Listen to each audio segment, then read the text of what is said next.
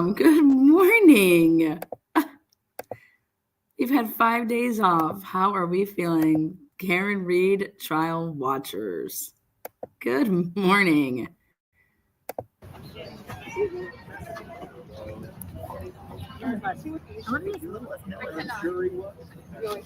Wrapping up week 5. How do you feel? I feel great. I'm anxious. I'm ready to put on our case, which will be more robust than it was last year. So I'm anxious for everyone to learn what we know. What differences will you have for this case? More witnesses, broader and deeper. What's the significance of the Proctor piece of glass?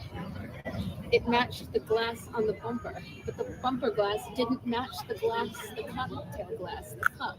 Nothing on the. Okay, let's start off with a bang. Good evening. Good morning. Jeez. Well, Karen Reed said she is anxious to get into her side of the case. It's going to be more robust, more witnesses, broader, deeper. Karen Reed. They're going deeper. They're going broader. They are coming to, I'm telling you, TKO, toe tag the prosecution. And I'm here for it. I don't know about you guys, but I am definitely here for it.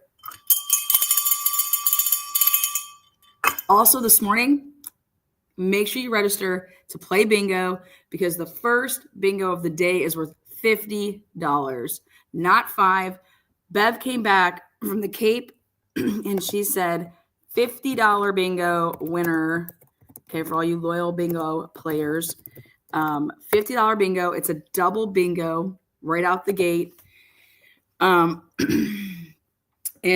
she wants to keep rolling over our pot. So we want to have a big bang, a toe tag, cheers. But Karen Reed, she is anxious. We're anxious. Brenna's been boring us a little bit. There were some fireworks. Last night, I thought a pretty sweet live. It was only 33 minutes, but it was 33 minutes of fucking pure amazingness. How was your guys' day? Like, did you guys enjoy your time off? At first, were you like, oh my God, how are we going to make it 5 days?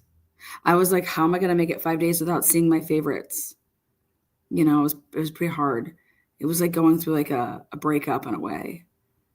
But you guys know, like, the best breakups, they have the best makeups. So, I was reviewing the rules of professional codes of conduct. And I would like to remind everybody that Rule 3.4 is called Fairness to Opposing Party and Counsel. A lawyer shall not do any of the following. It is unlawful to obstruct another party's access to evidence, unlawfully alter, destroy, or conceal a document or other material having potential evidentiary value, or counsel or assist another person to do such an act.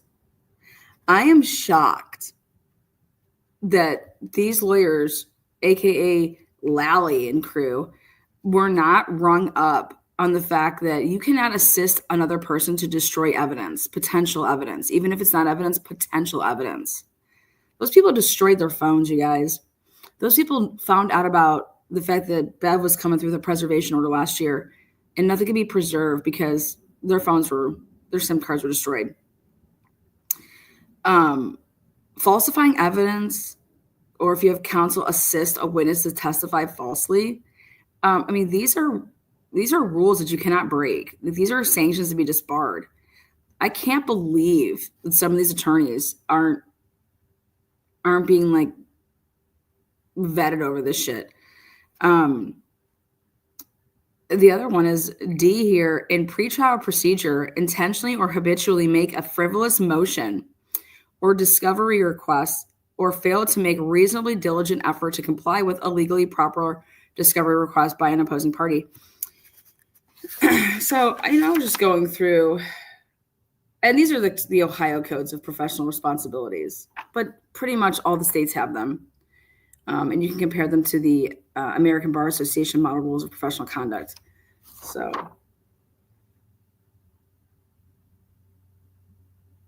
yeah. Who gave them the heads up, right? Right. Who gave them the heads up about Jennifer McCabe and Carrie Roberts being over at Langs? That type of shit. That's all improper. Makes me sick. Makes me sick. So if you didn't check out my live last night or you aren't a part of it, make sure you become a part of it. It's only 33 minutes. Put it on fast speed. It's really good. Day 21, that's today, Tuesday, May 27th. And we are going to start with witness 37, unless Hank Brennan pulls a unless he says I'm done.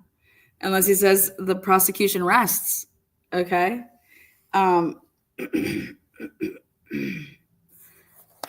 I think that's going to happen? I think Hank's probably got one more in him at least, if not two. But I wouldn't be surprised if he says we rest. But either way you slice and dice it, either Karen Reed's facing her 37th witness or they get to start. It's day 21. And we left off last week that the bumper glass does not match the glass found at the scene. The last witness was your bumper bitch, Christina Hanley. She's bumping uglies. Here you go. Bumper matched the cup. One piece on the bumper matched a piece found the second week in February by the former trooper Michael Proctor. So he found a piece at 34 Fairview, allegedly, that matched a piece on the glass, on the bumper. Nothing else on the bumper matched the cup. What is the other breaking event of glass? There's multiple sources of glass. Karen, where's the cup from? We've had these before, so we just wait for the judge to evaluate and let it play out, and it all works out. How do you feel about the jury? I feel good about the jury. I feel good about our selection, and I feel good. Okay, so for the first time, we hear a little bit about the jury. People have gone to the trial that are YouTubers, and they want to come out and say, hey, the jury is like 40 years or younger. You're like having like a bunch of Lanas out there, 40 years or younger, on this jury, which, wow. Nobody over 40. I think that totally helps Karen Reed. Totally. You got no old school folks. You got no you're not going to have deep rooted blue. It's pretty wild. That's pretty wild. But there's no nobody over 40. At least they don't look like they're over 40. So again, I don't know. I haven't been in the room yet.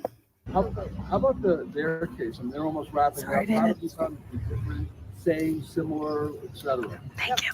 A bridge, fewer witnesses, and Do you think they've been less effective than the last time around? I don't believe so, but I don't know. That's for the jury to say. How did you find the doctor? How did you find the doctor? The doctor is not a neuropathologist. He doesn't perform autopsies. So I found him not qualified to speak about what a medical examiner should. Why didn't Mr. Alessi ask him more questions then? We have our own medical examiner. Karen, do they have anyone more than Judson Welcher, to your knowledge? I'm going to have a couple days without an alarm and without facing. Is your defense going to call Michael Proctor? Okay, I thought that was the stupidest question ever. Right there. Is your defense going to call Michael Proctor? Okay. I'm sorry, but that is just so dumb. That is so dumb. Did you watch the opening? All Alan Jackson does is talk about Michael Proctor in the opening. Michael Proctor is everything to this case for Karen Reed. There is no way they're not calling Michael Proctor. Sorry, but if they don't, you'd be putting a huge doubt in the minds of the jury as to why you're not. And they're expecting bangs from that, But just, I'm sorry, is that not really, that was just, what a waste of a question. They're calling Michael Proctor. And then Karen just plays them and says, up TBD. And I'm just like, rumor has it Proctor might be deaded. Excuse me? I don't know what that means. Or is he the only one? I believe that to be the last one. Okay, That is my understanding. And does your team plan to call Michael Proctor? TBD. Still TBD. Still TBD. What about Brian Albert or Brian Higgins? TBD. Another just dumb question. What about Michael, I mean, what about Brian Alberts and Brian Higgins? Are you guys, I mean, what a waste of a question. Of course she's calling her third party culprits, you fucking idiots. I mean, what a bunch of idiots. Working and lurking for a bit. I was wondering where Yuri's math teacher's been. You know, you need to start hiring better staff over there. Okay. So yeah, those comments are for Brennan, not the public. Well, all I know is that, yeah. Agreed. Any relaxation planned over the next 2 days? No alarms for at least a day.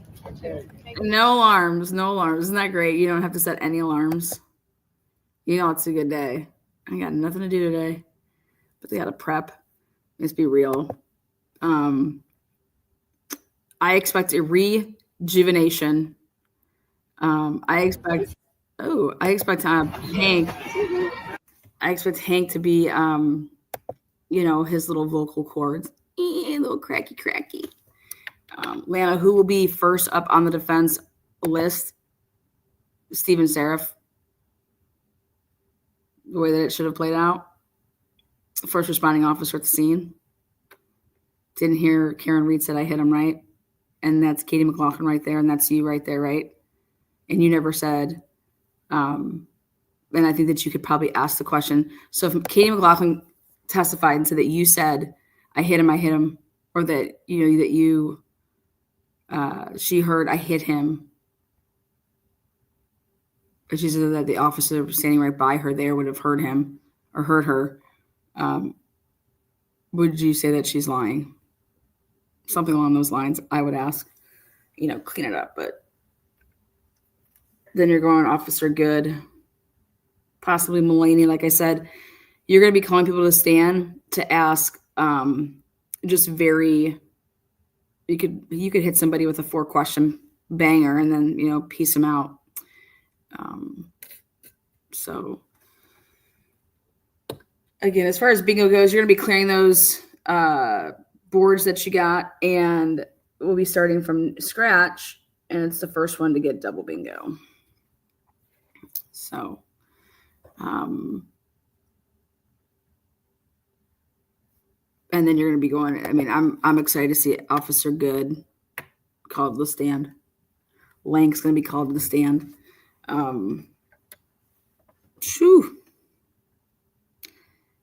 In order for them to get their evidence though in, so that they could be, pointing things out like, you didn't see a shoe, right? You didn't see 47 pieces of tail light, right? Mulaney and them talk about how they scraped that curb off. That to me is everything. Show that to the jury and let the jury see, like, damn, no shoe is there. Okay? Damn. Lana, you make this trial easy to follow. Thank you. Oh, thank you. I agree, Tony. I can't wait for the defense to take over. I think it's going to be nice and flowing. I think, though, that this trial was very difficult to follow along the second time if you were not part of the first trial because of the way that Hank went. So I'm expecting Hank to take a little seat here after today. I'll be shocked if he goes past today with his case.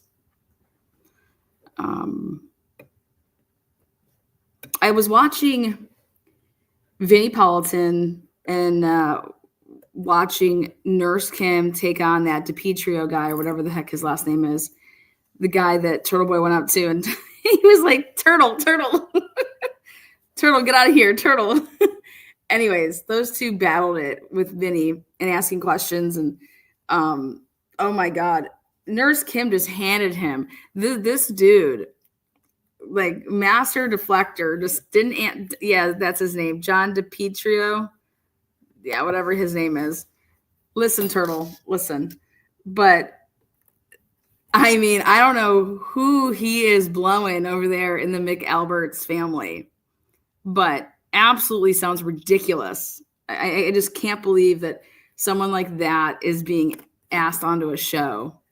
It's just unreal to listen to that guy talk about this case.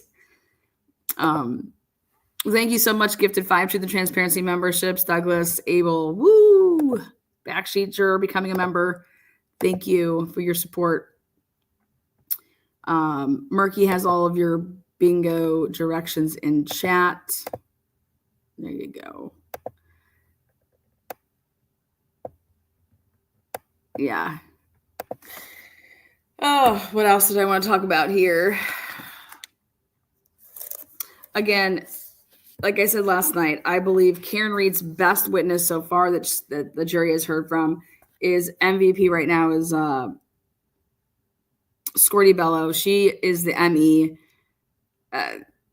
John was not frostbitten. John, she can't say that John, it's a homicide. She can't rule out accident. You know, she doesn't have any, it's wild. So then how does a juror say, okay, this is a homicide? You know, I think that her testimony was even more compelling this time around than it was last time around. I think that the unsung hero in this case has been Alessi. I think he was the piece of the puzzle that was missing in maybe part one. I think he's handled the whole, you know, procedural. He's just very meticulous. He's very detailed, and it shows. And Karen Reed is beyond fortunate and lucky to have him on this team. He's been handling these so-called experts. And I think it's made Alan Jackson and Yannetti even 10 times more dominant, because then they're able to focus on the cross-examinations of the witnesses that they have. So I think Alan Jackson nailed his opening arguments right now in terms of what he said he's going to be delivering to the jurors. And I think that Hank Brennan has failed miserably. I mean, I went back and listened to those as well, and they're just, I think Bev continues to violate people's rights by having this buffer zone. It's absolutely ridiculous. People are getting arrested for wearing sweatshirts. Can we get the fuck out of here? So stupid. So stupid.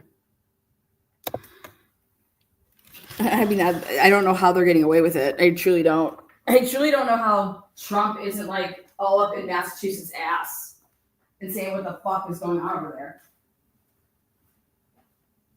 Trump, baby! Come save me, Trump! Come save me! Oh, this fucking idiot. Come save me, Trump!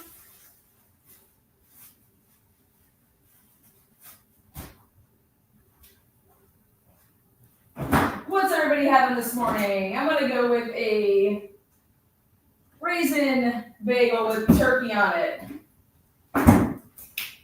with a nice ice water.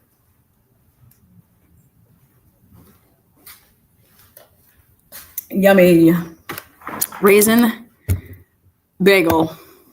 Oh, there she is. Carson, are you down there at what do you call it? At the Legion? Are we starting to drink today early? We got 15 minutes if Bev starts on time. Let's do it. Let's do it, Bev. Come on. One time, Bev. Rip this baby at 9. You know she's not coming on at 9, guys. Come on. This is like a day. She's going to have the blues. She's going to be like, God bless it. We got to stir up again. Hopefully she has some vaginal rejuvenation going on. Bev coming out with a bang. Bev.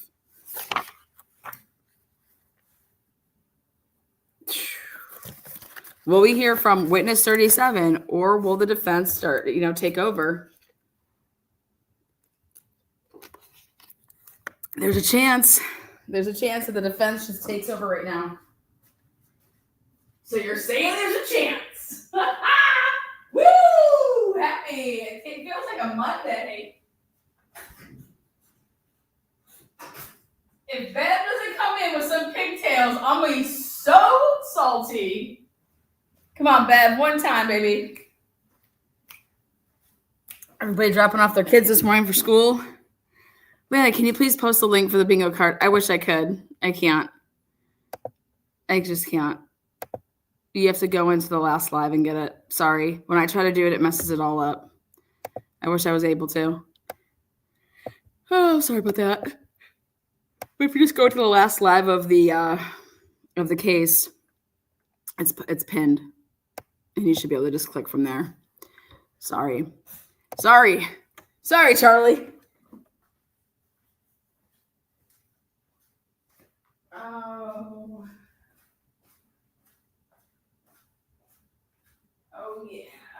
Oh yeah.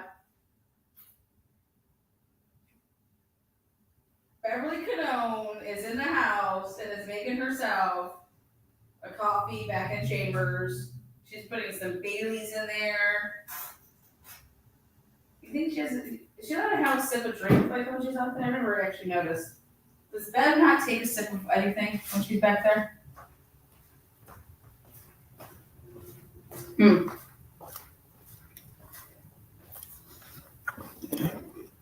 It must be improper for Bev.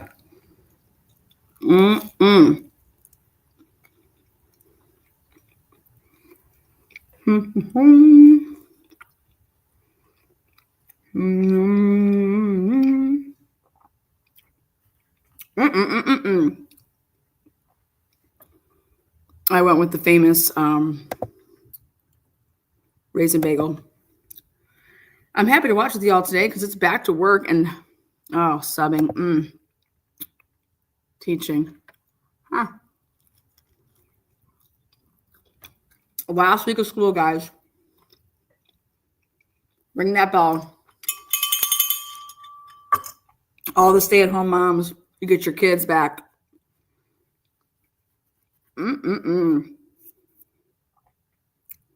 Go tell it on the mound. The longer you watch the trial, the more it's apparent Hank actually sucks. Big Ronnie coming through. Somehow Lowry's case in chief might actually result in the best outcome for the Commonwealth. Yeah. Hank's living and dying on the 1232 phone, not moving ever again. It's clear.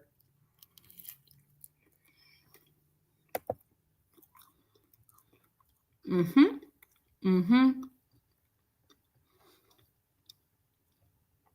mean all those normal moms? All those stay-at-home moms, baby. I love a good stay-at-home mom, especially a soccer one.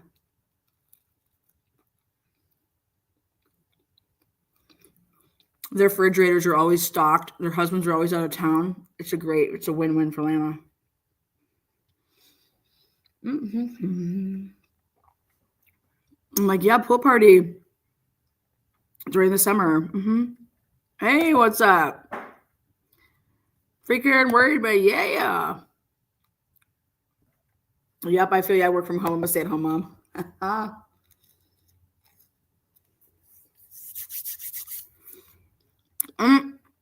What a great comment. True crime has replaced the soap operas of the 1980s. I know. This is like I feel like we're watching Sonny and Jax and Carly and Lucky and just the whole General Hospital crew we got here. Brenda. I loved Sonny and Brenda together. My favorite. I loved when Jason Morgan, when he was played by Steve Burton. That's right. And he starts dating Sonny's sister, half sister. The good old days. Come on, everybody that knows General Hospital loves Jason. Those are the good days. You could like miss like a week or two, but you knew exactly what was going on. Friday's cliffhangers were the best.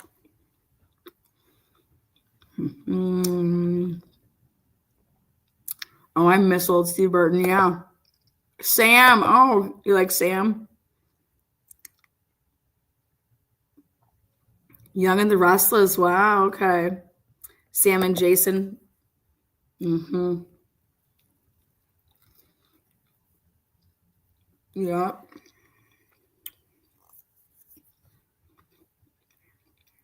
I did not like AJ. You guys like the way I'm chewing on my food right in your ear? The best bagel I've ever had. Ryan's Hope. Never saw it. Never saw it. Young and the Restless and As the World Turns are my favorite. For your grandma? Yeah, my family was all General Hospital. GH, baby, GH. And then we started watching it in college, and we would like DVR it and shit. We'd have GH parties. Oh,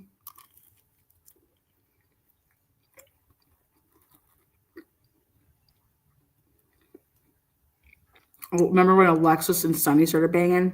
I'm like, oh my God, what's going on? Sunny starts banging his attorney, knocks her up. Now they share a kid together. Sonny Corinthos is not only the mob, but he has everybody's kids. All those kids be related and dating.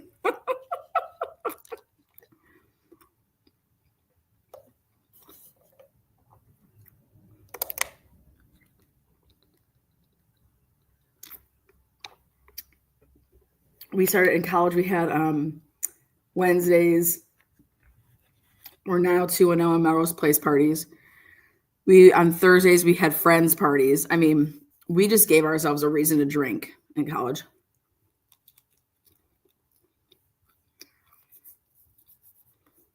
The final season of Friends, oh my God. There was like 20 of us going ham on Friends nights. We pre-gamed to Friends and then went out to the bars for dollar beers. Yeah.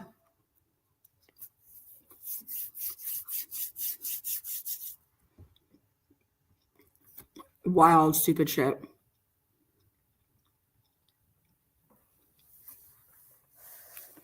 Oh. It was on our calendars.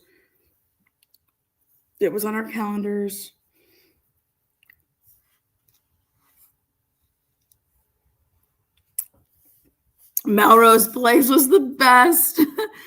My mom would be like, you can watch Now Too No, but you can't watch Melrose Place. I'm like, what are you talking about? I'm like, I'm going to watch both of those shows.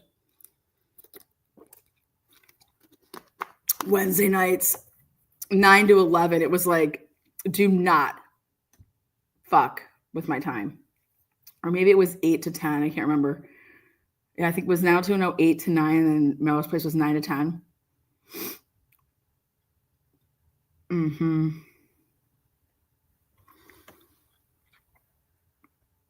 Yep.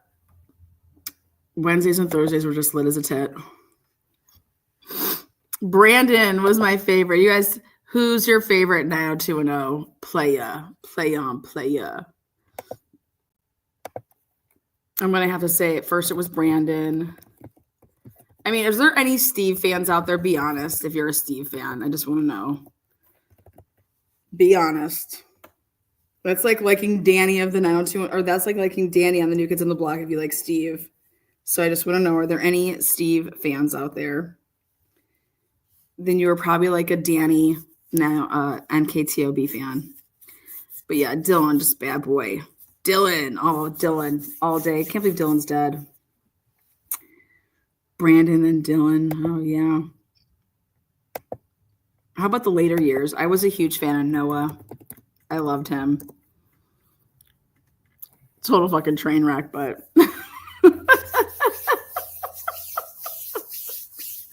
Dylan and the school writer, Andrea Zuckerman. Andrea Zuckerman. Steve was a dork. I can't believe Kelly and him were ever together. But then I ended up like Ian, what's his last name? Ian Ziering. When he did the Sharknado movies. The Sharknado movies with Tara Reid. Oh, shit. David with all of his piercings, all of his baggy clothes falling off of him. Donna Martin, graduate. Donna Martin, graduate. Donna Martin, graduate. Dylan dating the Noxzema girl and her car blowing up. Yeah, you know, all the good episodes.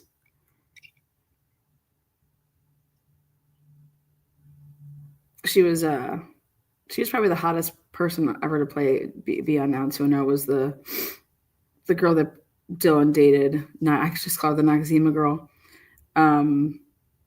Blew up in a car. David got hot though. Yeah, and married Megan Fox. Megan Fox got strange then and married fucking MGK. And man, have you guys ever watched those two talk? And oh my god, I was watching about Kanye West the other day, and it's just a bunch of weirdos in fucking Hollywood, man. It's a bunch of weirdos.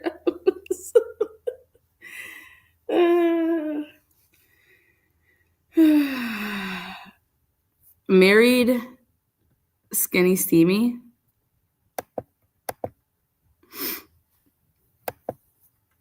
David got hot though. Love it. Holly weird. It's so weird. Megan Fox. You see recent MGK, it's insane. Teeny bop music as a man. There's only a couple songs that I like of his.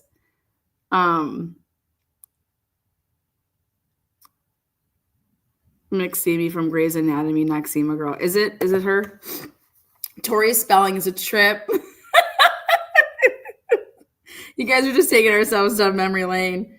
It's 8:59. What's going on? Let's get into the courtroom. Let's see. I could talk about literally these shows, like tell you, like Saved by the Bell. Put that on the list too. Saved by the Bell. I just saved all of you guys by the bell. You have to listen to me in my free Karen Reed Courthouse Live. Karen, come on, baby. Don't let me down, girl. Don't let me down. P. Diddy, total fucking idiot. All those people and just getting exposed right now. I cannot believe if that was in like state court right now, that would be pure entertainment. But fuck, I feel so bad for Cassie, man. Oh, Jesus. Free Karen Reed. Karen Reed. Trial watchers.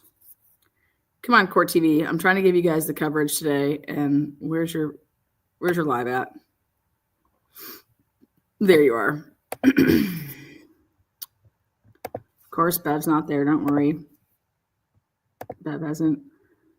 All right. So I got some new cords today, too. I'm waiting on my new mic. But let's see if this is looking handy dandy. Okay, good.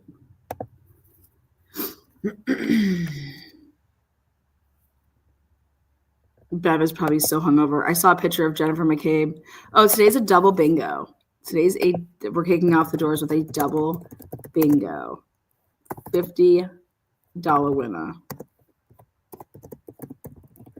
Get your bingo cards. Get your bingo cards.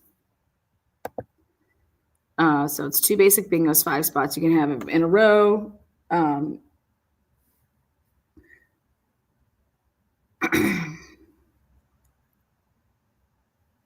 I guess Murky went ahead and added you can only use the free space once there. So we'll go with her rule. Way to go, Murky.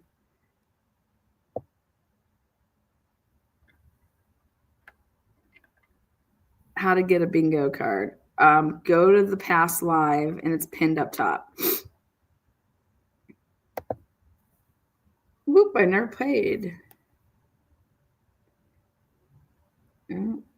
Get yourself registered. It's super easy. It's super fun. It's super, super.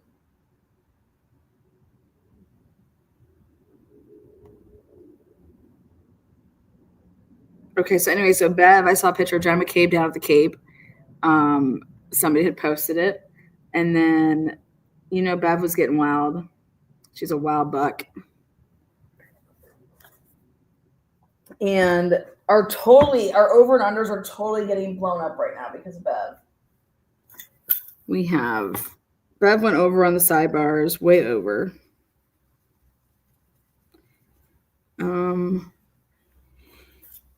We'll start to see a lot of what's the word I want to use? We'll start to see some fireworks with the over and unders and the trial pick'ems here once the defense takes over. Again, this is trial day number 21. We've had 36 total witnesses.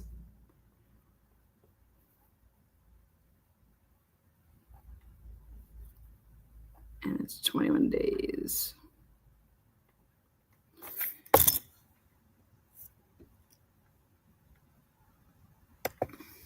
Last time we counted it was 131. 131.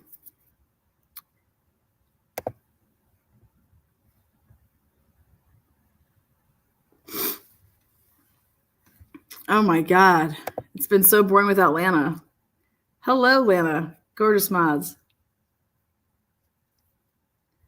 Oh, look at you, Karen. Karen's just giving all the love to everybody.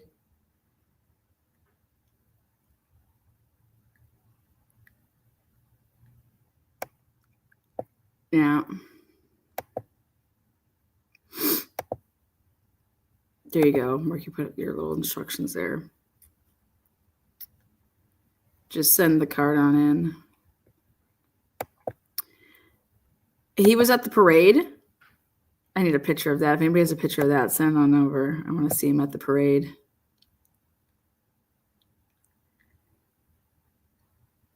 No.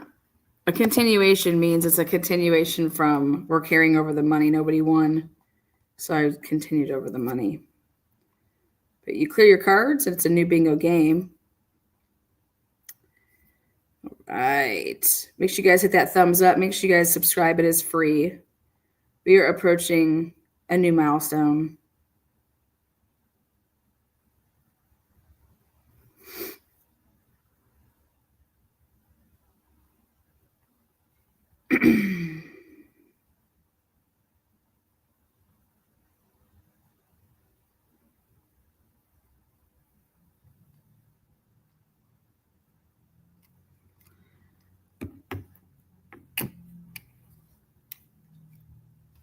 Someone yelled free Karen Reed, and he said she is. She is free. That's true. True statement. Just for this one, there was no winner, and I decided to do that. Yeah, it's not always. It's just for this one.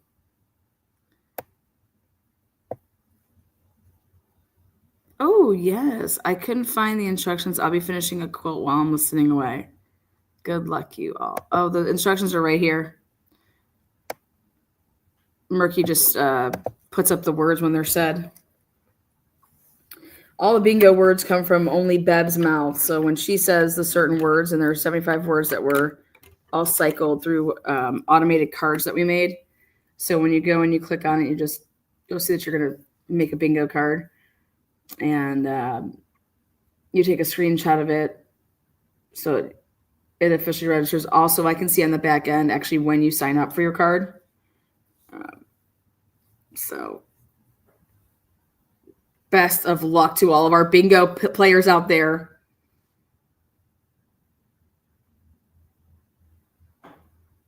Cheers.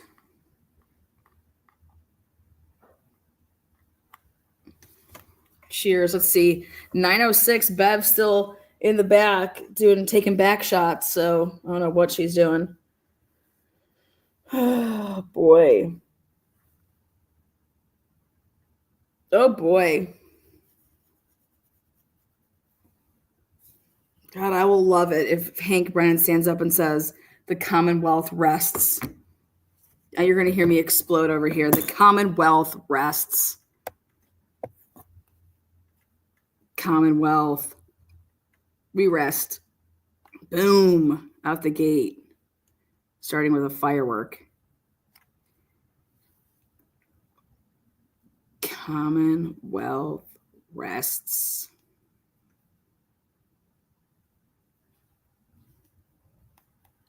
We are on day 21. We've been doing this 21 days together. 21 days. We are at lake number 167.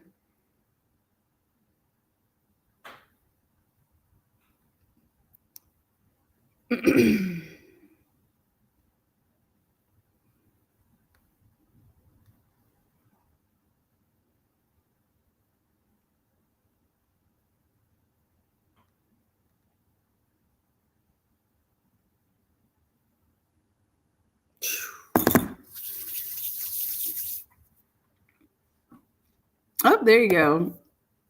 Number 169, sweetness.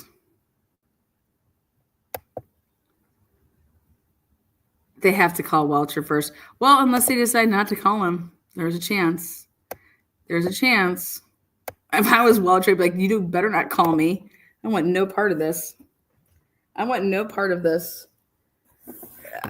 That's what I'm banking on, though. I think he's probably going to call him, and that's when they'll rest. Who knows, though? Hank Brennan could surprise us all and decide he's going to call Julie Nagel. Julie Nagel will say that she saw the blob.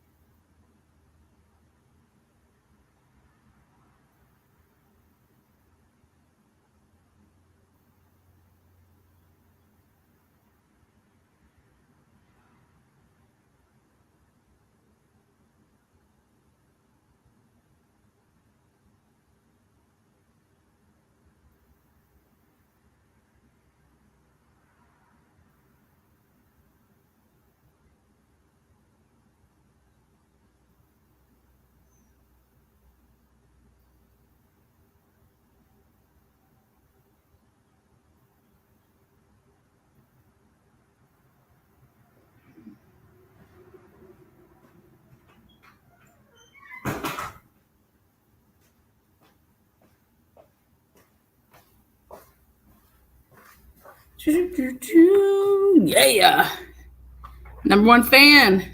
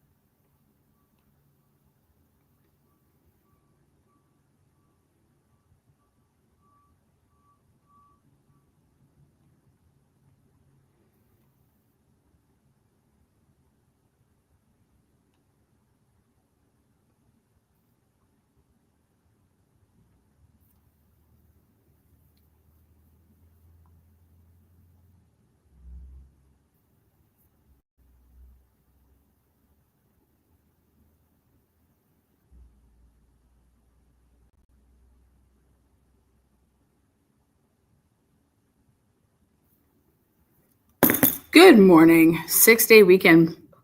Come on, Bev, let's go. Sherry missed Lana so much watching others without her and did not like chat and mod mode, and on some couldn't wait to get back to TNT.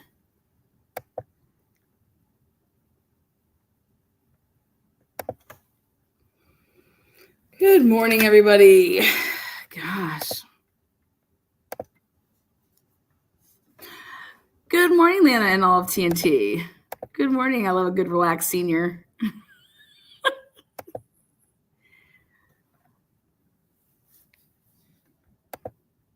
$9:12. It's past the time. That's all I cared about. All right, Bev, you can start any time now.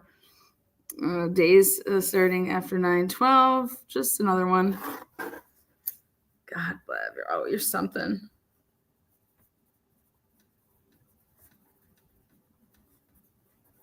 She is something else, man. This woman just don't give a fuck. Damn, Bev.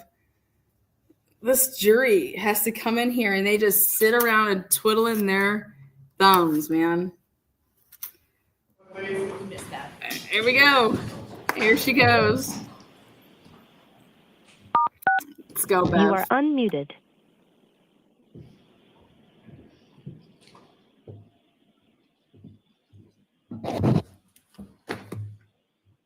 Now, one day, can she wear her hair up? Man, get out of here, Bev. All right, so I was told, Counsel, Mr. Lessie, you wanted to see me? Yes, please. Okay. Okay. What do we got going on? Did you want to come to Sidebar? Start at Sidebar and then Sure. we'll go from there. Oh, okay. Alessi wants to be seen. Alessi's coming out with a bang. He has had some time to take a look at something. Alessi Sidebar.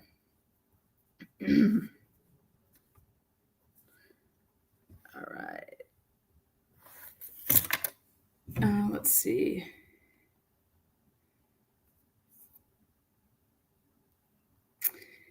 I have to take a personal meeting here. Let's see.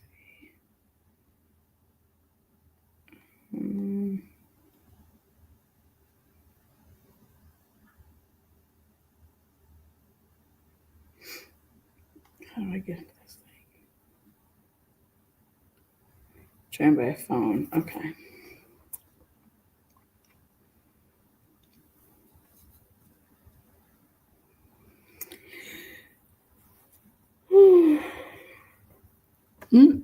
Hopefully it's to exclude everybody. Could be. Could be.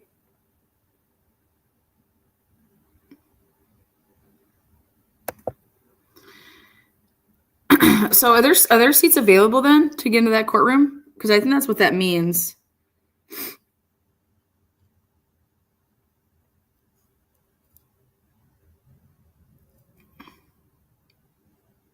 There's Nick. The Reed family there.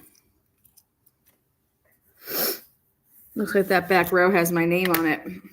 Nice to see. I'll be sure to go like this every time.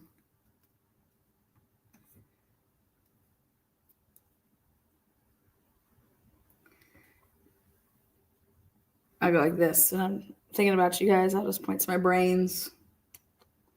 That's my hello.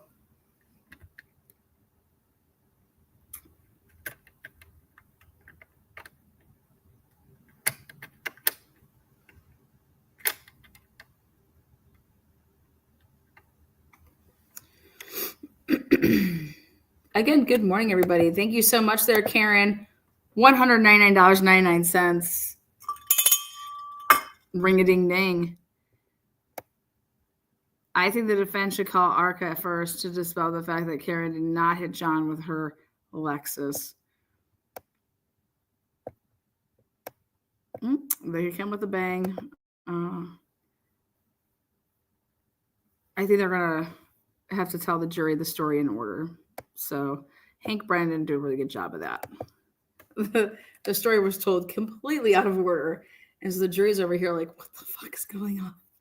What the hell?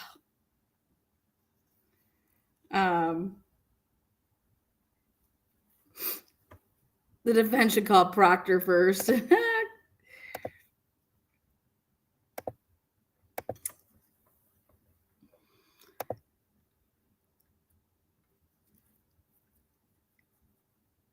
Bev had a dinner to go to on Thursday night, I think. Aperture, I think, was at the event as well. Any possibility defense calls a witness today? Thoughts? I think so. And that's why they're going to start with the Camden Police Department as well. Easy to have them on notice. You know, they're right there. So.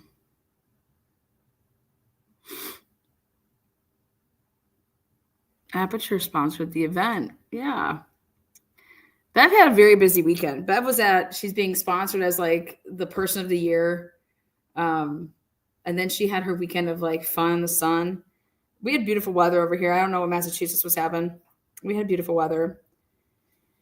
And then you know, back to business per usual. But Bev, H-bag in the house? H-bag in the house. Unless she wanted to throw his D on the table.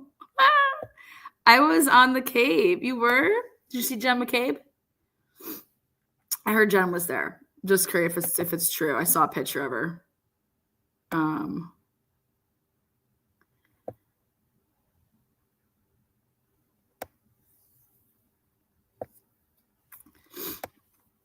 I heard Bev was there. I heard Jennifer McCabe was there.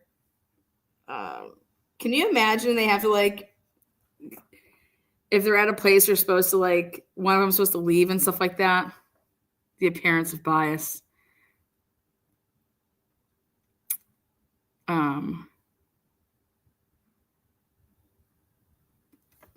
I didn't see her. Thank God she wasn't Chatham. Oh, there's no dismissing this case. Nick Rocco, after taxes, got, I think, $600,000. He made some investments, has commercial property, commercial management company, or something of those lines. Oh, why did he win something like a dream house? And then he sold it? He didn't want the dream house? It's like when you go on The Price is Right. You know how people don't ever end up getting the prizes because you can't pay the taxes? Is that true or false? I believe it's true. I did some research into it.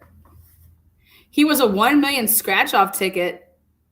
Nick Rocco won $1 million on a scratch-off. By God. The luck on that boy. Nick loves to gamble. Oh, good. Go get him.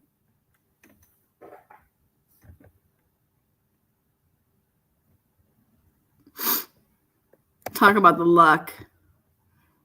Some people say, though, if you buy him often, you're going to win. You're bound to win. Can't win if you don't play. Yeah, can't get laid if you don't play, you know?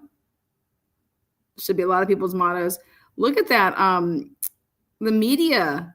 The media is like, we wanted 6 days off. Look at the media.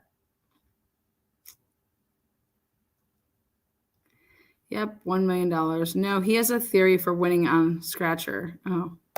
Has he ever talked about his theory? Well, kudos to him, you know? Kudos to him. That's badass.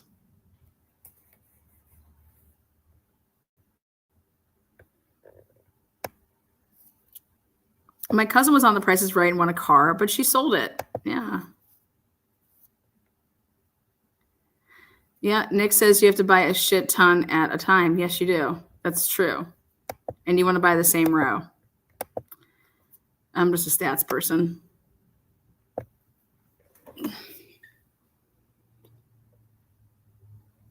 Mm-hmm. There is something into slots as well. Slots. Slots. You gotta know the slots. You gotta pick up on that algorithm. Oh. I just prefer counting cards and blackjack. Pretty good at it. I can count some cards and blackjack. If his theory was correct, he'd win again.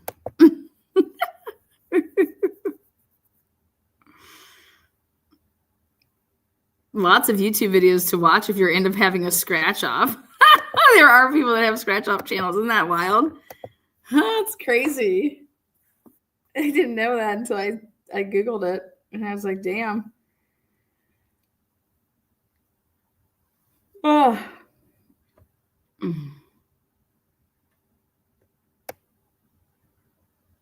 He won thousands before the mill.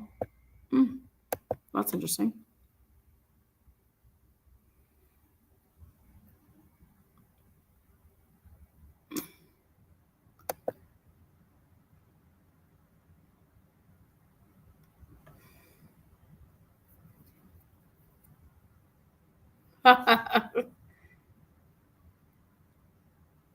He played craps once, made 10 G's, and then never played again. Well, there's one way to do it. Guaranteed winner. Okay, what's going on here? God, what the hell are we discussing over here? What the hell happened this weekend? Alessi at the sidebar. I mean, woo. Alessi's been at the sidebar for 10 minutes.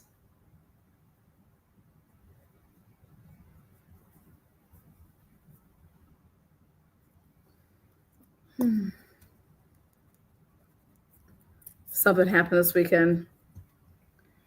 Hey, we got emails. We got jurors that are now banging each other. So what are we going to do about this? Wouldn't that just be the tip of the iceberg right there? We got jurors who are having sex with each other. What are we going to do about it? Well, cheer them on, I guess.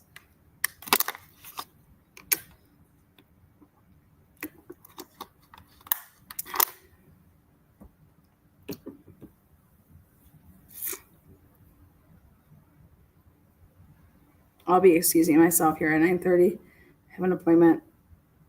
I have a Google meeting. Google's Teams. Always just right in the middle of wanting to do stuff.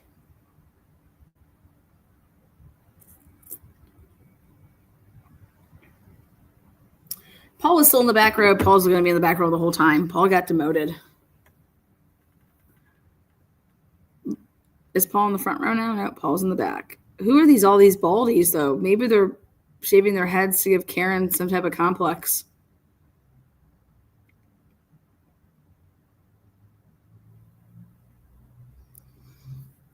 Oh.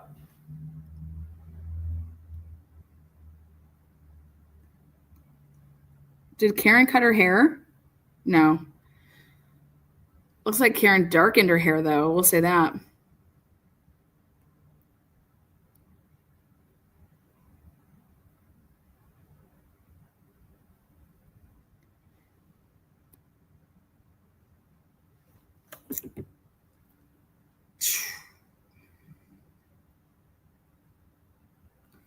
Look at Bev.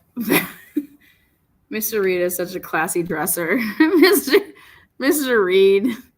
Mr. Reed. They just show up every single day. Thank God they're retired. You know? Again, make sure you guys hit the bells and whistles. Hit all the bells and whistles.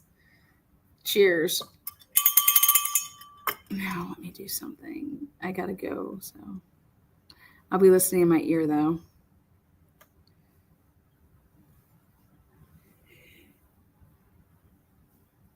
So was I right? Did Karen color her hair to go darker? I think I'm right. I think Karen went darker.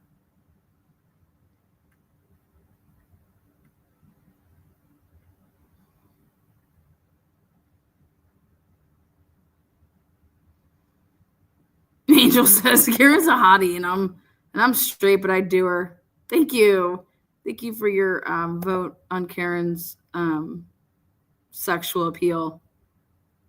Yes, it's DACA. I just got a Grant Ellis is probably, oh, Karen. Grant getting in again? Even though I don't see him, where is he? Karen, you're hot. Thanks. Thanks, Higgins. You're not so bad yourself. And smart. And your dye looks perfect for the cape. That green suit is straight fire. Yeah, we're just carrying all this money to keep continuing to rock these expensive, lavish wardrobes with Alan Jackson. What's the account raised to? How much money has the public raised now for Karen Reed? You're witty and you're smart, Ken. You're hot. Fucking idiot. Fucking 40-some-year-old dude texting like that. What a fucking idiot. What a fucking chotch. Over $1 million. Over $1 million. Mary P, what's good, girl? Shaking it, Mary P, shaking it. All right, this is a long ass sidebar from Jump. From Jump. Jeez, what a tool. Higgins needs to be the new toolbox model. Brian Higgins, come on down.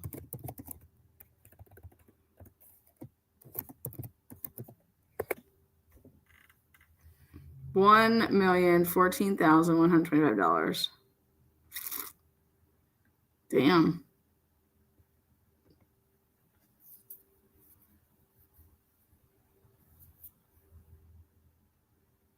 It's mutual, Ken. These jurors feel it's mutual to bang. We're allowed to. We've exchanged phone numbers. I asked. 2 mil, it says it total. What? That's the goal. Is the goal 2 million? New goal, 2 mil. Oh, wow. They want another mil. I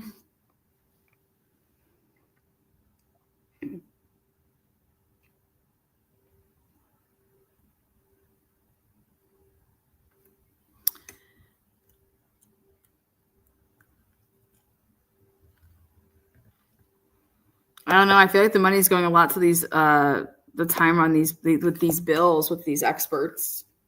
I don't know. Trial's a lot of time, guys. A lot of time, a lot of money. Do the math, man. That's why I was wondering if Alessi was pro bono completely. All right. I got to go. Peace out. I'll be here. Lana, my daughter Susan is recovering in West Virginia. I'm her mom in Florida. Can you tell her to get well? Well, best wishes and getting well over there. Bev Crabtree, shake it. There you go. From Jump. From Jump. I remember Lana estimating, ARCA travel expenses. Oh, yeah, that's sick money. Sick money, baby. All right, we'll be back. We're here.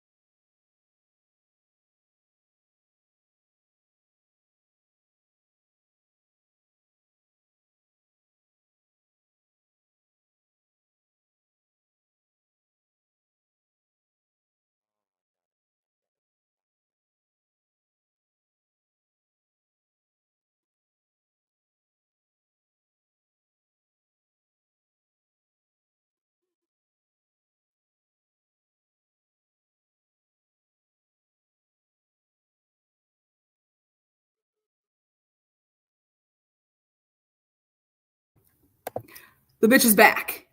What the? You guys, seriously? I just did a Google Teams meeting with the PTAers because I lit them all up. Hold on one second. This is now the PTA. Hold on.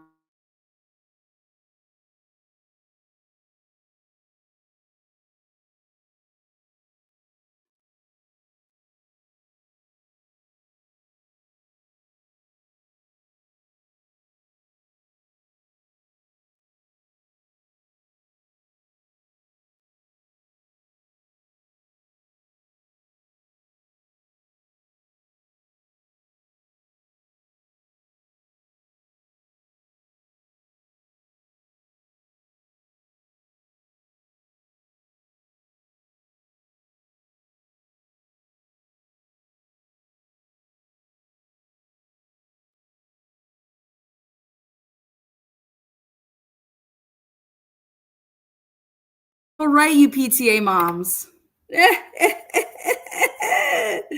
Lana for PTA president. Fucking A, man. This one mom nominated me. I said, what are you doing? I said, I don't want to be the fucking PTA mom president. Oh, come on, Lana. You won't take no shit from nobody. I said, yeah, we won't have anybody joining. Fuck out of here.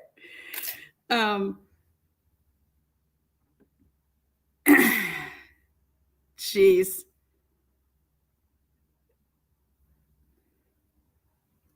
I wanted a school and sports camp. I said I would run it for free. Let me just do a school and sports camp for like a couple hours during one of the weeks. That's what I offered as my expertise for the PTA mommers, the mommer bombers. And they wanted to know about how I would do this. Lana, the defense just filed supplemental witness list this morning at Truth and Transparency. I knew someone was coming. So I do apologize, but I was here the whole time. You guys were in my ear. So, oh my goodness, I would have loved you as a PTA mom. Guys, you don't even want to know. My stuff is off the chain. Okay, so last week they had a student practice drill for, like, you know, a school shooter, basically. Let's just be honest. That's what it is. They call it an emergency practice drill, and that's fine. So remember, I was just talking to you guys about this, and I was like, dude, don't even get me started. You know, over here doing stupid fire drills, like our kids need to be doing. And I was like, so I wrote in and I said, you know what, if you got to bring in people with damn water guns, like make this shit look like realistic. And oh man, that did not go over well. I said, come on, like, how do you practice something? I was like, get creative. Like, come on, it's like realistic crap.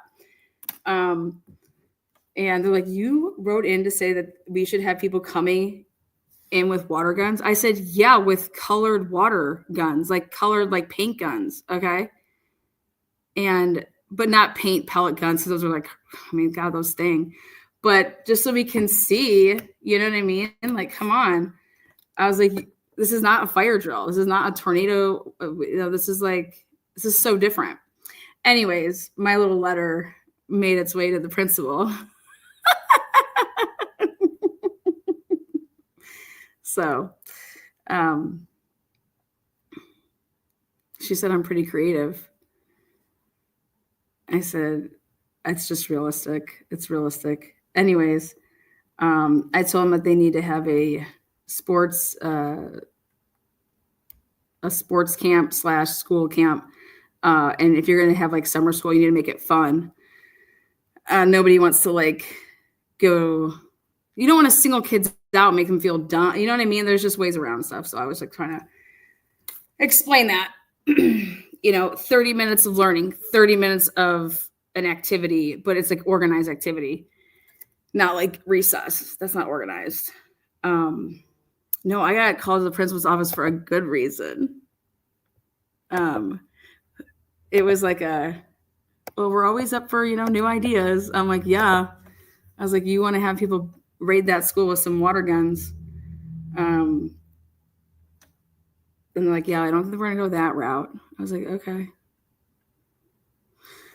I said, how about the sports in school? How can we combine these? And they're like, that, now that we're interested in.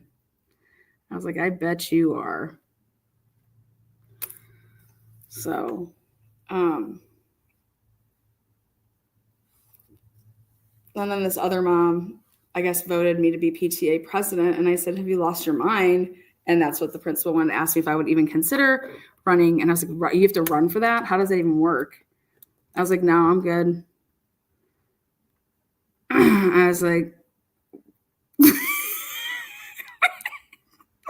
we'd be getting in so many fights at my meetings. Like, you sound, get out, just leave. You don't need to be part of this anymore. Yeah. Anyways. I would never, come on, guys. Can you see me being a PTA mom? PTA, I just go and support. I just give my money. I just give my money. Like, here you guys go. You guys need some prizes to give away at some of these carnivals? Let me know. Sports fun at school in summer is so much fun for kids. Yeah, that's what I want to do. I was like, you know, these kids, I asked Jax, I was like, hey, you want to go to camp? Soccer camp. So I was looking at soccer camps. I got to ask my mom how much it was back in the day when I would go to like specialized camp. Some of these camps want like $600 a week. $600 a week to go to like a Nike basketball or soccer camp from like 8 to 2 or 9 to 3. I'm like $600 a week, like $5.99. And then you have to buy like the kit, all the uniform stuff. And I was like, damn. I was like, that's pretty expensive. I think the lowest one I found was $3.99. But I mean, these are like legit. These aren't like, these are run by like, actually they're part of like the Euro League. They came over and invaded for like the summer. So like, it's part of like, it's really regimented. It's really disciplined. And that's what Jack said. He's like, man, it sounds like I got to follow a lot of rules. I'm like, yeah. Like, what do you mean? You just play soccer all day. It's fun. But I don't know. So I was looking at a couple different ones, but you know, going to 2 soccer camps, one in the month of June and one in the month of July, and then vacay in August, you know. But the fuck is going on, Bev? Always wrecking my days. All right, here we go.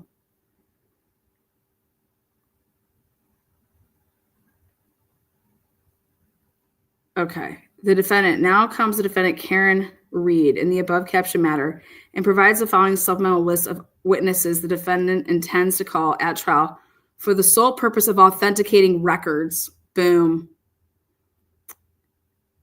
Matthew Coleman, Michael P. Arico, Nicholas David White, and Jonathan Dennis Milton, Canton, and Quincy. All cops. In my opinion. I don't know. Woo! Oh, no, I'm not doing the fun. I'll pay for them. No, I'll be paying for them.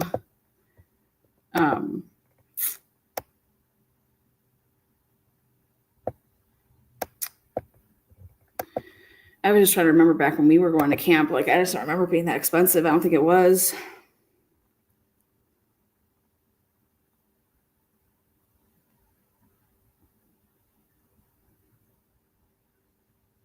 Did you guys ever go to horseback riding camp?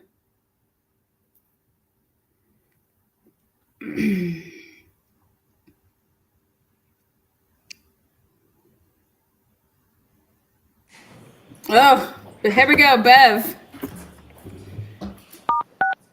You are unmuted. Oh, Bev. 1019. 1019. I was told council wanted to see me at Sidebar again. Oh, for fuck's sake. Stop. Yeah. Oh, yeah. Yeah, no, he's going to 3 of them. Yeah, I let him pick out which ones he wanted to go.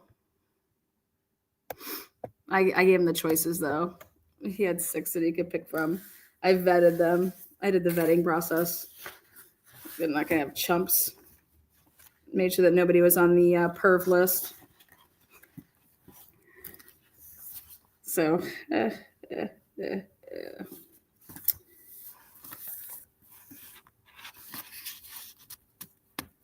perv list. Holy crap, out of the sidebar. Sidebar these titties.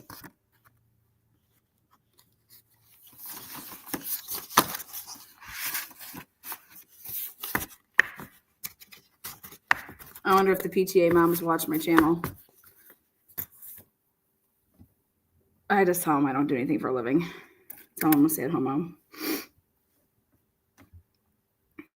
I make sandwiches all day. Come on, this is ridiculous.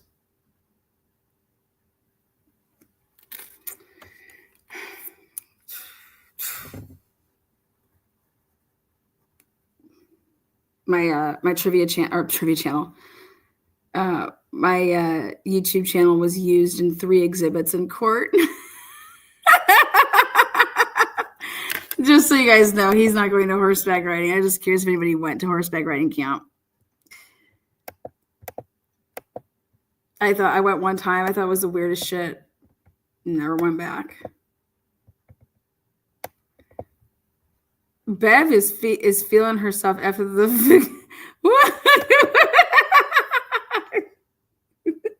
Bev is feeling herself. Oh shit. That is funny.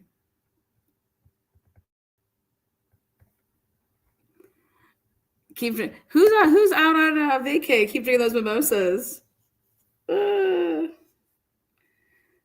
That's funny.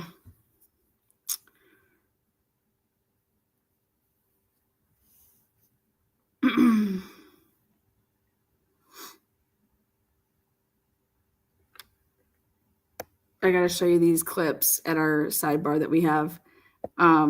These video clips that were used in a court proceeding on my YouTube channel. My YouTube channel was used in exhibits in a courtroom. How damn dare you talk about true crime? How damn dare you say damn? You guys know that they try to use me to authenticate a screen recording of my channel? I said, I didn't make that. I said, that's not even the right date. I said, I've produced over 1,000 videos. I said, but my brain is just whew. I was like, that is not the date that was recorded. I can't authenticate that. Get somebody else to authenticate that. I didn't make that video. That could be altered, doctored. I didn't make it.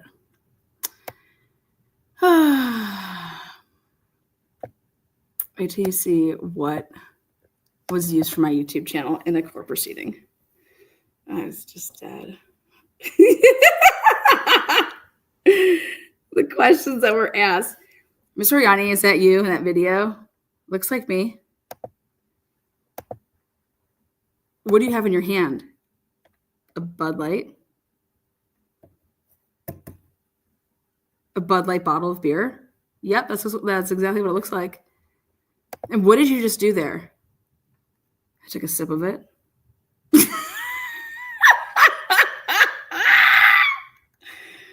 Okay. Go to the next clip. Do you recognize that?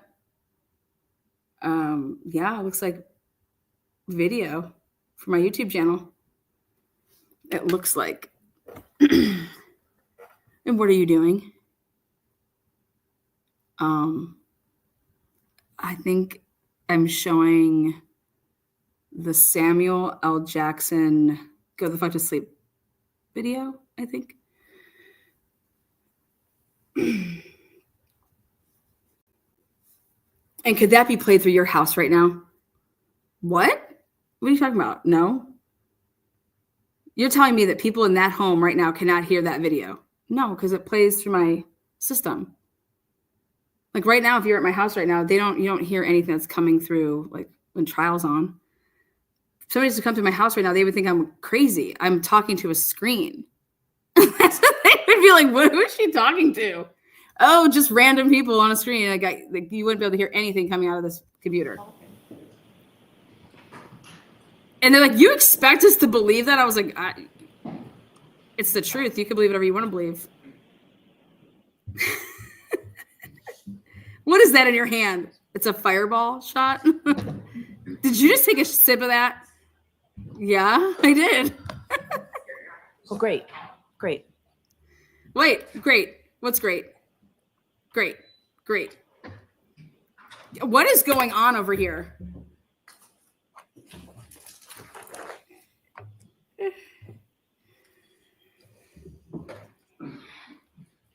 Miss Oriani, what are you doing in that video? I'm laughing. At what? At the word, at Samuel L. Jackson's book that you're sharing with your crowd and you're reading it. You said that you've never read that book before. I said, what? I said, I never read that book to my son before. Absolutely. I said, what the fuck is this shit? This is my channel. I said, y'all are whacked as fuck. Someone showed the evidence to the court in case no one hearing should be truth, the whole truth, and nothing but the truth. Who we got? Yes, sir. You're welcome. Good morning, Your Good Honor. morning, sir. Oh, here he is.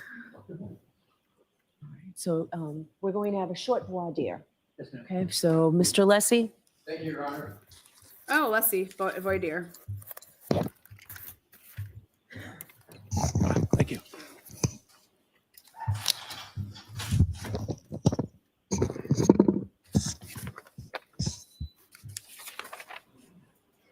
Morning, Dr. Welcher. Good morning. If you look at any documents in answering my question, I appreciate you letting me know that, okay? Okay, Do you have any documents open in front of you at this moment? I do. I have a binder. Your Honor, I would ask until the question Can comes you up. do without it, sir, for a few minutes? Depending on the question, sure. Okay, so just let us know if you need to look at it. Don't look at it without I mean, permission, please. All right, go ahead, Mr. Thank you, Your Lessie. Honor. Dr. Welcher, you have changed your PowerPoint presentation in the last few days in this case, correct? I deleted a slide and removed a couple words. Right, but you changed your PowerPoint presentation, correct? Correct. I deleted a slide and deleted a couple words.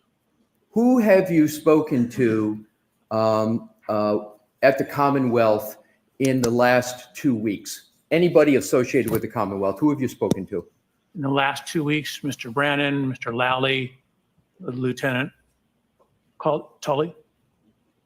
Anyone else? I think Mary Ellen Gray, Anyone else? the tech person Cindy this morning. And with regard to those conversations, what prompted those conversations? Who initiated them? I was originally told I was going to have to be out here last Monday. So there was a whole flurry of conversations around that. I was initially told I may have to give all my rebuttal testimony on a whole huge data set I'd received. I'm sorry to interrupt you, sir. My question was simply because we have a limited amount of time. Who initiated the conversations? Oh, there were multiple conversations. How many? I have no idea. More than 10? I'm sorry? More than 10? Probably not. All right. What did you discuss with, you understand it's no longer Detective Lieutenant Tully. It's, as I understand, it's Lieutenant Tully. Did you have you said you had conversations with him, correct? Correct. When was the first conversation? How many? And what are the nature of those conversations? Are you limiting it to the last 10 days or in total in my life? Within the last 2 weeks. Last 2 weeks. I believe it was when I got here on Saturday night, I informed them I'd landed. And then Sunday morning, he gave me a ride over to the district attorney's office. And what did you discuss from when you, did you have any discussions with Lieutenant Tully before Saturday, within the last 2 weeks? Shit. Not to my knowledge. What did you discuss with Lieutenant Tully? Topics. Give me a time frame. I keep saying the last 2 weeks. That's the time So frame I'm looking all at. the conversations I had with him, Yes, can you have somebody pick me up at the hotel? I'm talking substantive, sir, about your outline, your PowerPoint presentation. Topics of, what discussions about the topics in your PowerPoint presentation? I had no discussions with him about the topics of my PowerPoint presentation. Who did you have discussions with from the Commonwealth about the topics in your PowerPoint presentation? Mr. Brandon and Mr. Lally. Describe those conversations and how many you had, including the first one that you had. Well, I originally submitted my presentation with my original report way back, I believe in January. Right. I'm asking for conversations within the last 2 weeks. Okay, question wasn't clear. Then on Sunday, we just went through top to bottom through my presentation. Mr. Brandon wanted to make sure he understood everything in it. And then Wow. I met with Mr. Brandon again on Sunday. We ran through it briefly again. How many And times? then that was largely it. Who suggested the changes to your presentation? Mr. Brandon. Mr. Brennan suggested the changes that you make. He indicated some of the things, for example, the slide I deleted referenced testimony that I was not allowed to include on a slide. Were there any discussions with anybody from the prosecution team about the changes with regard to the what I will call the Dighton route, the Dighton distance, and the total mileage? Do you know which slide I'm referring to, sir? I do, yeah. Who initiated the discussion on the changes to that slide? So that slide was changed, I don't know, probably 8 or 10 days ago. Oh, it was changed 8 or 10 days ago. Correct. Were there any changes made from 8 or 10 days ago to what's now in your presentation? Not beyond what we talked about. Oh, okay. So 10 days ago, those changes were made. 8 to 10 8 to 10. days ago. I could actually probably figure out exactly when, if you like. Now my next questions go to Mr. Burgess. Mr. Burgess is a colleague of yours at Aperture, correct? Correct. Are you aware of issues relating to the accuracy or inaccuracy of his CV? Unfortunately, I've been bombarded with emails that have referenced that. I've seen it. I have not read them. You've been bombarded with them, but you have, and you say unfortunately, but you have not read any of them? None? Maybe 1 or 2 lines. For example, they come in, they're looking like legitimate business emails. And then I pull it up as a business email. I'm like, okay, I'm not supposed to do this. Court said I can't look at this. Now, I want to go back to your slide presentation. I understand that you intend, subject to our objections at the court's ruling, you intend to present testimony with regard to your PowerPoint where you are going to elaborate on your 1231-38 to 1231-43 trigger 1162-2, and you're going to add to what has been in your presentation a verbal discussion with regard to Mr. Burgess's change that he made in his May 8th report with regard to the variance time window. Do I have that correct? No, you don't. It's not based upon a verbal discussion.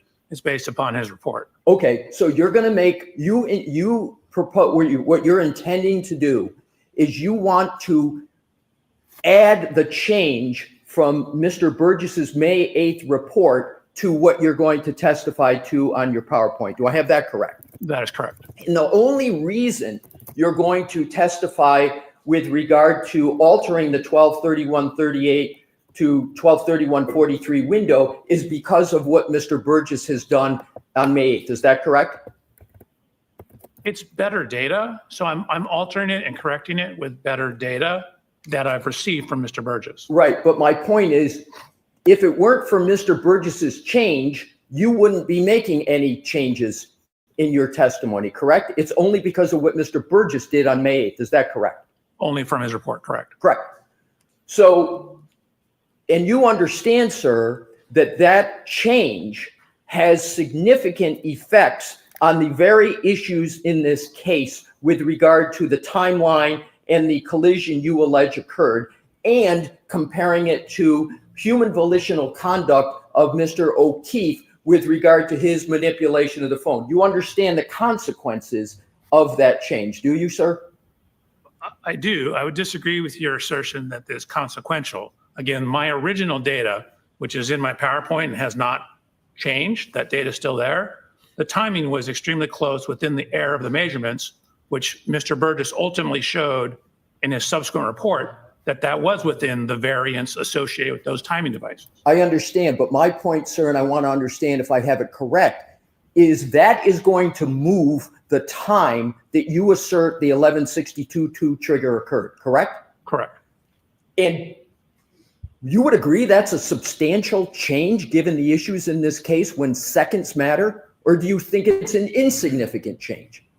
I wouldn't say it's insignificant. Again, I haven't modified my PowerPoint at all. I was happy with the data I had and satisfied with the data I had. Again, once presented as engineer would with better data, we use better data. It brings it, I'm sorry. It brings it, let him finish. Yeah. it brings it closer in time to Ian Whiffin's last contact point data. But even if we don't have that, given what I knew about the variance in the cell phones, my time was still within that window anyway. Sir, you've just answered my question, which is you agree that it affects the timeline in the activity of Mr. Whiffin's report. You said brings it closer. Did I have your words correctly? Correct. What I was concerned about was your word about significant change. It brings it closer. It doesn't necessarily bring it significantly closer. My original timeline was very close, within the range of the accuracy of those types of cell phones, infotainment system data. When did you know about his even if I fucking didn't report? have Mr. Burgess's subsequent report, the data is still within that Even time if I didn't window. have it, Sir, when did you have it? Isn't it a fact that with the variance of Mr. Burgess that you want to testify to, that there is a change because your 1162.2 trigger 1231.38 to 1231.43, you know that there's a device lock event on the phone of Mr. O'Keefe after that time period. You understand that, correct? So again, there's a window of plus minus on that. Technically, those timestamps on that are, as you indicated, again, there's literally, I wrote that on my slide. It includes my slide where I have that exact comment. But my question, sir, is the change means now that with the Mr. Burgess variance moving, you now have part of the moving range that occurs after the device lock, whereas before your change, the device lock occurred after every bit of your range of 1162.2. I have that correct, don't I, sir? You do. Okay. Okay, so Your Honor, that's it. that's all I needed. Thank you. All right, so we're going to bring the jury in. Okay, so what's going on here? Are they outside the door? Awesome. The jury's gonna hear. Right there. Thank you. Okay. You might as well just stay, even though it's not a procedure. I'll see you at Sidebar. No, they can come in. Okay. Take that white nose off. Come on, man. Okay. This is what just happened here. Alessi had very specific questions that you're allowed to ask in voir dire. Okay. And he wanted to know, obviously, what time he got in, who he talked to. God, Tully's all up in this shit. Tully picked him up from the airport. Tully did this. Tully. For all we know, Tully put a bug on his ass. Okay. But Tully had access to him immediately. His report changed after he was given the reports of other people. And in this trial, you're not supposed to be able to know what someone testified to. Okay. Ian Whiffin's report was available. As far as my work in this case and what I've been able to determine, his report was available in January, but you're not supposed to get somebody's. This is what Scott Roeder and other experts that I've talked to have said numerous times. You don't want somebody to you just give me the data and I'm doing my own report. My work should have absolutely nothing to do with whatever you're doing. Okay. That's unbiased. Okay. Now, if you supply me with more data versus supply me with somebody's report, okay, and what they are going to be claiming, you're going to still provide me with, like, when are you giving me that information? And this is by ambush. These experts had to disclose this. There's a window, and you're changing. So we took up a lot of your time this morning. I think the coffee and donuts and muffins was probably a hint that we were taking longer than what we ordinarily would do. I do appreciate your patience. So You can't I do have to this. ask you those questions, were you all able to follow the instructions and refrain from discussing this case with anyone since we met last week? Yes. Everyone said yes or nodded affirmatively. Were you also able to follow the instructions and refrain from doing any independent research or investigation into this case? Everyone said yes or nodded affirmatively. Did anyone happen to see, hear, or read anything about this case since we left here last week? Thank you for that. Mr. Brennan? Thank you, Your Honor. And I'll just end with this. Stand, raise your right hand. Yes, sir. Do you solemnly swear the evidence given to the court and jury in the case now is the truth, the whole truth, and nothing but the truth, so help you God? Yes, sir. Thank you. You're welcome.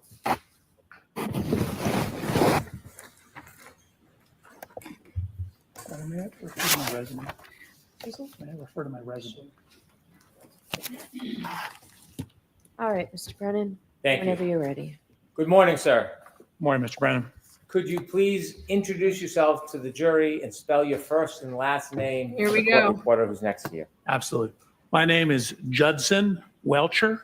My first name is Judson. Last name is Welcher, Welcher. Sir, what do you do for a profession? I'm an accident reconstructionist and biomechanical engineer.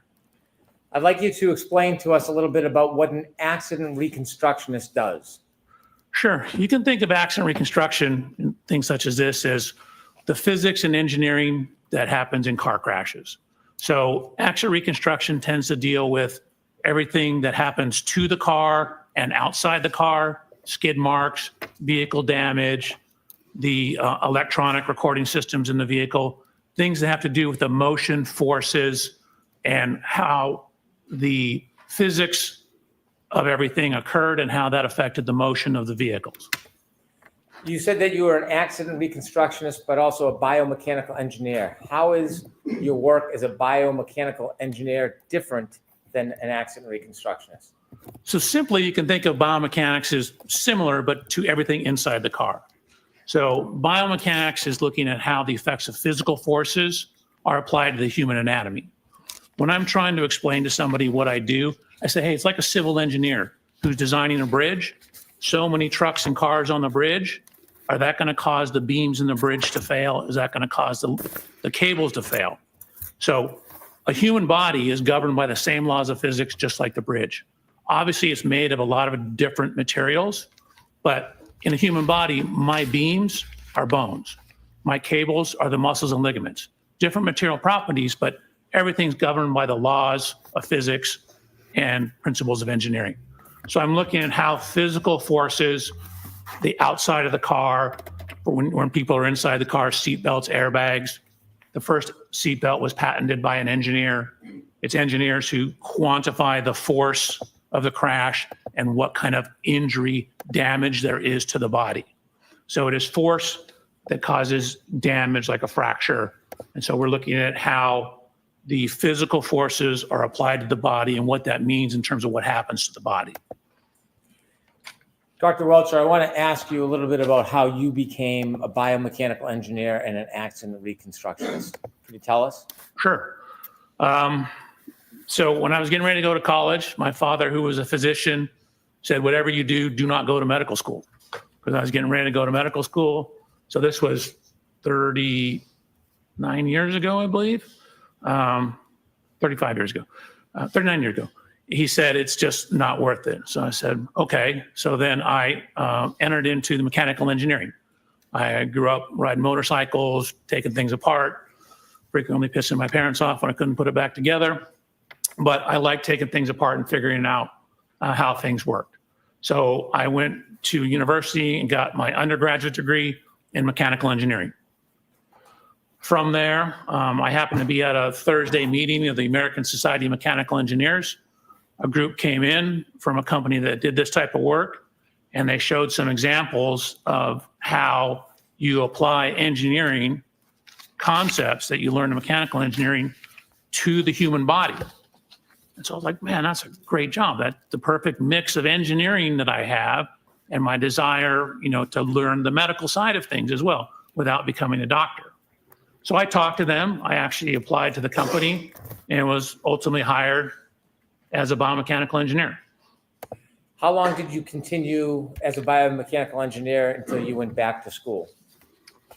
So I actually, very quickly after I started the job, I took a human anatomy class at a community college.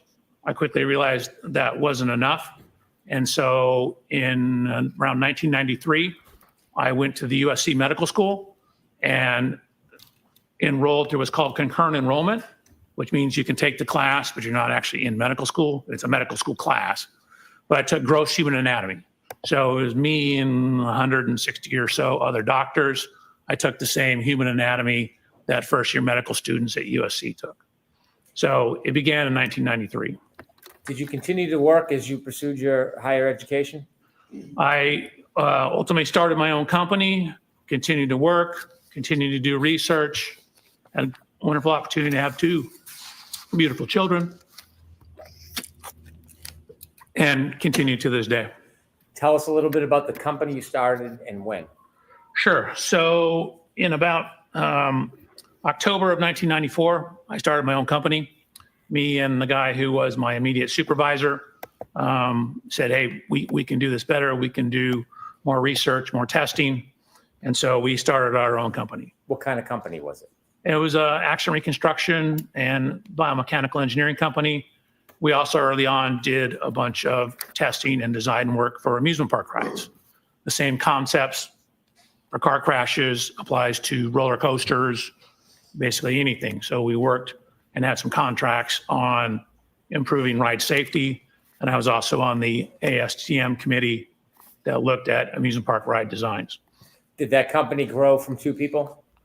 Correct. We took it from 2 to about 25 people. And then we ultimately sold it in right around January 1st of 2022. Before 2022, did you obtain a master's degree? I did. And what was that in and where was that from? So again, I was working full time. Actually, while I was doing my master's degree, I was also teaching classes at Texas A&M through their law enforcement training division. So it was extension classes. But I ultimately completed my master's thesis in December of 2001. That was from USC, University of Southern California. And I received my master's degree in biomedical engineering. I wrote my thesis. It was basically on automotive seat design, but it was titled Whiplash-Associated Disorders, Related Anatomy, Biomechanics of Injury, and the Relationship Between Injury Potential and Automotive Seat Design. Excuse me, Your Honor, if I may, pardon the interruption. If Dr. Welcher reads from this report, which I think he just did, can we know when he's doing that? Sure.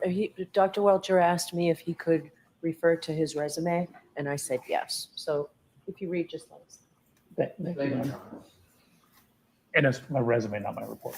Your resume, did I say? No, you did. He said report. Yeah, no, it's his resume. You share with us that your company continued to grow until you ultimately sold it in 2022. During that time, did you continue to pursue higher education after you obtained your master's degree? I did. So again, ever since 1993, I've been slowly pursuing higher education, both obtaining my master's degree as well as my PhD. During that time frame, I also published 20 peer-reviewed scientific publications. I taught for 5 years at Texas A&M and served as a peer reviewer for both the Society of Automotive Engineers and for a short period on the Archives of Physical Medicine. So I was working and running a company with my co-creator, as well as teaching, conducting research, publishing, also while going to school part-time. Take us to 2011. Were you still pursuing education at the University of Southern California? I was. And what occurred? What did you achieve in 2011? So in August of 2011, I finally obtained my PhD in biomedical engineering.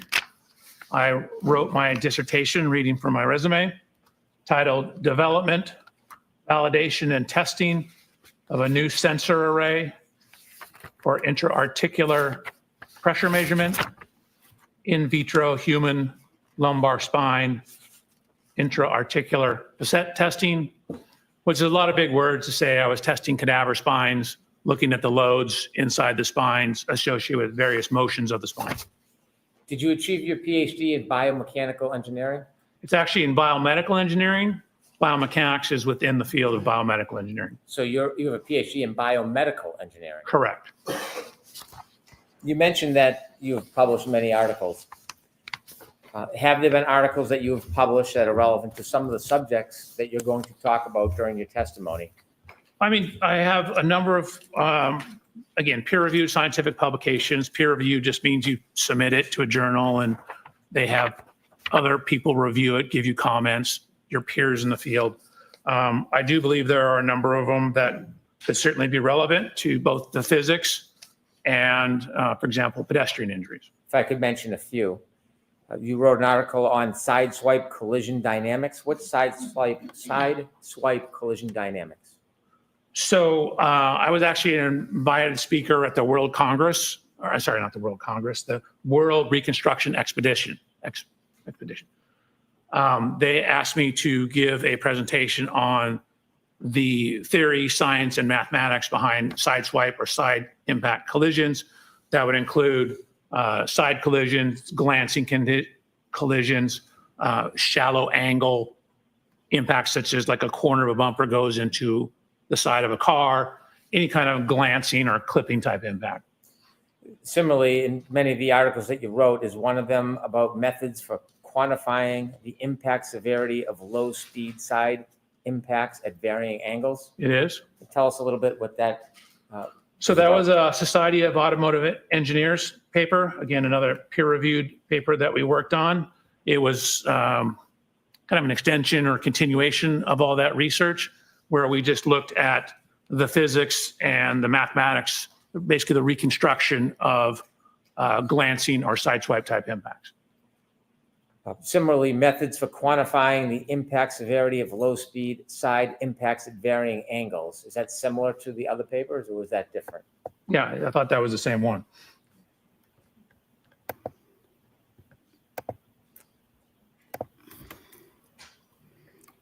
If I can continue, another article or publication that you wrote, occupant kinematics and loading in low speed lateral impacts. What does that mean?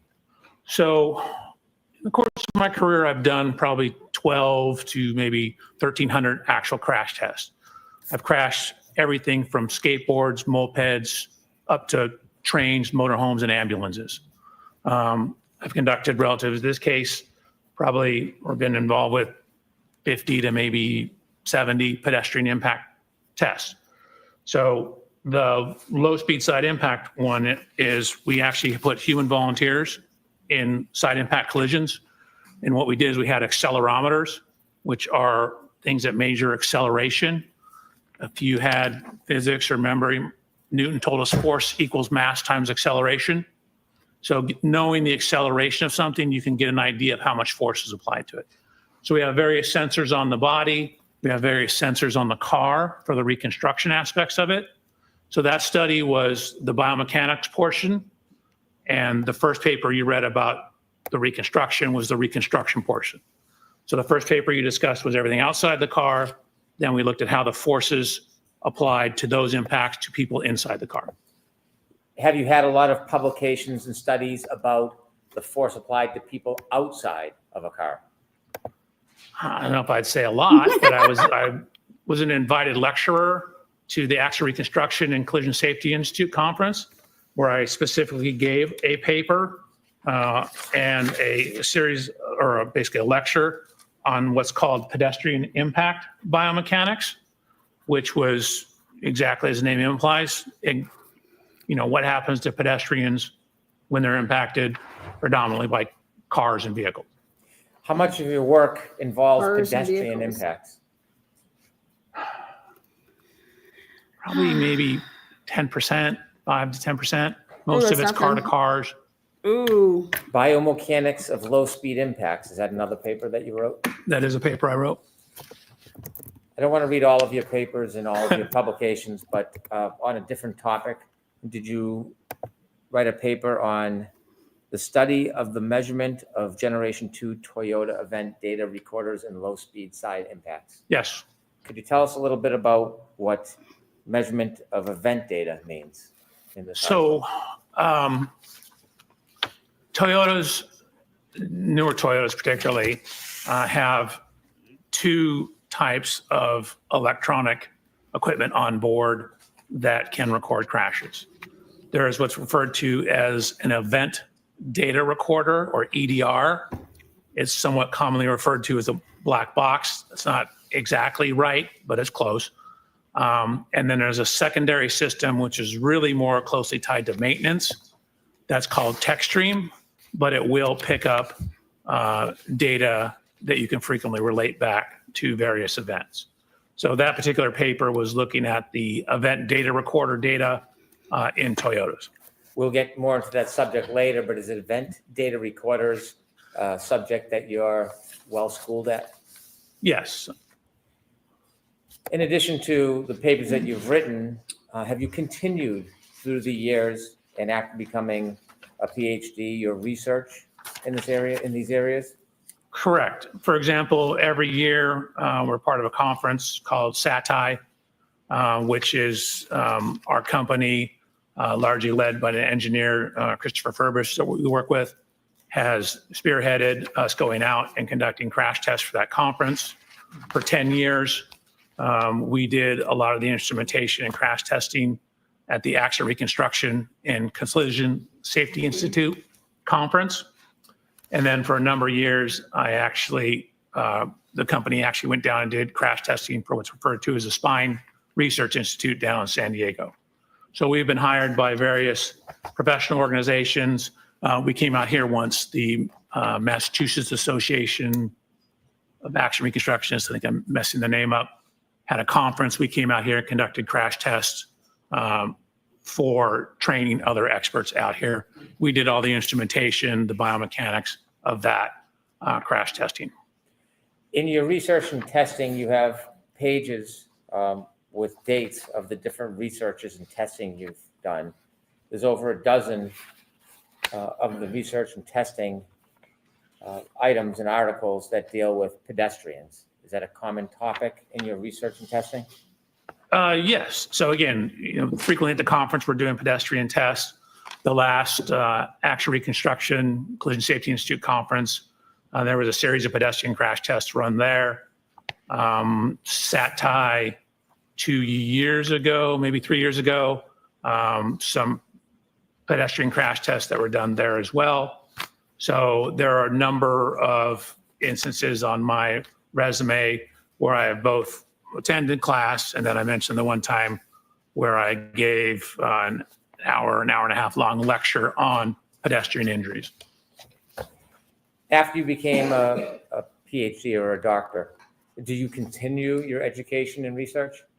Correct. I've always continued my education and research up until, I just got back from the event data or Action Reconstruction Collision Safety Institute EDR conference, or the Event Data Recorder Summit. My company, through my relationship with the founder of that summit, was a sponsor. So Aperture was actually a sponsor of that conference. We actually sponsored it the previous year as well. And also as part of that, I assisted one of the researchers in conducting, it's called front camera module testing for pedestrian impacts on Chrysler vehicles. General Motors vehicles.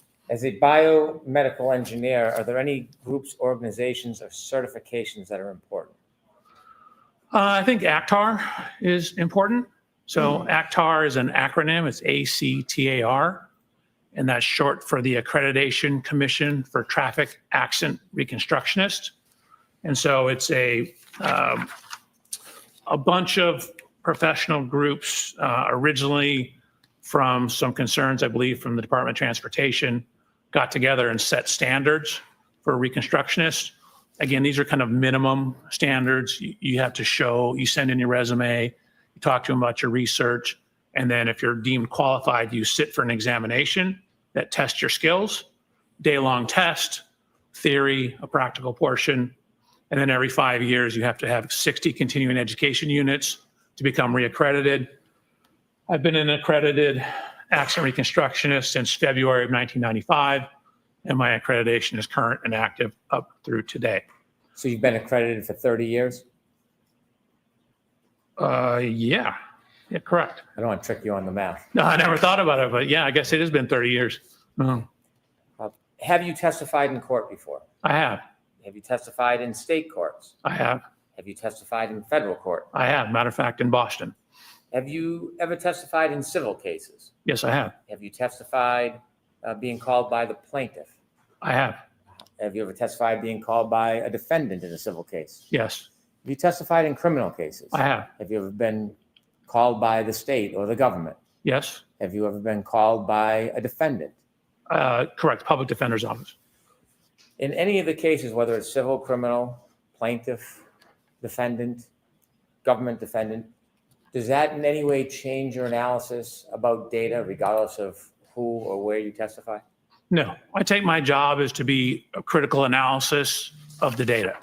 So I wanted to look at the data as objectively as possible and form conclusions based upon the data, trying to remove wherever possible speculation, try to remove wherever possible reference to testimony. Now, sometimes testimony is the only thing we have, and so we need to rely on it for bits and pieces. But generally, my job is to try and look at data and see what the data shows. I have no dog in this fight. I don't, quite frankly, care. What I'm doing is trying to do a good engineering job, which is looking at the data and drawing sound principles and sound conclusions from the data. Presently, you said you had a company and you sold it. Where do you work? It's a company called Aperture. I guess we were acquired or merged into it technically. How many offices do you know if Aperture has? Oh God, I should know that. I mean, we have them in Massachusetts. We have them in, I think there's 3 or 4 in Texas. There's, I think, 4 or 5 in California. So I want to say there's at least, I don't know, 13 to 15. Do you work at a particular location? I do. Where do you work? Long Beach, California. Do you work with other people? Do you have a team? I do. How many people are on your team? 5. And what's the team comprised of? It, Is everybody a PhD, an engineer? one individual is a PhD in engineering, Dr. Umali. And then I have 3 other engineers and 1 case reader. I guess it's 6 people. I have a case manager as well. Is there any, do you work interchangeably at the different branches around the country, or do you have your own team in California that you work with? 99% of the time, it's my own team. Occasionally, we'll get a case from another office. I've worked on a couple cases out of the Texas office, Okay. and maybe a couple out of the Nevada office.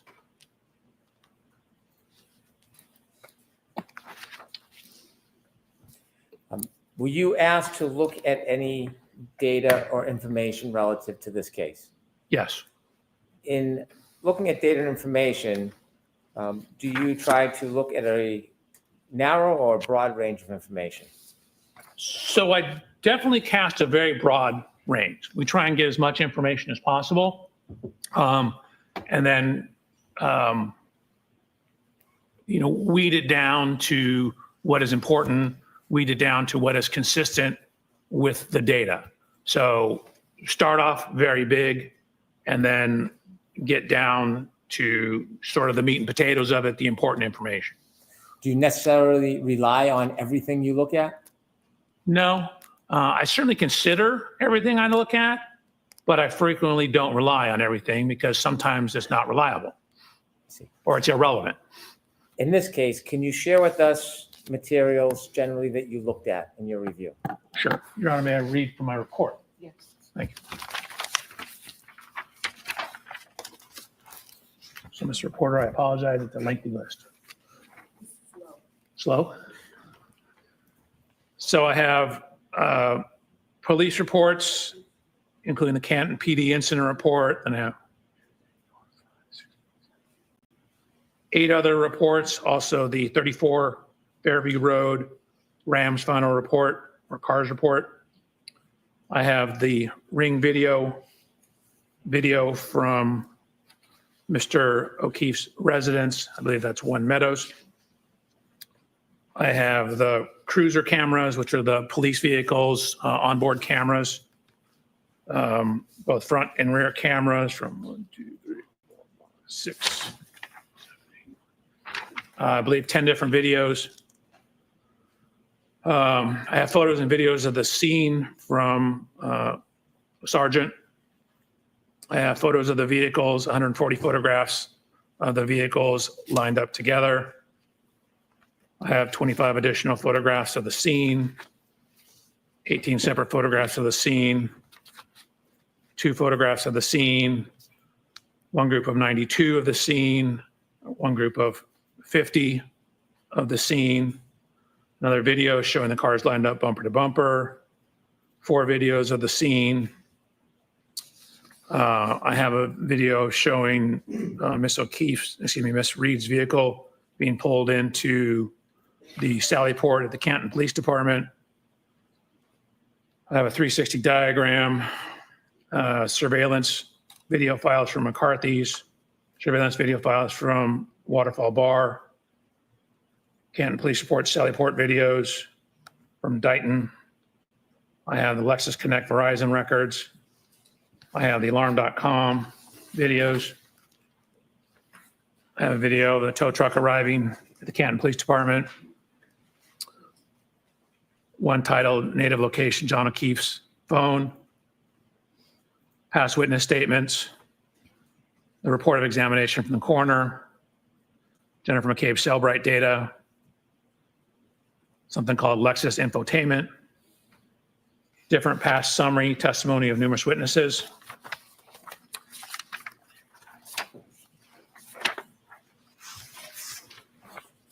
I have earlier summary testimony of numerous witnesses. The Boston Magazine interview with Miss Reed, a Dateline interview with Miss Reed, a 2020 interview with Miss Reed, lab reports from BODE, the Crime Scene Response Unit Boston, Crime Scene Service Section Maynard, Crime Scene Service Section Southeast, the Criminalist File Folder, Trace File Folder, UC Davis Veterinary Report. I have Verizon records, GPS location records, John O'Keefe GPS points, Axiom cache location, weather reports, medical records, including the Canton Fire Department run report for both Mr. O'Keefe and Miss Reed, medical records for both Mr. O'Keefe and Miss Reed from Good Samaritan. I have 2 retrograde extrapolation reports, one, and a serum plasma conversion report relative to Miss Reed. I have the neuropathology report. I have the Orange County Medical Examiner's report, the diagrams, the postmortem toxicology report, and a second same autopsy report, more pages.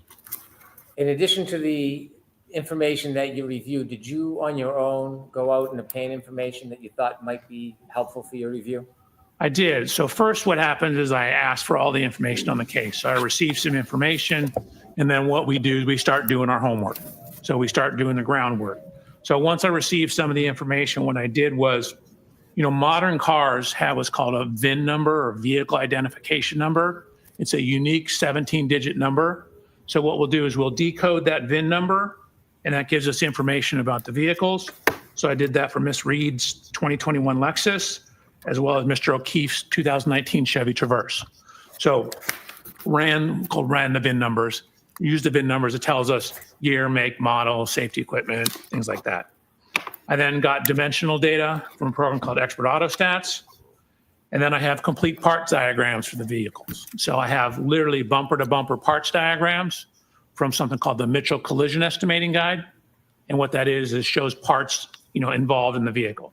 So for example, in Miss Reed's vehicle, I have bumper to bumper. I certainly have all the parts around the rear bumper and tail light of her vehicle.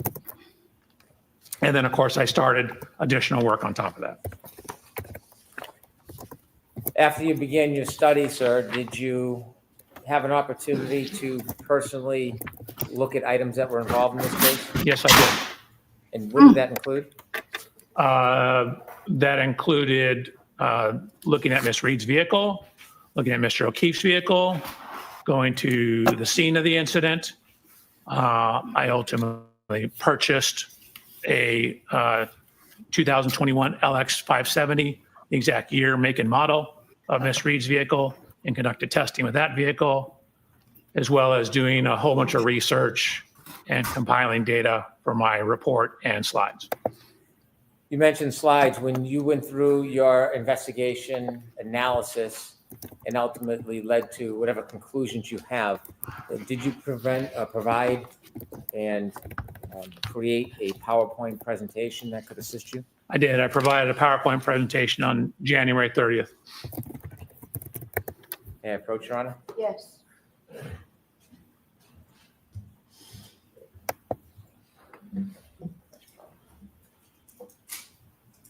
He was hired to do a couple different things, so watch and see what he does. This cost some cheddar.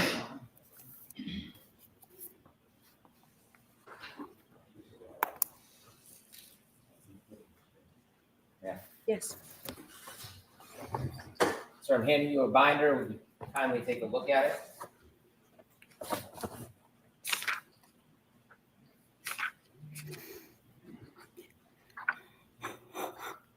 Whew.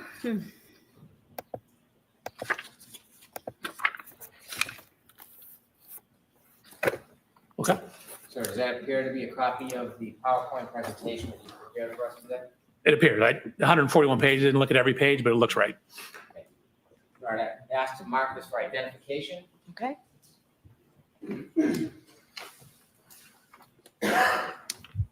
MMM for identification. With the court's permission, I'd like to have Dr. Welcher use his PowerPoint presentation to walk us through some of the information he'd like to share today. Okay. No objection, Mr. Lesson, right? No objection, Your Honor. Thank you. Your Honor, I'm looking at a paper version in front of me. Okay. Is the paper version the same as what we're going to see up here? It is. Okay, then that's fine. Thank you. And Dr. Welcher is going to manage the PowerPoint presentation. Sir, you mentioned that you wanted to look at the area and look at the scene. Your office is in California. It is. Why was it important to come all the way out to this area to see the scene firsthand? Hold on a second. I'll let you set up before I start asking you more questions.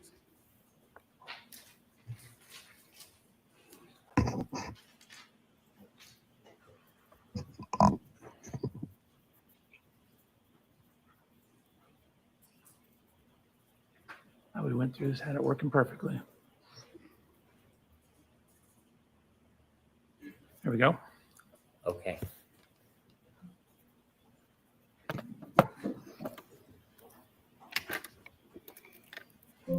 So that's me. No, that's my first slide. No. I Again, have a couple questions for you, Dr. Welcher. please. The first is your office Put the is in screen over California. there. Oh, yes, sir. Why was it important to come all the way out here and view the scene firsthand? And you want to have as much information as possible. So I wanted to, physically look at all the things so I can actually see with my own hands, my own eyes, lay hands upon it, look at it as best I can. You try and inspect and look at as many things as you possibly can. Sometimes they don't exist anymore. Sometimes they're gone. And you have to make a best approximation if you can't do that. In this case, I was able to look at the scene and both vehicles. Was that an important part of your study, Doctor? I think so. Again, it's always good if you're going to talk about what happened to the cars or what happened to the people to look at what happened to the cars, meaning to actually look at the cars, not just look at photographs when possible. So I have physically looked at the cars. For example, in the Lexus, I climbed in it, over it, underneath it. I downloaded data from it. I did a whole bunch of things looking at Miss Reed's Lexus to assist in my analysis to try and add some further objective data to what we're doing here. So same thing with Mr. O'Keefe's vehicle. Looked at the rear bumper, took some pieces off the rear bumper to see what was behind the cover, to see what kind of damage we did or didn't have. So went to the scene, looked at the measurements of the curb, looked at where some of the lines are on the road because you can see them in some of the photographs. Again, it's always good when possible to inspect everything you can inspect. If you could now begin and tell us how you started your investigation. Sure. So on September 23rd, I had an opportunity to come out. Mr. Brandon, was the first time I ever met you on that day, I believe. And I had received material before that. And what you see here is, this is my inspection of Miss Reed's vehicle. In the upper left photograph, you'll see, oh, this doesn't work very well.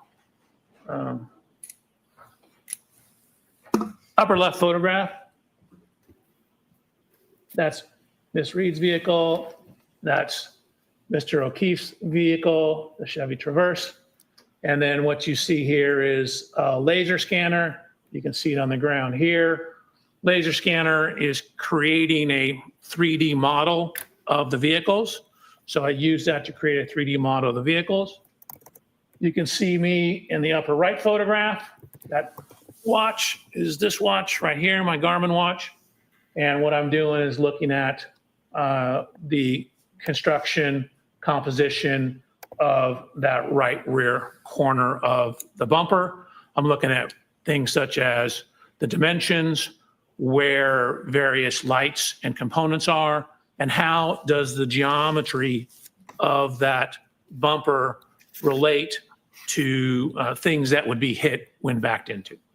Dr. Welcher notes this is 9/23/94. Is that an accurate date of when you came and first started looking at the vehicles in the area? You said 24, correct? I did. You said 9/23/24, correct. And then on the slide, what I tried to do is underline what I'm doing. So this is inspection of the Reed Lexus.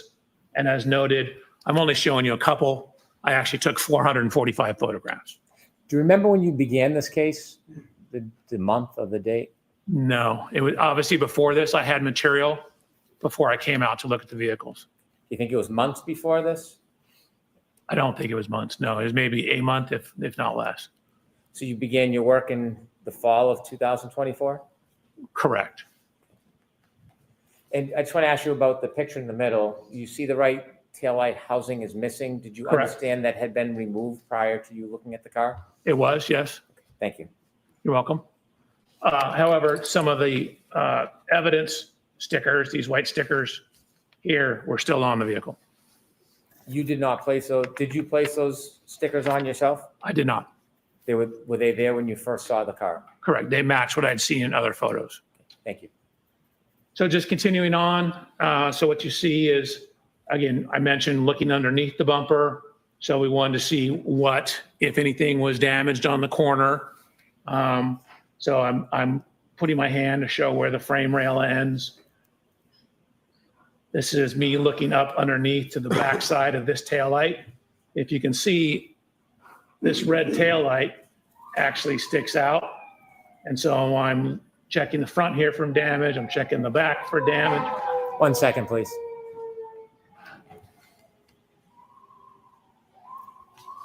Okay, doctor, when you were looking for damage on the previous slide, did you find any damage to that lower right red taillight? No, there was no damage to the taillight. The middle picture is from the inside, looking at the inside of that taillight. Was there any damage to the inside of that taillight? There was not. Thank you. You're welcome.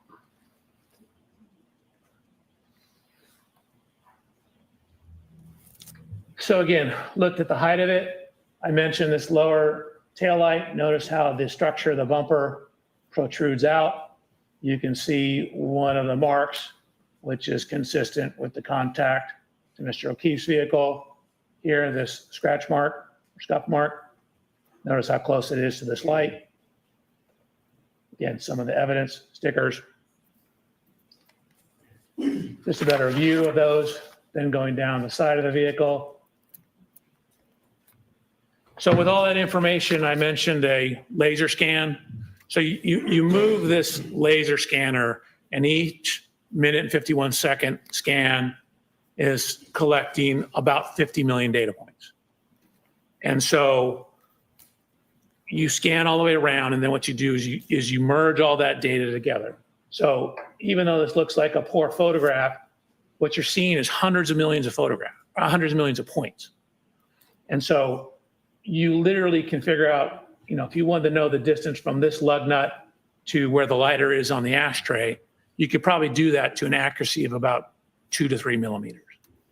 So really, taking tons and tons of data. So it knows the exact position of every one of these millions of data points, and it knows the color associated with those data points. Why is that data imaging so important in accident reconstruction? You want to have an accurate model of the car. So, you probably don't need literally that many points to get an accurate model, but that's just the nature of the way the science is going. Computers are getting better and faster. Scanners are getting faster.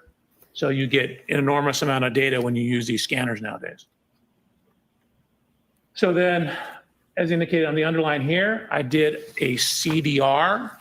That's a little different than what you heard me say before. CDR is crash data retrieval.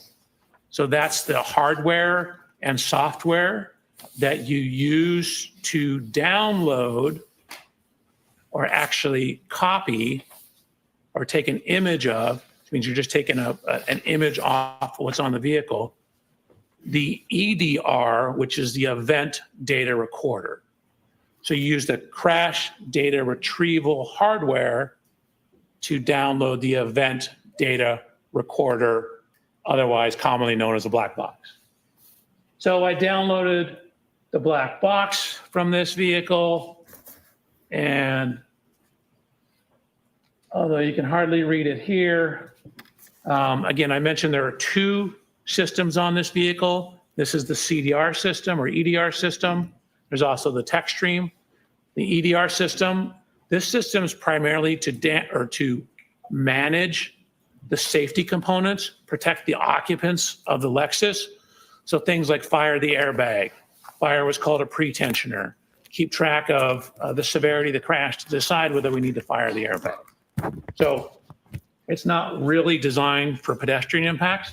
So when we downloaded this vehicle, we got what's called a none file. A none file simply means that there's no data there. The system's working properly. We had no fault codes. But for a car hitting a pedestrian to cause a file here, this is really more designed for car-to-car impacts, something that's going to have a significant impact on the occupant of the Lexus. And again, the Lexus is a 6,000-pound vehicle. Mr. O'Keefe's only 216 pounds. So it's not going to register from hitting a pedestrian. Were you surprised that there was no information about a collision in the EDR? No, exactly what I expected. Okay, I mentioned the second system. So as underlined up here, this is the tech stream.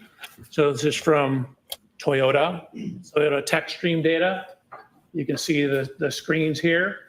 There's generally 2 types of files, what's called a vehicle control history and a PCS file. The PCS file is the, God, I forgot the name of it, the protection system. So I also looked at Mr. O'Keefe's vehicle. PCS is pre-collision system. Looked at Mr. O'Keefe's vehicle, same thing, took a series of photographs, laser scanned it, looked in it, underneath it, Didn't know what that behind means. it. I mentioned taking some of the bumper parts off. So I took this rear cover off here to look at the damage behind the bumper cover. Most cars have what's referred to as a face bar. That's that piece of metal that you see here. And there's a piece of energy absorber here. That's your face bar. So I'm looking to see if there's any damage to that. There was no damage to that. Before you go forward, I want you to take a couple steps back because I want to ask you some questions to explain Please. TechStream data. Could you go back a couple slides, please? Sure. Okay. You mentioned that in the EDR, which is similar to a black box, there was no information found. And then you mentioned a different system, the TechStream. Can you make it clear for us how these systems are different and where they're stored on a motor vehicle? Sure. I mean, a lot of data is stored in a similar location. The TechStream system was originally designed, according to Toyota, for maintenance issues. It seemed to come about around the same time Toyota was having problems with sudden accelerations or allegations of sudden accelerations. So the TechStream data or vehicle control history will give you information when there's, for example, excessive acceleration or rapid shifting of the vehicles or rapid steering of the steering wheel. So the statements are that that's designed to help the maintenance people, if you come in with a problem with your vehicle, to diagnose what that problem is. It has a lot of utility in accident reconstruction because if you jam on the brakes before a crash, frequently the TechStream data will record the crash. You mentioned Toyota a number of times. Could you share with us the relationship between Toyota and Lexus? Yeah. Sorry, in my mind, they're the same thing. Toyota and Lexus, obviously a little different, but Lexus is basically made by Toyota. So Toyota and Lexus has the Lexus safety system. Toyota has the Toyota safety systems, which you both read with the TechStream data. The TechStream data, in this case, does it play an important role in your analysis? I think so, yes. The TechStream data, did you independently download that data yourself? So I independently downloaded it, and then I also ran a test with Miss Reed's vehicle, and I created a new TechStream file so that I had a stamp in the ignition cycles of what the current ignition cycle was. So I did a sudden acceleration test of the vehicle. On the Lexus or on the exemplar vehicle? On her Lexus. When you did the downloading, why did you do it yourself? Again, you, whenever possible, want to be the one that does it, make sure it's done correctly, and be able to say, hey, how do I know that's from that vehicle? Well, I know because I was the one who did it. And so if I get it from someone else, then they frequently have to bring that person into court to say the other ones that did it, so then I can use it. So if I do it myself, it eliminates that problem, and then I have no concerns over where it's coming from. So then I know hey, I did it. This is the right car. This is the right program. You left us at slide 10 when you were inspecting Mr. O'Keefe's car? Correct. So again, simply a blue arrow indicating that I looked down behind all this stuff, took measurements of it, and then similarly, I have a 3D point cloud of Mr. O'Keefe's vehicle. So part of the reason we're making these 3D point clouds, and we'll touch on this further, in addition to the scene, you can then basically put all these things back together in the computer. So instead of having to drive the cars to the scene, for example, or to Mr. O'Keefe's residence, you can take these computer models and additional data and put it back in the computer and reconstruct everything on the computer.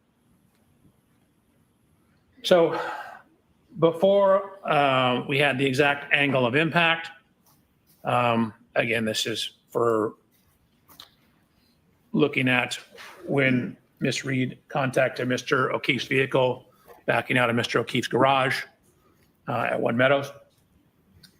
I lined them up just to generally show the approximate location. A couple things, notice how, again, this lower portion of the Lexus bumper sticks out. Notice how the side of the Chevrolet slopes in as you get higher up. So this portion sticks out more than this portion. And this is where you would expect any contact damage to occur assuming there was an impact. So again, looking at the measurements up the height of the vehicle, of course, as you indicated, Mr. Brown, the taillight's gone. And then went to the scene. So same thing, went to the scene, took, again, 297 photographs of the scene, had our people scan it to create a computer model of the scene. So, literally, if you wanted to know the distance from this window to, say, some manhole cover on the road, we have the data to figure that out, down to a couple millimeters. In addition to going to the scene and doing the digital mapping, you mentioned other review of materials. Did you have an opportunity to review dash cam footage from Canton Police Department police vehicles to see the general location of where Mr. O'Keefe was when first responders were assisting him? Objection, Your Honor. So that's just a yes or no? Yes. Thank you. So the text stream download. So this is a screenshot from the text stream download. Keep in mind, this is kind of maintenance software. So we're looking at a number of things in the maintenance software. What we see is, and this is noted in the report too, that when the vehicle gets into the Canton Police Department after this event, you can see the mileage is 12,665 miles. So that shows up in Trooper Paul's report. It shows up in the photographs, and it shows up as matching the mileage in the text stream data, both at triggers 1164 and triggers 1167. I'd ask you if you can enlarge the data on the right and break down what it actually means, the different columns and the... Is it possible for you to enlarge that?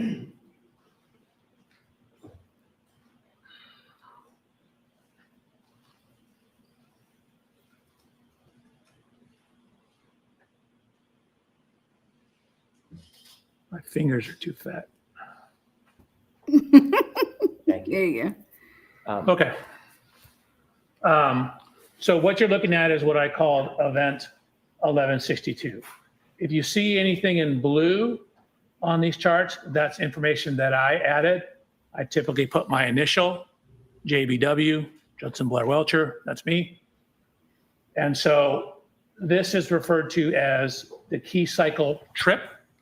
So key cycle is simply you turn it on, not necessarily turn the ignition on, turn it on, turn it off. That's one key cycle. So I labeled this one 1162-2 because there's also one that's on the same key cycle that I'm calling 1162-1. The system also records the mileage. So again, this is a maintenance system generally. So what you see is the T here is the trigger, and there's a point. So this time in the text stream data, you could think of it as like a stopwatch. It's when it starts when the car turns on and stops when the car turns off. And then if it sees a triggering event, a T, it records that information. So this is when the trigger happened. So that's 1,142.2 seconds. And so I've converted that to minutes and seconds because most people don't think in seconds. And so what it also does is once it sees a trigger, it's constantly circulating data through the computer. So when it says, okay, we have a trigger, it saves 5 seconds before the trigger and then 5 seconds after the trigger.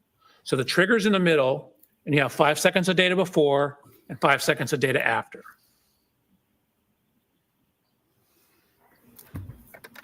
I have a couple of questions for you, Please. Dr. Welcher. First, starting with the clock, the time in seconds on the left. You mentioned that begins when the car is turned on. What type of clock is that called?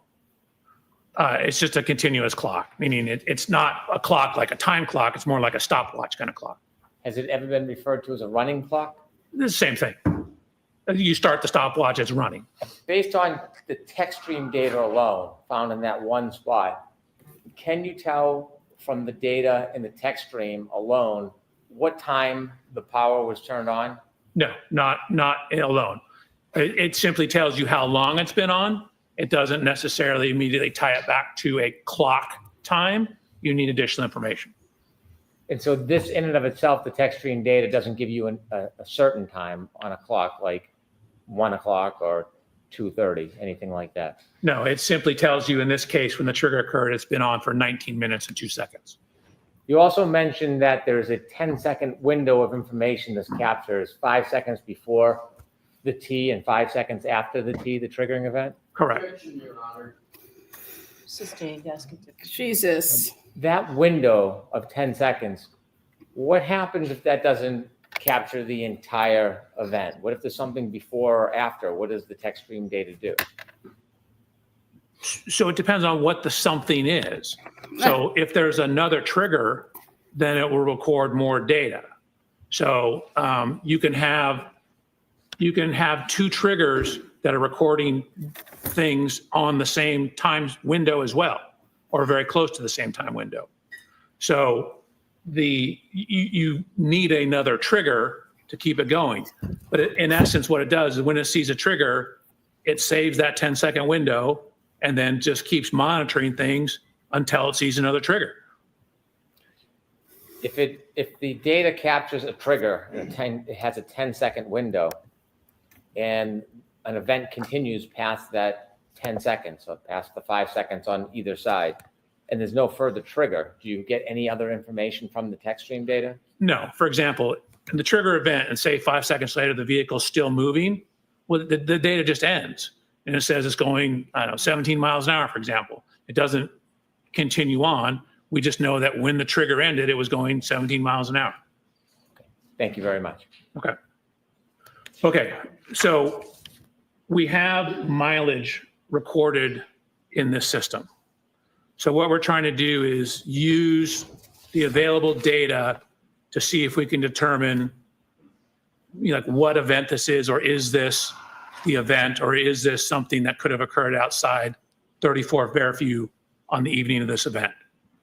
And so one of the things we're utilizing is the mileage. Okay, so 12629 is at the end of event number 2 on the 1162 ignition cycle. When the vehicle ultimately comes into the impound yard, and this is actually before that, comes into the impound yard, it has 12,665 miles. That's a difference, did the math for you here, of 36 miles. Okay, let's consider where that could have come from. So we looked at the various paths and descriptions of where Miss Reed's Lexus was driven after leaving 34 Fairview on the night of this event, up until the point the vehicle ended up at the Canton Police Department. So we used Google Maps. We adjusted for the correct date and time of the year. And then what you'll also see is we adjusted for the correct time of day. So, although you can't really see that, let's see if I can blow it up.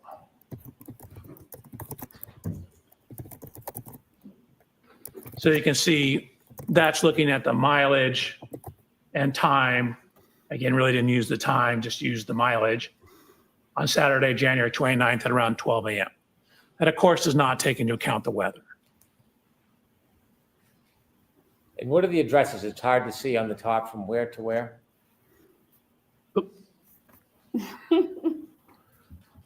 So this is from 34 Fairview to 1 Meadows Avenue, which there's Mr. O'Keefe residents.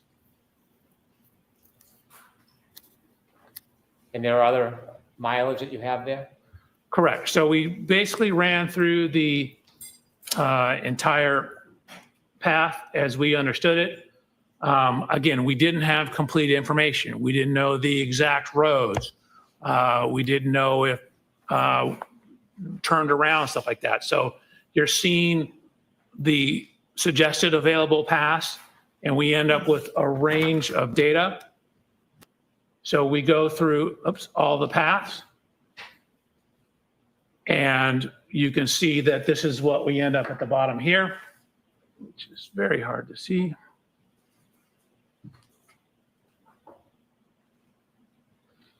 So the minimum suggested route is 36 miles, 36.1 technically.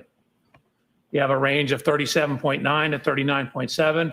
But again, that's right in the range of the 36 miles. So that's a data point that's starting to build our confidence in what is in the text stream data being related to our event. This is all an effort to match whether or not the 1162 data is relevant to a particular event? Objection, Your Honor. Sustain. Let me ask it this way. Matching all the distances by miles, is this the only way you're trying to determine whether 1162 is the event in front of 34 Fairview Road? No. So again, these things are all tools. You can't take necessarily one data point in a vacuum. You need to consider the totality of the data.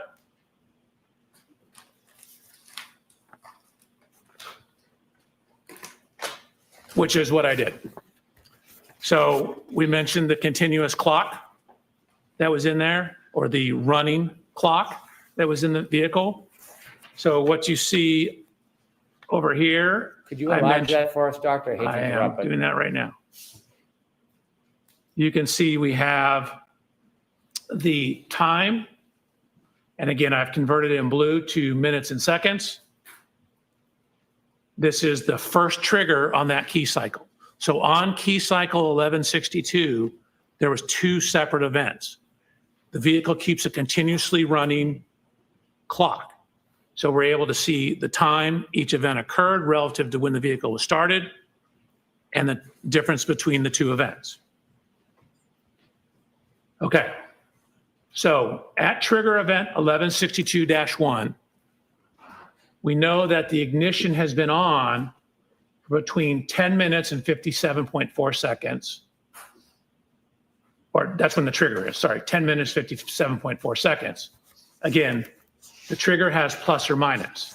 So that's from 10 minutes, 52.8 plus 10 seconds, which gets you to 11 minutes, 2.8 seconds. Or as I wrote here, 10 seconds total.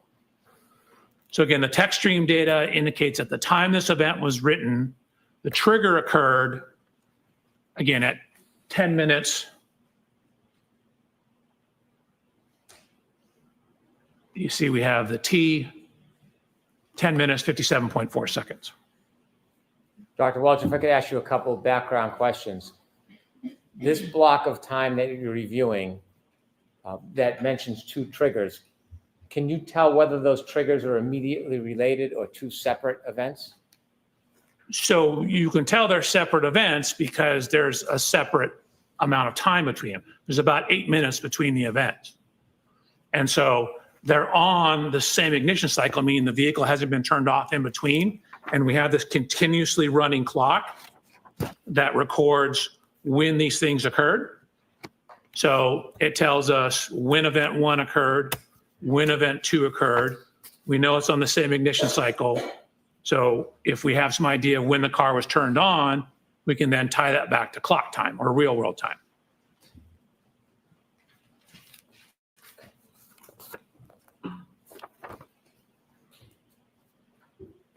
Okay. So lots going on here, right? A lot to digest. This is trigger event 1162.1. I was provided with data and a report from Mr. Burgess that indicated the infotainment system was turned on at 12:36. Zoom in for you folks. That corresponded to a GPS location that looked like it was outside the Waterfall Grill on Washington Street.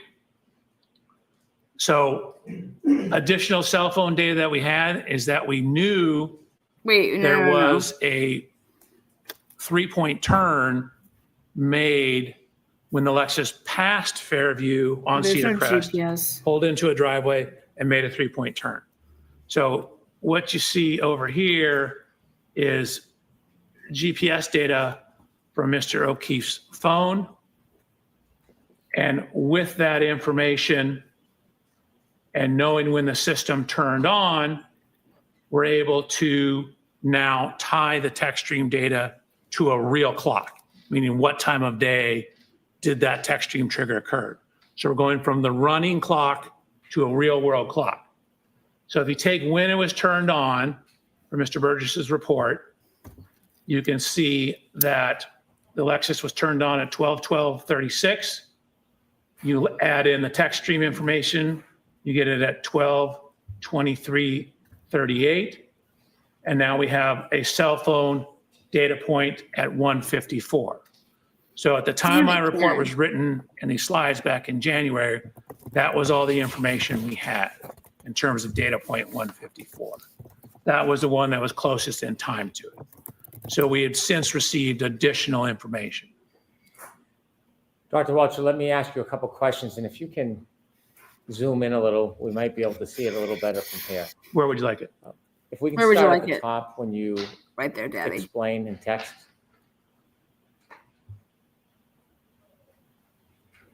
You told us that the text stream data does not have an actual clock. It has a running clock, like a stopwatch. Correct? And then you mentioned that after you received information from Mr. Burgess, you could put an actual time onto it. How do you do that? Sustain. God damn these leading You questions shared with with the us fuck. that the text stream data runs on a running Right. clock. Correct. All right. And then you received further Here, I information turn my mic so that you down. could actually identify a time. Where did you receive that information from? I'm going to allow that. What? That was from Mr. Burgess's report. And do you know where that information came from? That came off the SD card, I believe, in the infotainment system. Do you know when Mr. Burgess found the SD card on the infotainment system? No, I'd have to go back to his report, but it was in it. This information was in his original report. Based on the SD card information about when the car was turned on and off, how do you match that with the text stream data to get a time? So when the car is turned on, that's approximately when the running clock starts in it. There may be as much as a 3-second delay in it, but that's approximately when the clock turns on. So this shows us when the stopwatch was started for the text stream data. So knowing that infotainment system has date and timestamps on it, so that ties it to a real world clock from GPS information. And so now we can, when that infotainment system turned on, it's very close in time to when the text stream data started recording data. That allows us to tie the two together.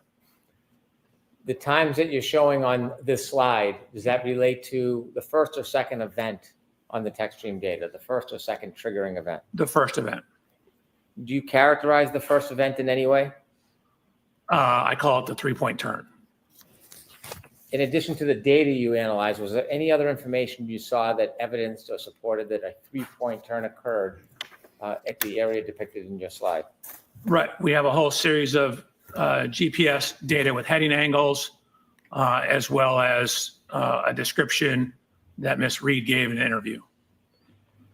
The time that you have after you consider the SD card ignition on and the running time, what clock is that based on?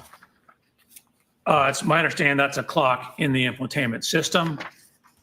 And then we're ultimately trying to also tie it back to the clock on his cell phone. Mr. O'Keefe's cell phone, correct. Do you have any understanding whether all devices have the exact same clock? So it's my understanding they do not. In my discussions with Mr. Burgess, reading reports, that they can have, there can be as much as 30 seconds to a minute of variation. Objection, Your Honor. Sustained. Have you ever heard the, Strike, Your Honor, that answer. Sure. Jurors disregard that answer. have you ever heard the term variance before? I have. What do you understand that to be? That means differences from the answer, I'm sorry, differences from what? from typically the correct answer. Like meaning that a given data point has variance in terms of how it's measured, when it's measured. So different measurement device can have a different variance around the actual true number. You mentioned on the slide a time of 12:23:38.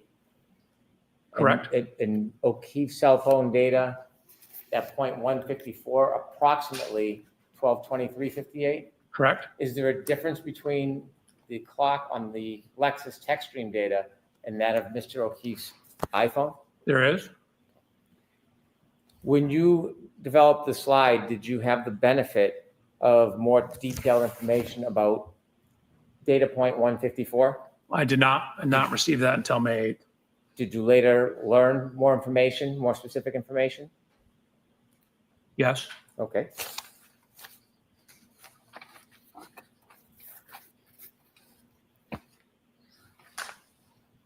Your Honor, I'd like to show an exhibit to Mr. Welcher that's already been admitted. Okay. 192A. There we go.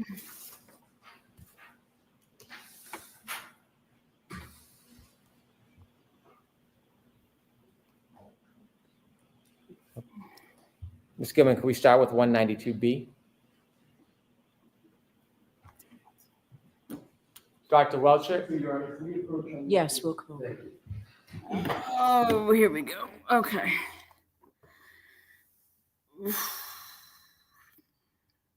What was the date that Karen did the clip with the 3-point turn? What was the date? Does anybody know? Was it October of 2024? Let me see.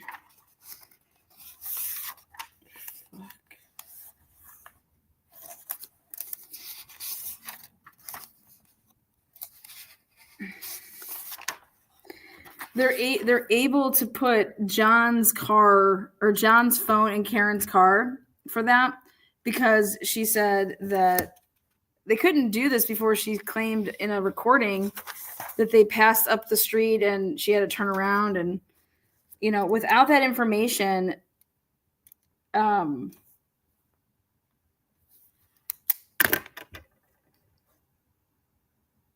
wouldn't be able to be doing what you're doing right now.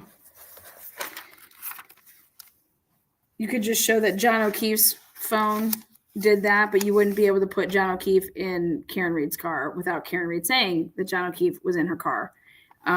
Because Karen Reed, like I said, could have dropped him off on Oakdale, because that's where they were, and her car was stopped for 55 seconds. And that's where Lank lives, and that's where it is. Hog Heaven, Oakdale is where he recorded the flights of stairs.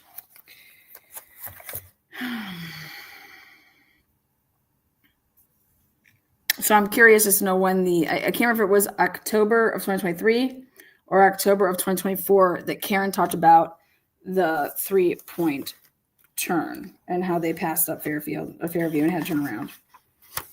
So I'm curious.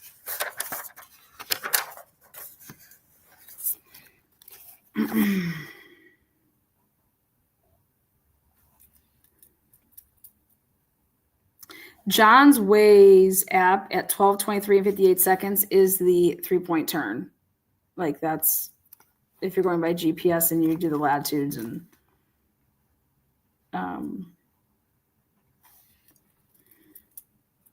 that's the 12:23 and 58 seconds. Was it the October 15, 2024 interview? Anything, Marky?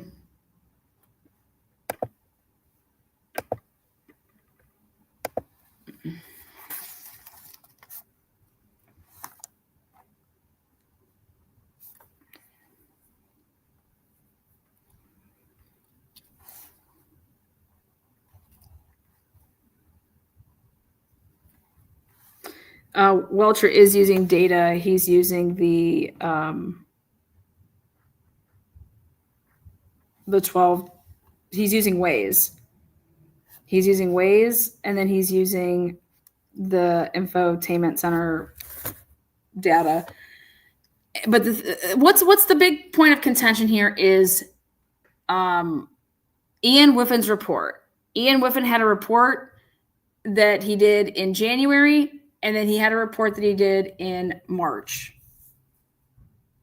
Okay. And then it's these guys' dates of their reports. And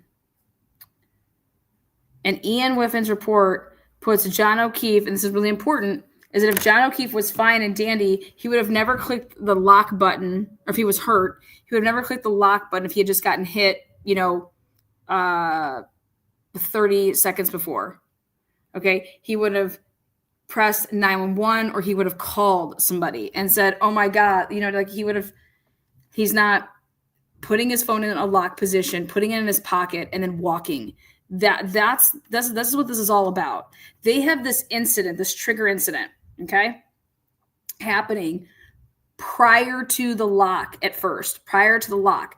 Ian Whiffin is the one that comes forward and does the pocket state and does the the Murdoch shit with the phone and telling you everything that's happening. Boom, ba-doom, ba-doom, ba-doom, ba-doom, ba-doom. Someone do that with Jennifer McCabe's phone. I want to talk about that. I want to talk about Jennifer McCabe's phone being done that way. I want to talk about Jennifer McCabe's phone going in and out of being plugged in and unplugged. And if you'd be able to tell the difference, if it was a car charger versus a plug-in in the wall, would you be able to tell the difference? I don't know that answer. I want to know that answer. Like, you're going to be able to tell if the phone was, the knowledge C should tell you that the phone was plugged in to be charged. Difference that I want to know is, can you tell what it's being plugged into? Is there a way to determine if it was being plugged into an outlet versus like a car charger, like a car lighter?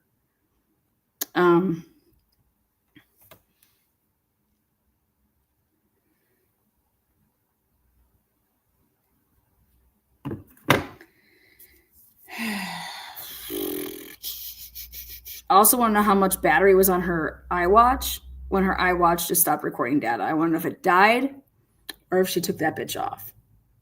Did her watch die like in stride, or did she take? I remember John, according to Karen and her team, they said that John was basically attacked in like 12:25 to 12:30.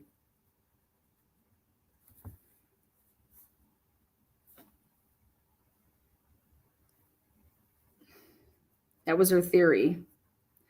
That puts him like, that puts him over there in Oakdale. Puts him over there in Oakdale. God.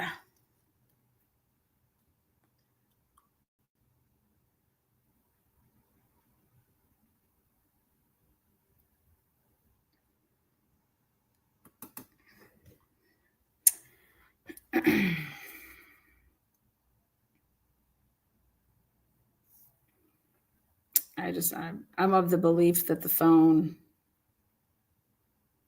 was separated from John.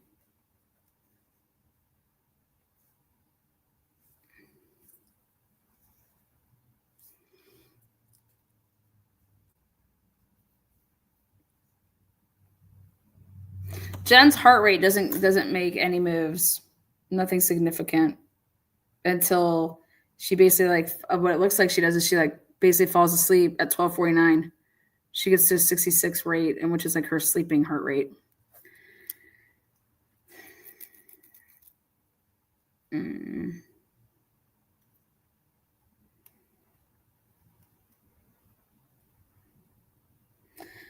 I think you guys, we're going to be in for a treat on this defense. I think we're going to be in for a treat. Remember, Karen gave those interviews way before she would have had more information.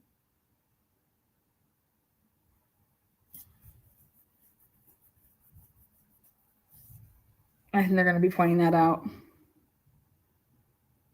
It all works perfectly. If Karen lets him out of the car at Oakdale, everything goes perfectly. And she thought it was 34 Fairview because why wouldn't she? But she did she was talking about, she never mentions ways. She never mentions, it's going to be interesting. If I wasn't familiar with an area and you told me that we were going to so-and-so's house, I'd have no reason not to believe you. So then therefore I speak on what I thought. Like, yeah, they told me we were going to so-and-so's house. That's where it's going to be interesting.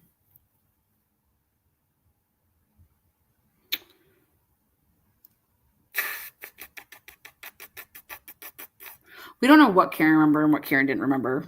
I don't trust anything that Proctor or Buchanan would say or put in a report. They can all get fucked. I want Mr. Reed to testify to what went on when they came over to the house. I think Mr. Reed's being called to the stand.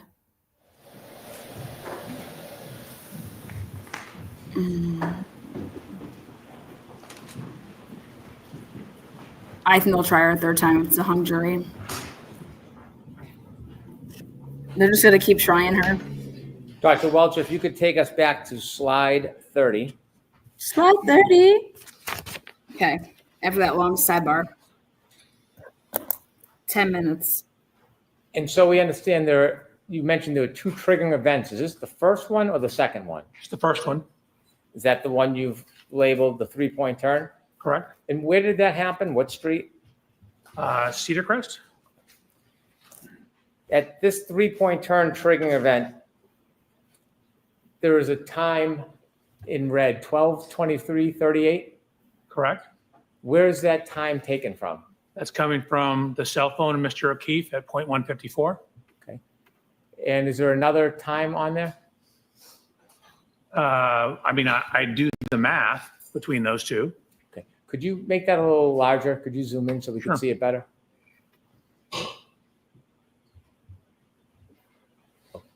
So there's an infotainment time of 12:12:36, I guess another time to answer your question. Then we have, The 12:12:36, what does that indicate? What's that relevant to? that's when the text stream data basically turned on, plus or minus a little bit.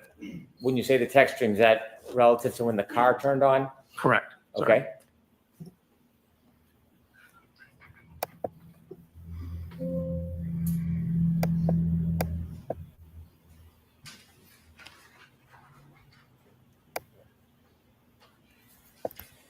So when the car turned on, then we add the time for the trigger.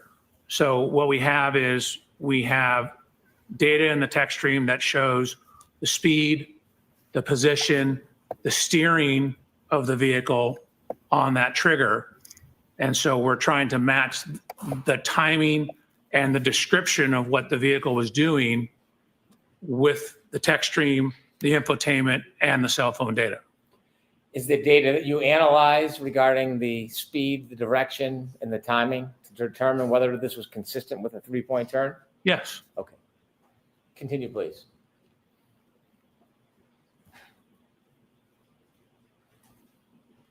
And if you can enlarge that because it's hard to see back here. Sure is. Okay, so again, we are looking at event 1162-1. The information in blue is speed. It comes out of the text stream in kilometers an hour, converted to miles per hour, feet per second, looked at the total distance traveled, shift position. So in the text stream data, a shift position of 1 indicates you're in drive. A shift position of 2 indicates you're in reverse. There's no zeros. What would a zero indicate? 0 is usually neutral. And I believe 3 is park. So there's also data on the acceleration of the vehicle. So basically, what is the effect of whatever you're doing in terms of stepping on the gas or not stepping on the gas? And there's also information on the steering of the vehicle. So again, there's trigger 5 seconds before, 5 seconds after. So over here, a positive number equals a leftward steer. So you can see we have in the forward velocity or forward motion in drive, goes forward with leftward steer, stops, shifts into reverse, and then continues with a rightward steer back. Could you take us over to the left of that data? How do you know where it's going in reverse? When you look at the number 1162-1 as an event, can a key cycle, or when a car is turned on, power ignition on until the point is turned off, whatever amount of time, can it have more than one triggering event? Yes, you can have lots of triggering events. In this case, it has 2. On a key cycle 1164, there's 11. On 1167, there's 10. If you could move a little bit to the right on this, is there something you can see on here that caused the triggering event, some of the data? Yes. So if you look at the triggering, the indication of what this trigger was, what you see is accelerator opening ratio, which is basically, you can think of it as how much you're stepping on the gas pedal. And so if it exceeds, in this case, 30% quicken time after shipping into reverse, that tells the system, hey, we might need to start recording this data. So what you can see, it went into reverse, and then within a very short amount of time, the accelerator pedal went above that 30%. That's what caused the T or the trigger in the tech stream data. The row next to the 31.5, engine RPM data, can you explain to us what that is? Sure, that's how many revolutions per minute the engine's turning. The more gas, is it generally the higher the RPM? Correct. There's going to be a little lag. Your car doesn't move instantaneously. You have to step on the gas, then the RPMs go up, and then it starts going faster. If you could explain to us the total distance and distance travel columns, how do you read that? Sure. So we know the speed at various times. We know from this data that there is, you can see half a second between each one of these timestamps.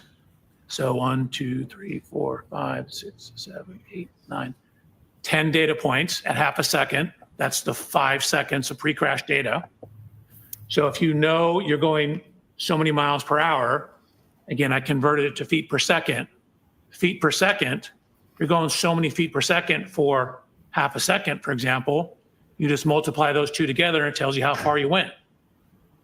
So what I'm doing is looking at speed traveling during the interval, that's during this short time period, and then I add it all together here for total distance traveled.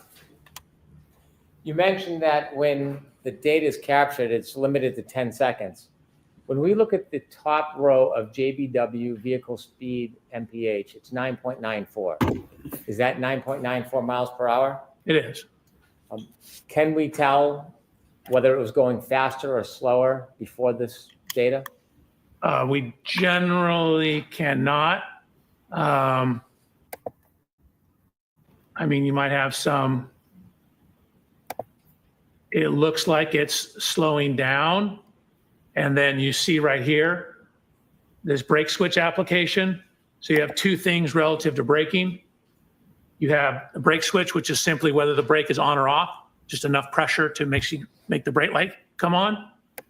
And then you have brake oil pressure, which gives you some idea of how much pressure is in the system, which is a rough indication for the braking. But then what you see here is the longitudinal acceleration or deceleration. This gives you some idea of how much the vehicle is speeding up or slowing down. So generally a minus sign is a slowing or accelerating in reverse.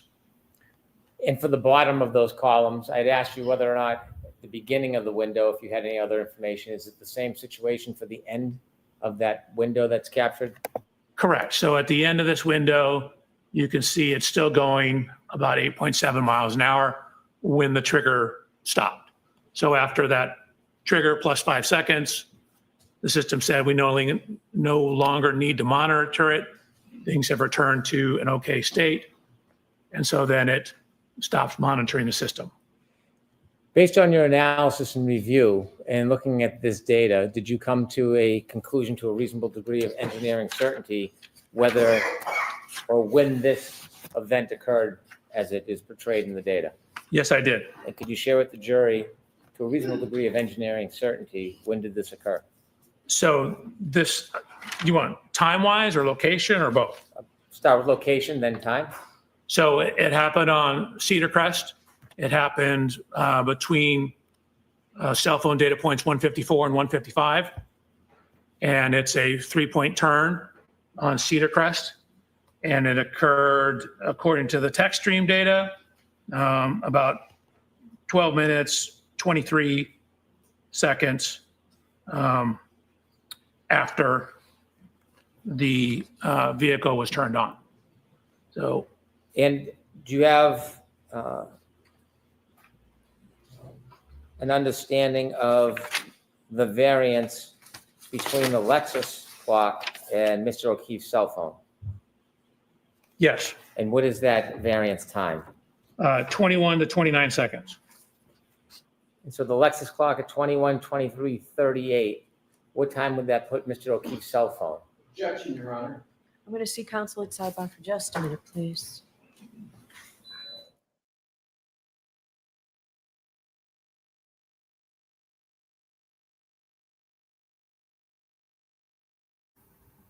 Well, not liking that question, I guess. Cancel that. Oh, there we go. The media's filled up a little bit more there. Yeah, a lot of bald heads in the stands. Who's sitting next to Paul? Not his wife. Oh boy. I mean,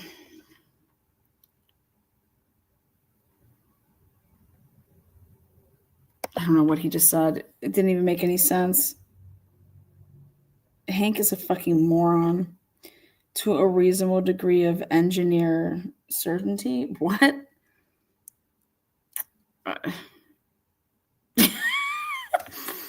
I was ignoring him and ordering my Chipotle. These people are insane. Absolutely out of their minds. Absolutely fucking crazy.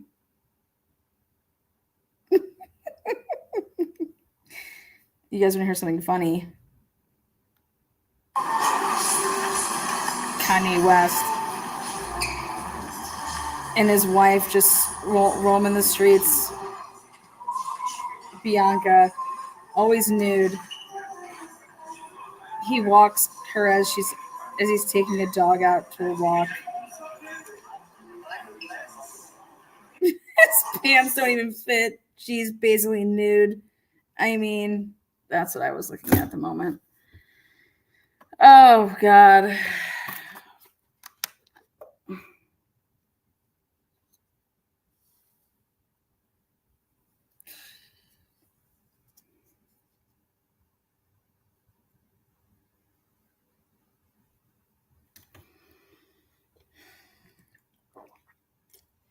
If Karen doesn't know that area, her reversing is she's reversing because remember all of them said that she made a 3-point turn when they were staring at her car.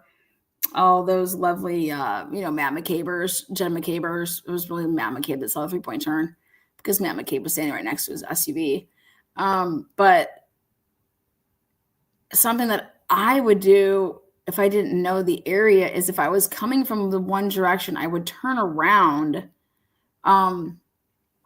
to go back the way that I came.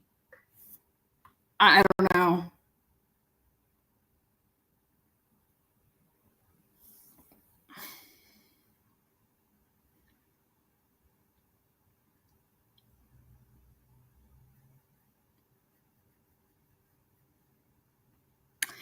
This is what the data says. The data, you can't change the data. You can only change how you can interpret the data.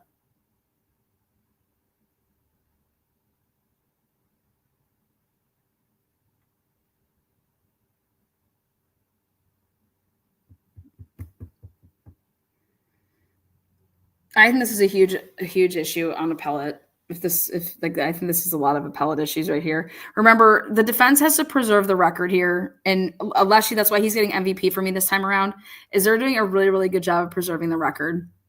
You have to object. You have to, remember, like, this guy shouldn't even be testifying to this.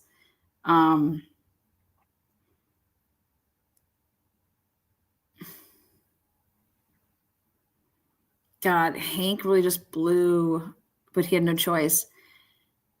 Hank had to have it in this order to testify because he had to introduce Burgess's findings, and then,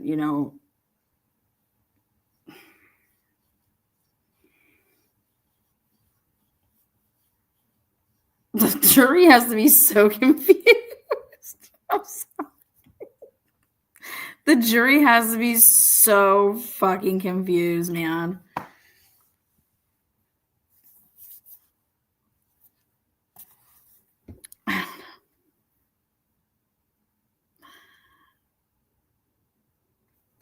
Poor jurors. Please go back to the Vanity Fair article. She states that morning she thought she might have possibly dropped him off at the wrong house. That would line up with Oakdale. Yeah, find me that shit.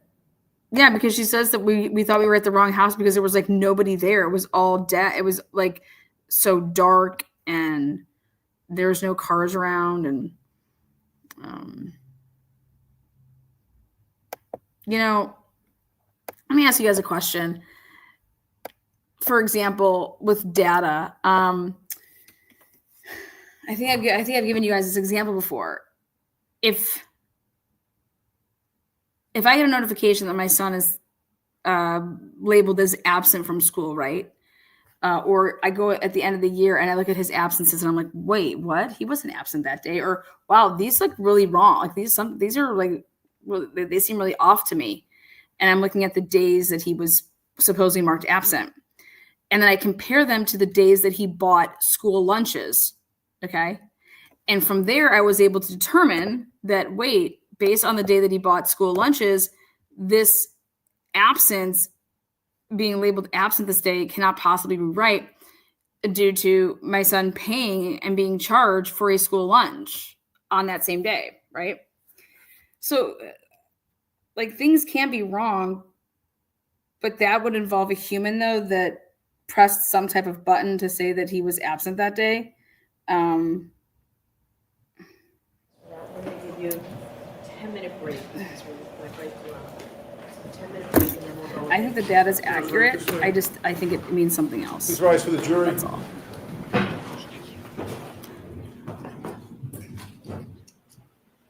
I think the data's there. It doesn't mean anything though. It doesn't mean she reversed her car. She reversed her fucking car. I would have reversed my car if I needed to go the other way too, if I had to turn around to go the way that I was coming. We'll be back in 10 minutes. I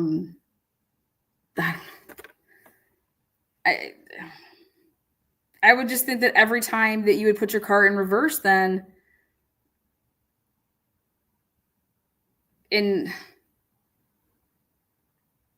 they're saying no because she went for it,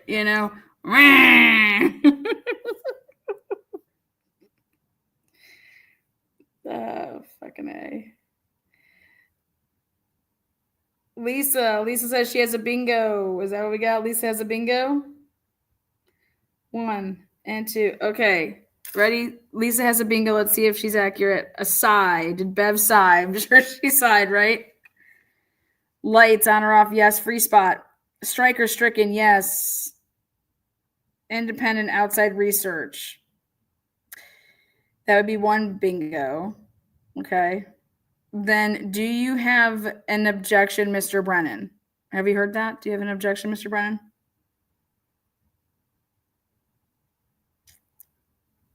Ask it differently. Approach. Let them have it. I don't know. Murky's on it. We will let you know.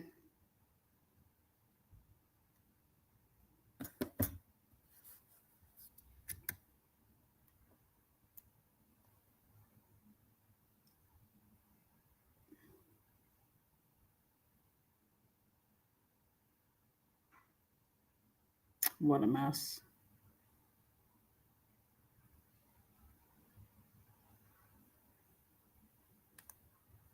My DoorDash is here. I can hear them. Nope, no sign today. Not yet. What about the other ones? I'm just curious. Murky's writing down the numbers, so you got to go off of what this is right here.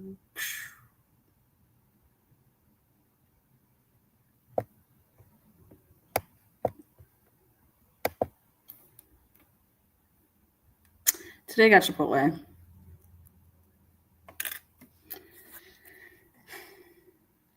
They were here fast as fuck. I have no idea. It's like Jimmy John's fast. Bingo is still going on. No bingo. But here are the words.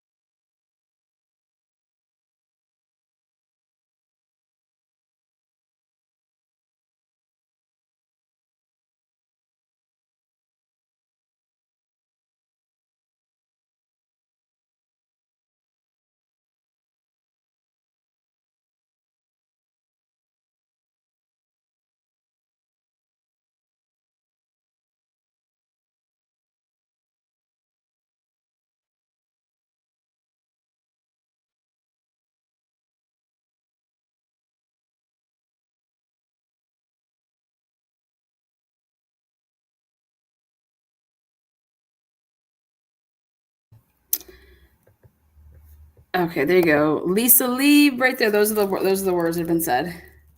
So just remark your little sheet there. Don't go crazy. Let's see if they got this right or wrong. I get such plain stuff. I get chicken, rice, and lettuce. Chicken, rice, and lettuce. Occasionally I get the tomato. Let's see. Yeah, they got it right. Well played. Mm-hmm.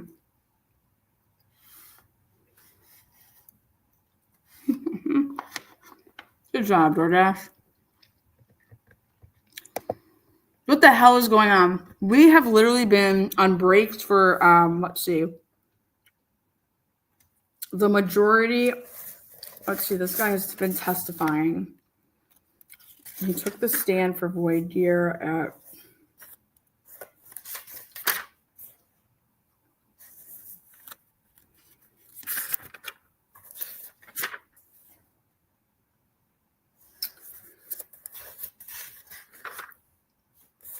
okay.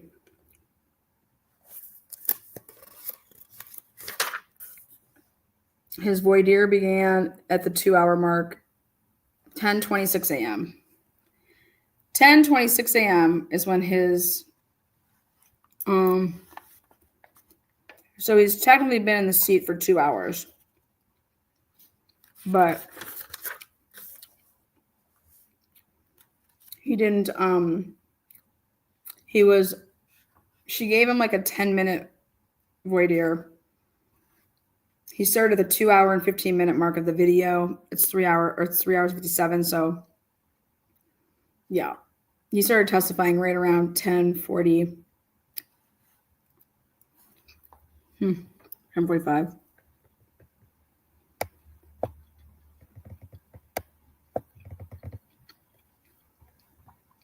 We're ahead of schedule.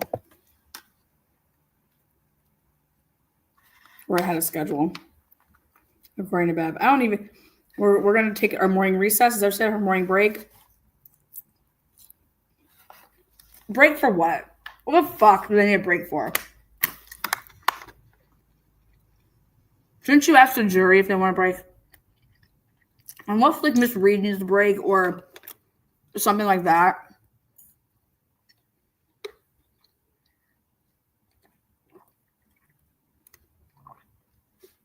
I think they should be eating at their tables. Makes these people eat at their tables and work. We all have to do it. We all have to sit at our cubicles and work and eat. Give me a break.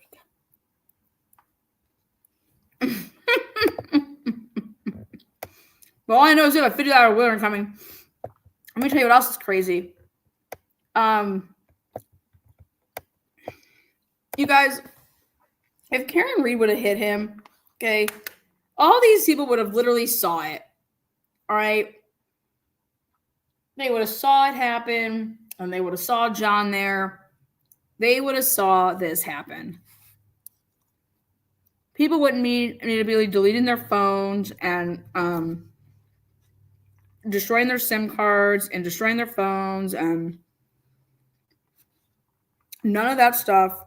Okay, this could have been so limited. Is the only thing that we can look at is that day, the day before, the day after,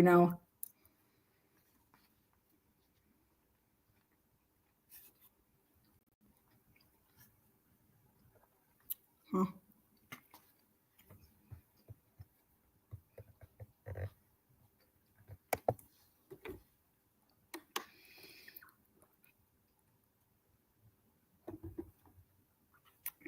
I don't know.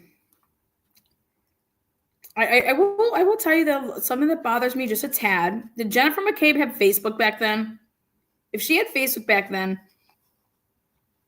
I mean, I could just see Karen trying to like reach out like and hit her up on Facebook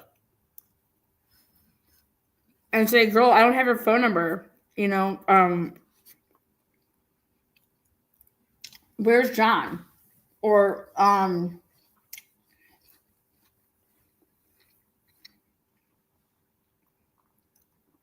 Higgins, John isn't answering. Can you send him out here? Like, are you at this party? Are you here? I don't know. I just think she ran into somebody there. I don't think you just start screaming pervert and fucking losing it and calling him every 30 seconds. Like, that's just something weird about that. But people say, hey, she was ditched. What do you mean she was ditched? He walked into a house that's 10 feet away from her. Get out of the car and just go fucking grab him. Or go in there yourself. I mean, she had no problem just leading the way and walking into the waterfall bar and just walking up to all those people. I mean, truly think about that. That's one thing that bothers me. That's why I think it's about the Higgins thing. And that's why I think something happened right there outside. And Higgins had to have like brought it up. But then Karen gets interviewed and she says, I don't think that John knew about it. I'm like, what? Well, fuck, girl, now my mind's just blown. So.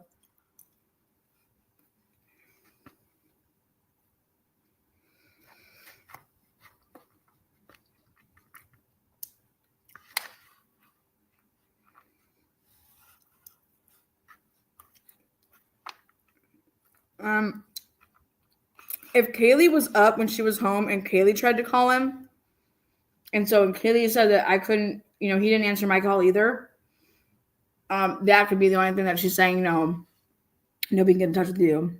And she's talking about Kaylee. I don't know.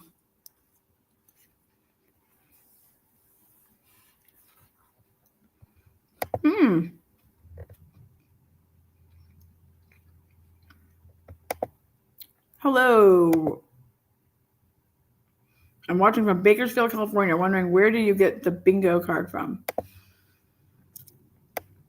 You go to the past live and there's a link that's pinned.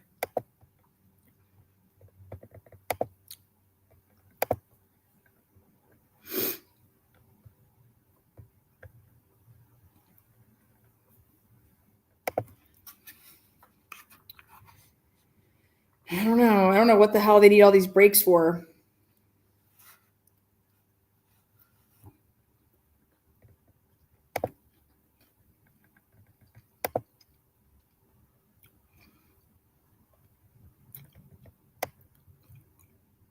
Oh, the light was definitely turned off, so the light switch is part of it.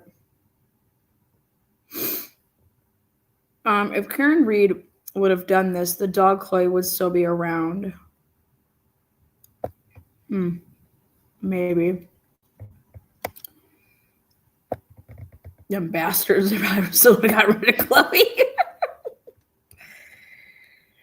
100% bag of dicks. She could have just been saying a bunch of things to John, yada yada. I find it hard to believe that she, that she's like, go check out and see if we're even invited here. Okay. All right. Okay.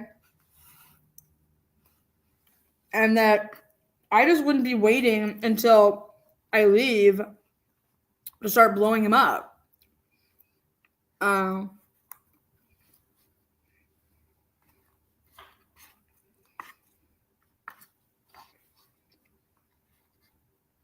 would have been calling him before I left the area.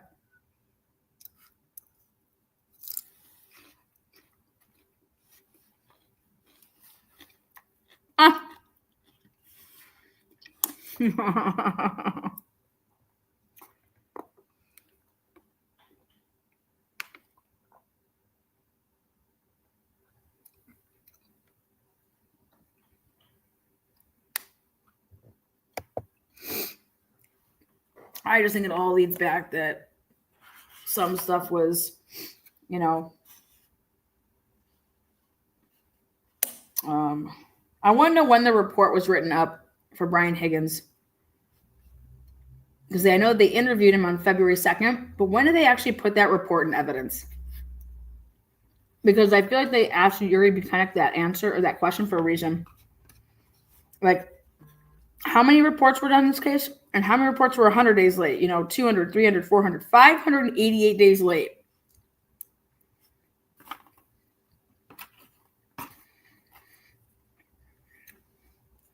I feel like that's going to have some significance here on when the defense starts.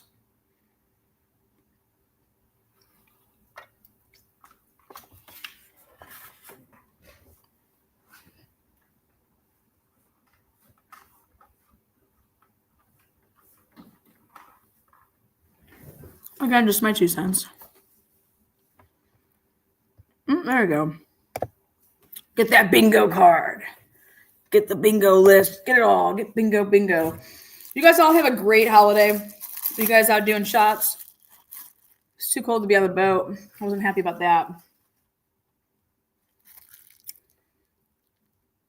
Jennifer, get Jen on the stand. I know. I can't wait. I believe that Jen McKay is being recalled. I believe that Carrie Roberts is being recalled. Higgins is being called. The Albert clan's being called. And I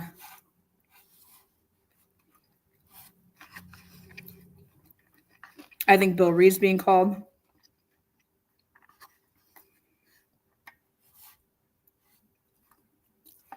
It was your birthday? Oh, yeah, okay.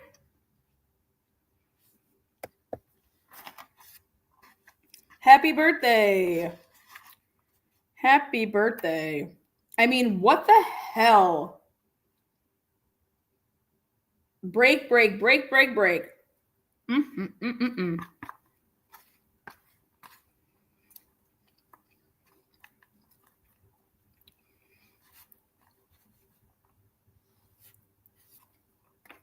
What a mess.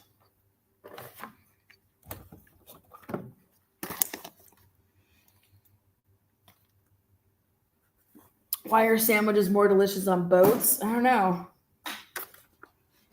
Probably because you're surrounded by all the water.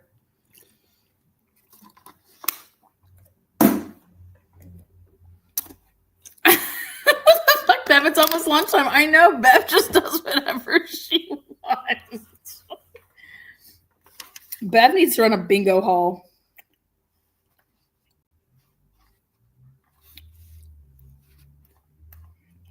I'm always late to bingo. And with Bev at the helm, I'll always be early.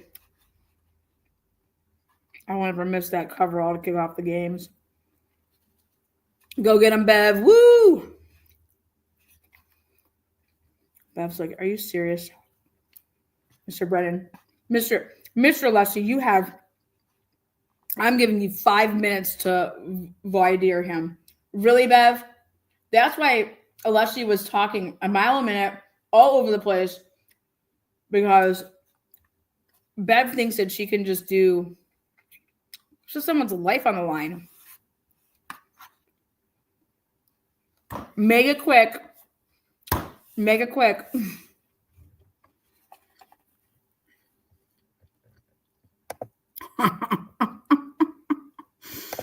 Bev would be ringing off those balls. You wouldn't even know what's coming at you.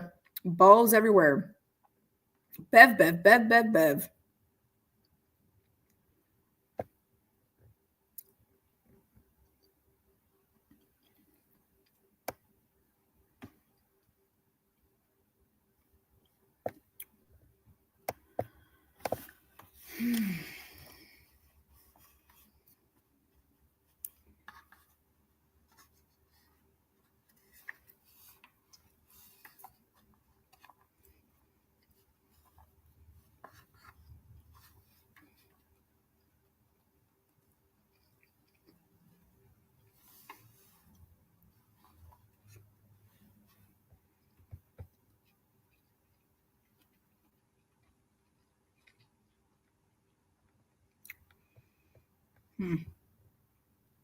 It's all a mess.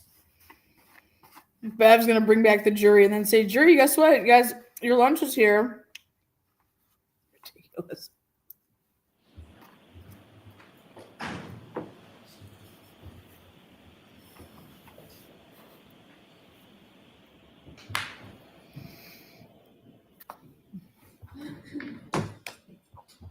Here we go. Let's go, Bev. Here we go. Get it moving.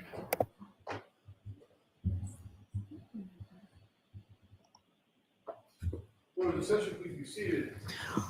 All right, so Mr. Brennan, you can continue. The objection's overruled.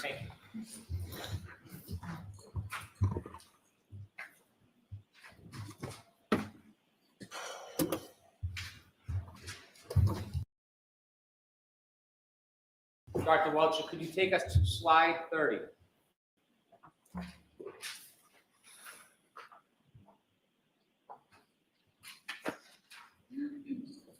Could you zoom in a little bit on the white? I guess Welcher needed a break.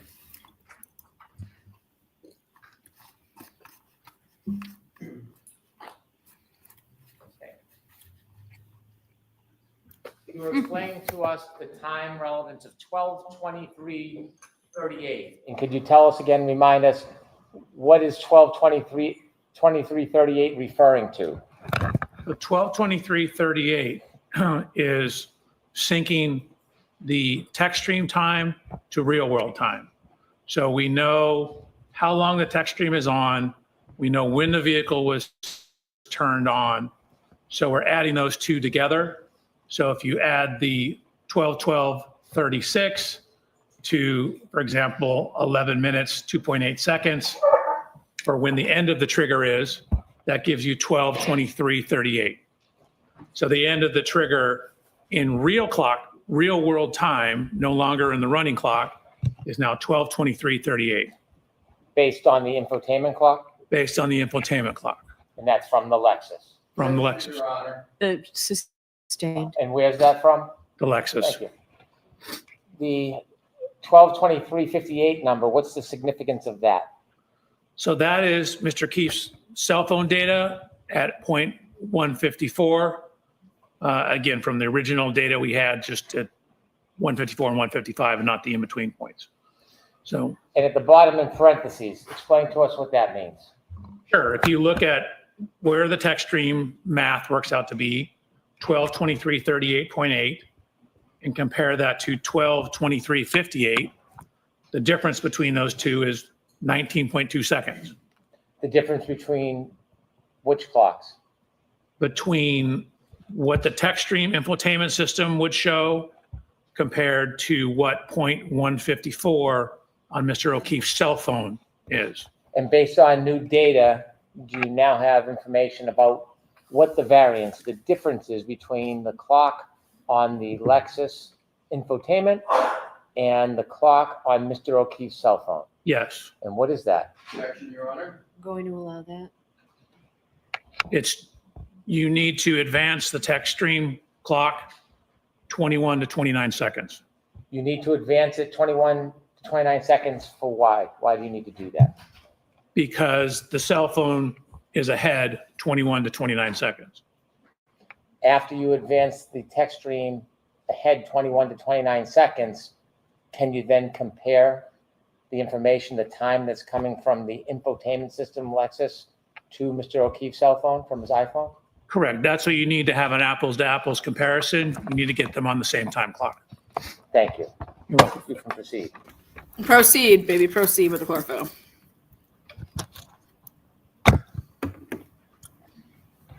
So I think we left off here. So that's 1162-1. So what we have is we have the cell phone data, the original cell phone data on the right-hand side. And then from that text stream data, you know, we have whether it's going forward, we have the speeds, we have the steering angles.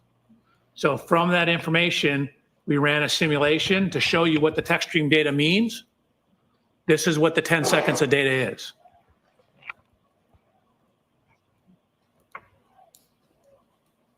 And again, just because the simulation stopped, that's just where the text stream data ends.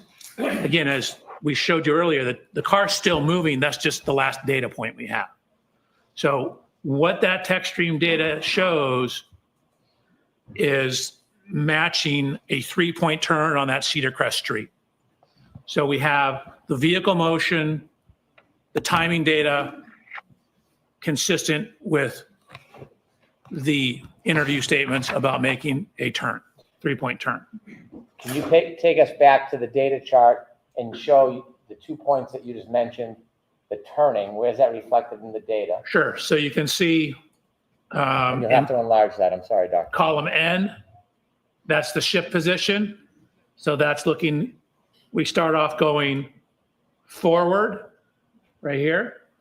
And you can see at the start of the simulation, we're going about 9.94 miles an hour. And then as you start a 3-point turn, you generally start, in this case, if you're going to the left, with the left turn.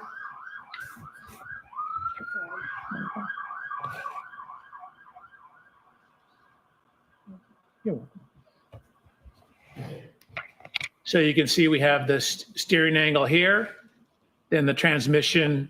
So again, we have the brake application. So you're coming in, but you're slowing down and you get down to a speed of approximately 0.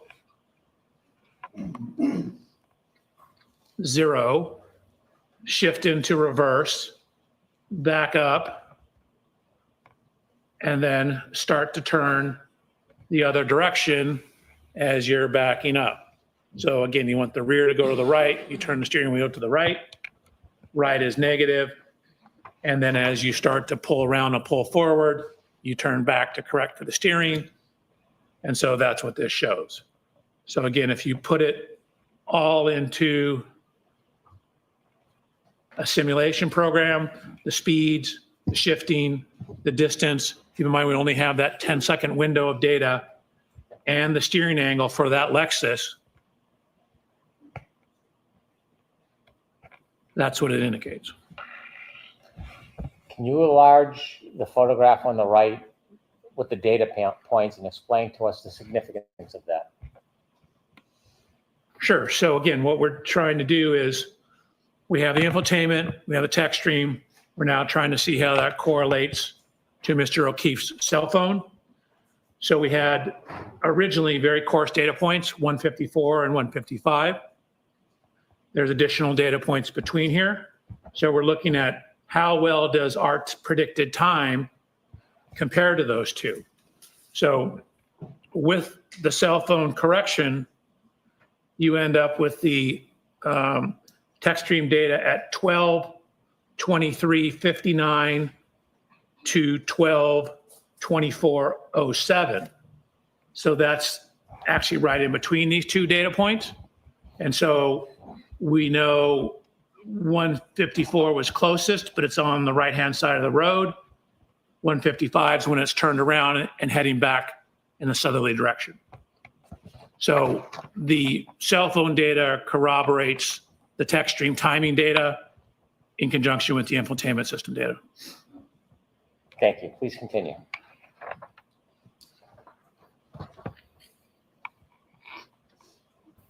Unbelievable.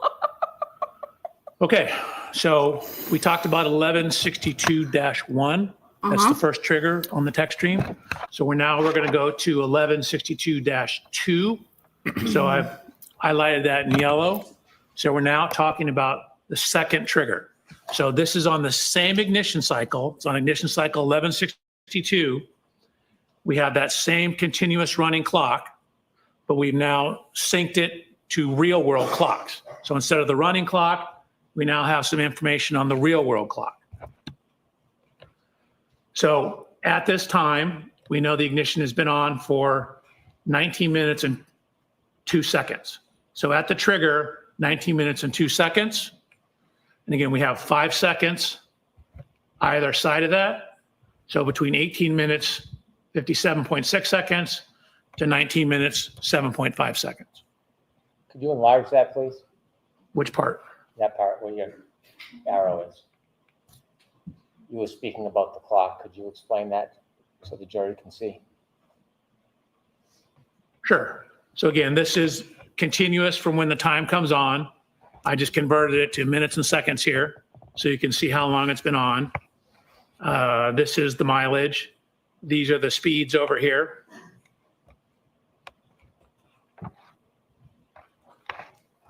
And this is some information on how far it traveled. Again, we have the plus minus. Okay, I have a question. My question is this. They say that they would have had to been sitting in this car, SUV, for like 5 or 6 minutes, and then this event then took place. The way that it's sounding to me is that this event takes place literally right when they arrive at 34 Fairview. Is that how you guys are reading it? I mean, where is this 5 to 6 minute stall session? It's like she's in the one position and then is in the 2 position immediately. And that does not make any sense what the fuck soever with the actual theory of the case. So I'm very confused here what the fuck you're talking about right now, because this is, you're getting to a very, right here is where the defense should literally fucking knock it out of the park. If the defense doesn't knock this portion out of the park and just hammer this, then it's acting like it's all continuous. And that to me is consistent with Karen Reed or who's ever driving, whatever the heck's going on here, that somebody passed something up yet again and is backing up yet again after the 3-point turn. So, sorry, I had to stop it, but that's just wild. And this on the steering, that gives us some information on the steering. Really, there's very little steering going on at this point. Slight leftward steer. Dr. Welcher, did you determine how long after the first trigger, that 3-point turn, that this second trigger occurred? Yes. Okay, here we go. 3-point turn occurred about 8 minutes after. You said the 3-point turn occurred I'm after. sorry, this event, I misspoke. 11.2 occurred about 8 minutes after. After the 3-point turn. Correct. Okay, thank you. Oh, great. Here we go. There you go. Can you walk us through this data? Sure.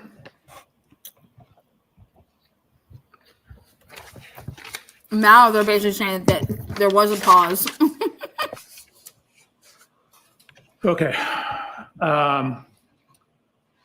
So we have the accelerometer data here.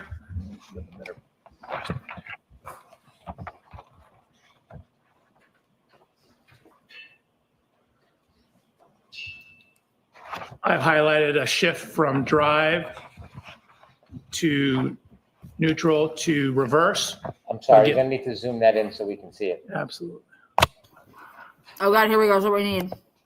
We have information on the brake switch, brake oil pressure. We have the acceleration data here. And then from that information and using the acceleration data, calculating the speed at which it's backing up.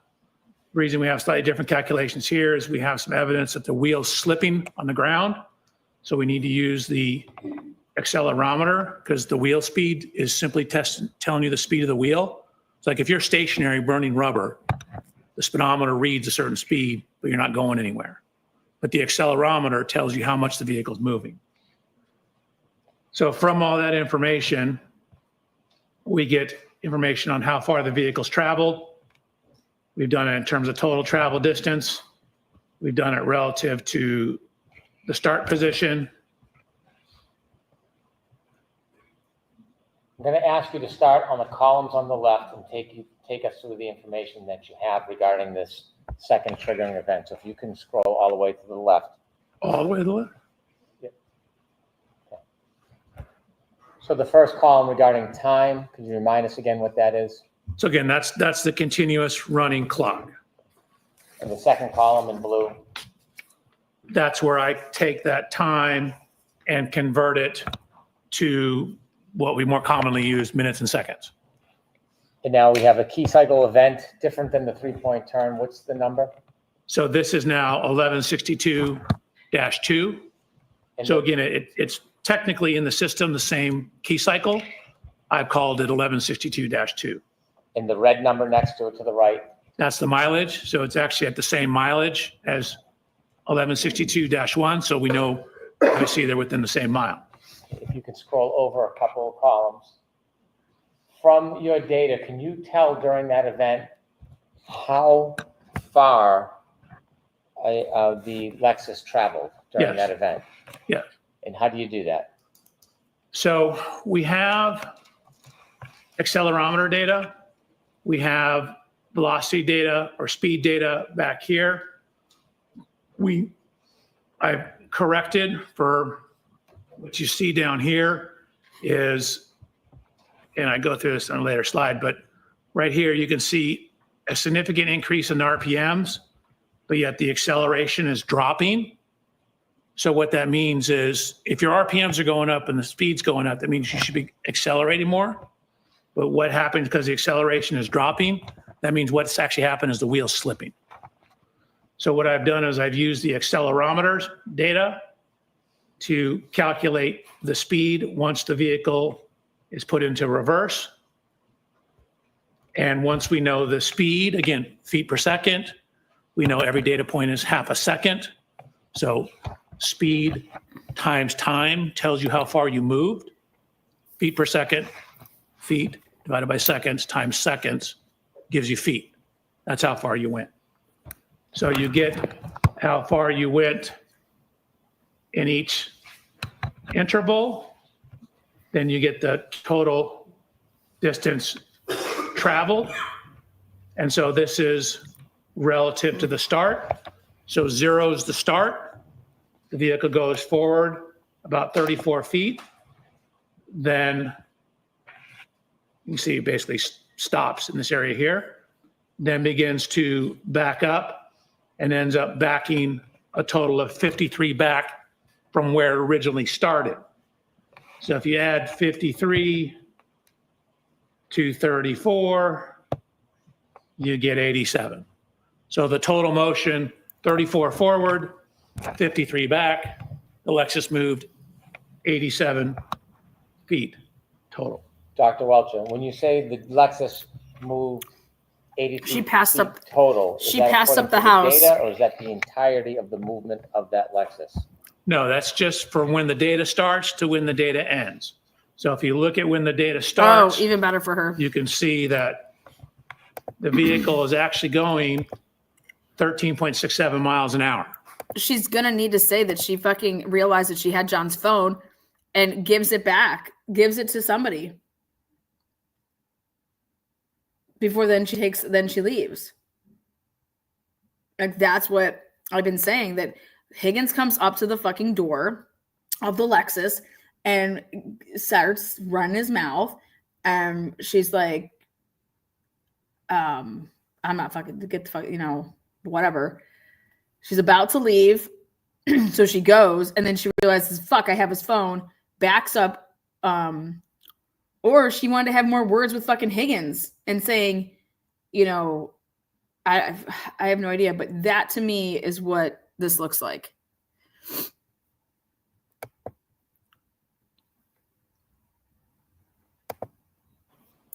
when the data stops, the vehicle is still going 23 miles an hour. And you From can the- see, I'm sorry. you can still and see that it's still at 74% throttle. So, you know, this is 3/4 of full throttle in reverse. So to start with the distance traveled, if you can go to the top, we see that the speed is 13.67. Is that where the data gets picked up? That's where the first data point is. Again, the trigger is here. This is 5 seconds before the trigger.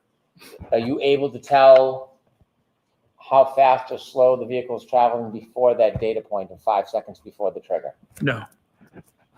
And likewise, on the bottom, the speed. At the end of the 10-second data points at 23.61, can you tell whether or not that speed stayed the same, increased, or decreased? I mean, considering you're at 74% throttle, it likely increased. How much, I don't know. And you can see that up here, she's on the brake. Down here, she's not on the brake. And so she's not on the brake and at 74% throttle. And what is the percentage of throttle that has to be initiated to cause a triggering event? For a shift into rear and a rapid throttle application, it's 30%. If you look at the next column over, if you can go to the top heading for the jury to see the engine RPM data, could you explain that? Sure. Again, that's the engine RPMs. And so, as I mentioned, you have this jump in engine RPMs and a very dramatic jump in the reported speed of the vehicle.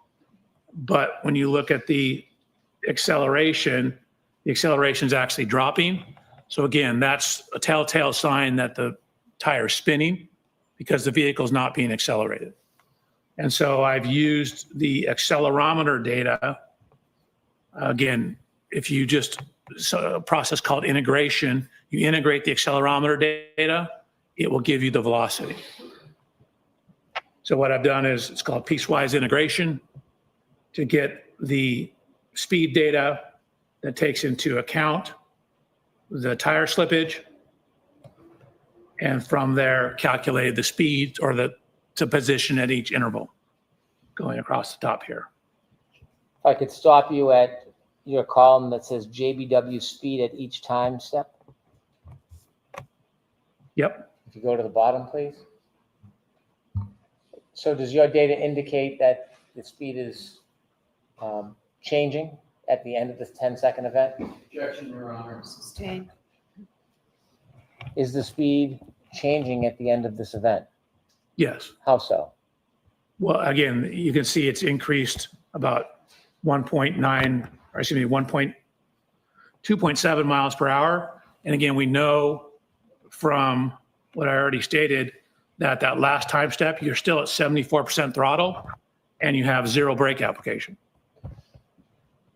Is it possible from the data to tell how far the Lexus went forward before it went in reverse in total as far as feet? Not in total, no. We just have this 10-second window. I can tell you what it did during this 10-second window. Is it possible to tell how far it continued after the data? No. The shift position changes from 1 to 0 to 2. Can you again explain to us what that means? Sure. 1 is drive, 0 is neutral, 2 is reverse. And then brake switch status, again, a 1 is you're on the brake pedal, enough to activate the brake lights. 0 is you're off the brake pedal. Each one of those indicators, 1, 0, 2, how much time is for each of those? 0.5 seconds. So can you tell how long the Lexus was in neutral for? So again, it only occurs at one time step. And again, there's a little timing issue. Like we only have data every half second. You don't know exactly where in that time it was. Okay, you can continue, Dr. Welcher. Next slide or continue on this slide? Unless there's something else you want to point out to the jury on this slide. No, I'm good. The next. So similarly, using this information to then try to tie it back to the cell phone data to make sure we have the real-time information. Again, this was written back in January. before I got the additional information. So what you can see is, I'll zoom in. Again, we're now talking about trigger 1162.2. We know that that's 18 minutes that the vehicle has been on, 18 minutes, 57 seconds, 19 minutes, 2 seconds. This is the range. Again, the plus or minus 5 seconds. The 19 minutes, 2 seconds is when the trigger occurred. Infotainment system, adding those two together, 12:36, plus the 19:7.5 indicates the end of 1162-2 is at 12:31:43. It's for Ian Whifford's report. 43, is it based on the Lexus clock from the infotainment system? It is. It would need to be corrected to the O'Keefe cell phone data. So when you reconcile that variance of 21.29 seconds, what is the time? You end up with 12:32:04. So if you simply take this and add 21 seconds to it and add 29 seconds to it, so you get between 12:32:04 and 12:32:12. When you reconcile the two clocks and you have that range of 12:32:04 to 12:32:14. 12:32:12. I'm sorry, 12:32:12. Does that simply accommodate the window of data, but not before and after? Correct. So, again, even on John's O'Keefe's cell phone, even within his cell phone, there's somewhere between 21 to 29 seconds difference on his cell phone. So even that one piece of instrumentation has some variance to it. So we know it's between 21 to 29 seconds at this approximate time. So this is taking into account that variance. So the only time window that you have is based on the data, and that's reflected in the 12:32:04 to 12:32:12? Sustained. Is there any other window you can accommodate with the data you have other than that 10-second window? Yes. What's that? So I was given information about a final lock event on the phone. Let's stick with this window if we can. Okay. Since you only have 10 seconds of data, is it possible from the Lexus clock data to have a larger window than this 10-second window? No, the text stream will only give you a 10-second window, Okay. but it doesn't tell the whole story because the vehicle's still moving. Understood. Okay, continue, please. So I have this other event, a lock event, and the information I was given that at 12, it's 12:32:09. And so we have the text stream data ending at somewhere between 12:32:04 and 12:32:12, which puts this number right in the middle of that, more or less. Continue. Is this a good place to take a luncheon break? Certainly, Your Honor. Okay, so why don't we do that, Junior? So we'll take 45 minutes for lunch. And again, Dr. Wilson, you can just follow up. Thank you, Your Honor. Thank you very much. You are muted. All right, there it is. There's our lunch break. Wow. Okay. Okay.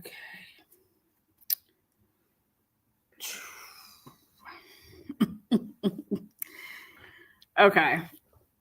That curb that's right off of 34 Fairview Road. It's a curb, it's a berm. It's, if you go and look at like Oakdale, you go look at other streets, they don't have this. It's like the old school, it's raised asphalt. Like it's like and so if you have to pull around somebody, if you're driving up the street and you're pulling around somebody, and then you're going to try to like go up next to, are you kidding me? Go up next to the lawn, right? And you're not used to like, why would there be like this freaking curb, you know? You have no idea that this curb is up against it's like the berm. Why would you think that that would be there? She have no reason to think that'd be there. So for me, if I was driving and I'm not familiar with it, I'm going up to like be on the side of the, the grass, I could see somebody easily curbing it, like going over it. Like she has a Lexus, like it's higher up, like, and that she went up and she's actually on the grass and one tire is up on the grass and the back is still like on, and she actually could have like been driving a little bit like with one of her tires up on, you guys know, like, come on. And so she's up on the right side of her car with the right tire is on the lawn, up over the berm, and the left side of the car is like this. So, I mean, like, I'm sorry, but people do that all the fucking time. Especially if like if you're in an area that you don't know, she'd have no reason to think that that would have been there. So then that to me would make sense that she would be, oh fuck, let me reverse to come down off of it, or you're going to go forward and try to like come back down and around, like come back down and off of it. But why would you want to bring your whole car up when you can just like go backwards?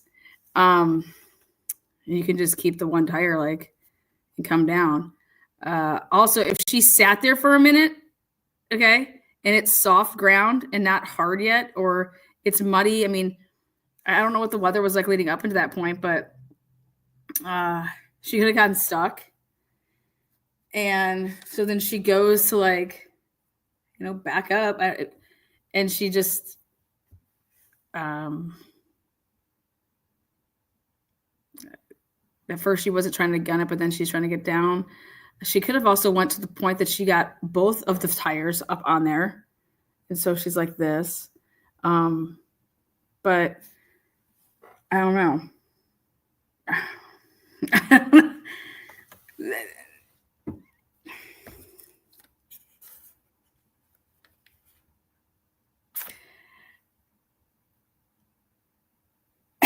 Let's just you bought the fucking car, okay? You bought the Lexus. Go reenact it. That's why you bought the car. Go reenact it. Go reenact pulling out of the garage and hitting the Traverse. Go reenact everything that she did that night. Bring your phone, do whatever. Go do some reenactments, okay? Record yourself doing it. Do some reenactments. Take the car and go do what you think she did, okay? And then you're going to show the data. If they don't do that and show this jury that, it's a not guilty for me if I'm on the jury, because well, you said you went and bought the car. What'd you buy it for? I'm assuming to do this reenactment. And let's see what, then take that infotainment center out, and then see what it shows you, okay? With all of your little testy poos that you're going to go do. I mean, that's what you would do. You would test all this shit out. I mean, that's what you're supposed to do. Why wouldn't you? Well, the only reason you wouldn't do that is because if you're afraid that it's not going to show what the data says. So, and if it's me, I'm not taking the job unless I'm able to check my work like that. Unless I'm able to replicate what the data shows. And then I'm able to show what my movements were that replicated that data. Right? If you're not going to allow me to do that, then I'm going to tell you to go piss up a fucking tree, because I'm not going to put my name on something if you want me to get up on in a murder case and do all this stuff, I'm going to test my work, right? If there's a way to test it. So I'm just curious, did they do all that?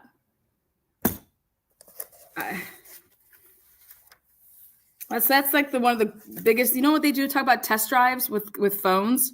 What do you think that means when they're doing test drives with phones and they're seeing all the different area and the coverage area, right? This is no different. You're testing it all out. I've always said from the beginning, though, John's phone not moving after 1:32 a.m. You're going to want to explain that. And their explanation is that John was being beat down. John was in 12:25 to 12:30. John's being incapacitated. So who did the peer review? Who the fuck knows? I think it's interesting that he was given all that material. You guys, I don't blame this guy. This guy's legit. This guy's solid. Okay. He's taking the information that he's getting and he's pumping it in. He didn't research this case and to know what the fuck is being accused or what. I mean, that's not what he's supposed to do here. This is all the information that you provided me because either I asked for it or you gave it to me. But I would want to have a lot of say in what I'm supposedly going to be talking about and that I could test some theories to test the data. I mean, that to me, it's just like you telling me that my cell phone was over there, two streets away. And I'm like, well, I'm over here though. How could that be? Did you go and test it? Like, if you're going to say something like that, how do you prove that? But I'm over here saying, I'm actually at my house. I'm not 2 streets away, but the data is showing me that I'm 2 streets away, but I'm not. So bring your happy ass in here, use my phone and see what the data shows you when you do it. Oh, wow, I did make a call from this house and it did show that I was over there. You know, whatever it may be. That's the glorious. Like, that's, I just think is like, we have a way to test our work. Why wouldn't we do it? Heidi, who did the Google search? Heidi? Heidi, who did the Google search? That'd be Jen McCabe. Did the Google search? How slow to die in the cold? Again, guys, I'm not saying one. This has nothing to do with. This is just the data like he's providing, and this is what the data says. This doesn't mean that Karen Reed did anything. There's always, in my opinion, there's ways to interpret things. You know, just like we could both watch and witness something and how I interpret it, or we could be in the classroom listening to somebody explain something and how I interpret it versus how you interpret it. And that's what cross-examination's for. And I just want to point out that you're not able to tell any of this. You wouldn't know anything about this if these things weren't available, right? And so you're relying on a lot of things being accurate. You know, like that type of stuff.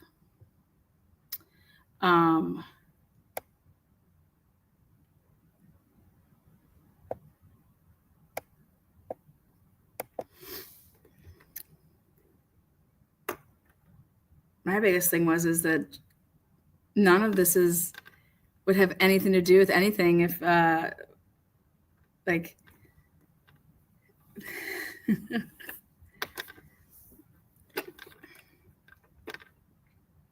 these points, these trigger points, there's no GPS data associated with them. So they could have happened anywhere.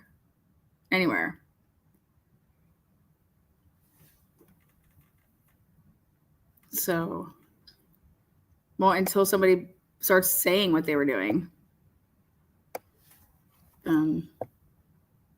At first, all we knew is that these 2 data points happened between the time that the car was turned on at 12:12 a.m. until the time that the car was turned off at 12:42 a.m. And then from there, they were able to continue to bust things down. But where'd the SD card come from? That's a big point. Okay, with all the data on it. Where did this come from? How do we know if the SD card is legit? That has all this data on it. Okay. Tully's involved in that. Fuck Tully, man. He's a cheater. He's a liar.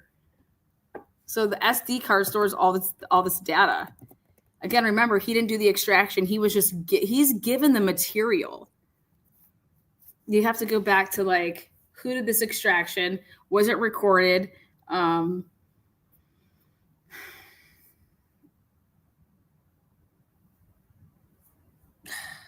Sad. And I think regardless, the jury is so confused, guys. We know this case. Okay. The jury, this poor jury's like, the fuck? I just don't want the jury to think that these people just attempted to railroad Karen Reed versus like Karen Reed. Like, what I mean by that is that they just added to the evidence. They planted more evidence to secure a conviction. Okay. I don't want them to believe any of that, you know?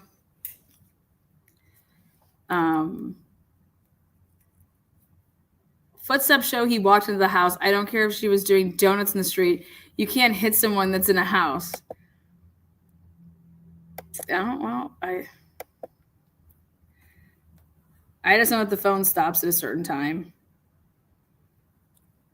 And it doesn't look good that the phone is stopping at the same time that this is being alleged with this data. It doesn't look good for Karen. So you want to explain the data a different way.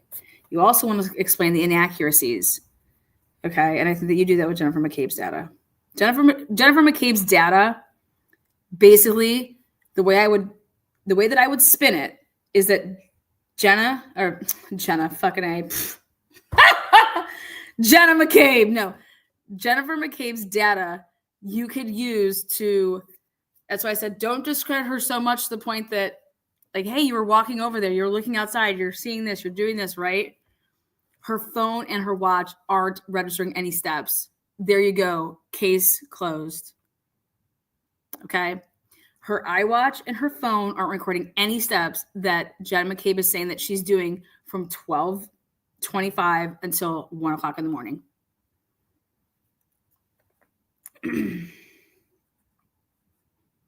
That means that John's phone could have been doing the same thing. They both had iPhones. They both were in the same area, and maybe that area is just really, really bad for cell phone service. Maybe it's really, really bad for who knows. But if you show it to the jury, it's right there, and everybody knows how accurate. She has a watch on. He went down steps, period. That doesn't register down steps. Sorry, but that's just not accurate. iPhones do not register going down a flight of stairs. They only register going up a flight of stairs. Sorry, that's fact. It took me 3 years to finally get that figured out. 3 years. They don't register down. They only register up. The elevation. So the 3 flights of stairs are all up, up, up. So there's always an explanation though for the data in another way. The data only tells us so much. The data doesn't tell us the story. The data doesn't. And he just said that. He just said it. Well, she's going to handle him. But I think this guy is, obviously he knows, unless he lied about how he got all his fucking degrees and you just got to put yourself in the position of the jurors. And is there reasonable doubt here? Yes, absolutely. I personally don't think that Karen should have spoke. I don't think that Karen knows. I think that, or whatever Karen does know, she's never spoken on. And I think that her lawyers told her never to talk about it. Again, that's just my opinion. All I know is that Dr. Judson Welcher is a USC guy. Either you're UCLA or you're USC, and he's a total USC guy. And he bored the living fuck out of me. Boring. Boring to hear. It's the same shit we've been hearing over and over and over.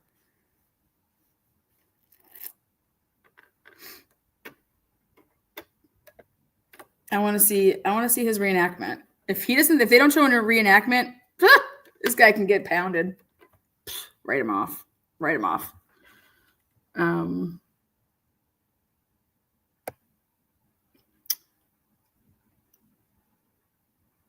Karen Reed was overcharged. Everybody, whoever would have been in her shoes would be overcharged. Carrie Roberts is to blame for that. Karen Reed, totally overcharged.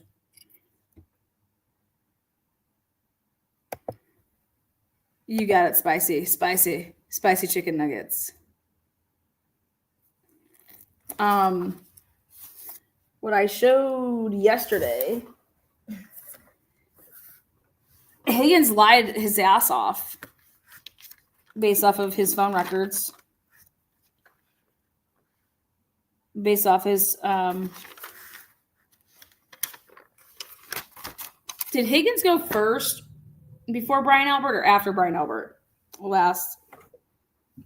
Because the defense is going to be able to go in a specific way. They're going to be able to go their way, their route.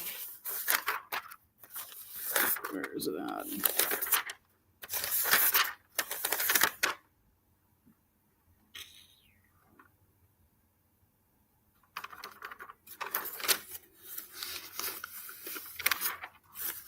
Okay. 7:20, 7:30, and 7:56. Brian Higgins and Brian Albert on the phone together. 7:20, 7:30, and 7:56. Normally that means when your guys are not in the same place, but maybe they were, and Brian Albert was hiding upstairs. I don't know. $9.99. Josie Lou and Company. For a search to be deleted, had to previously exist first. For stairs to be recorded up means we have first had to take them down. No. Not if you go upstairs. When you go to your house, I don't have to go downstairs to come upstairs. I just walk upstairs from my main level. I just disagree with that. But if you go to a basement, then you have to come up.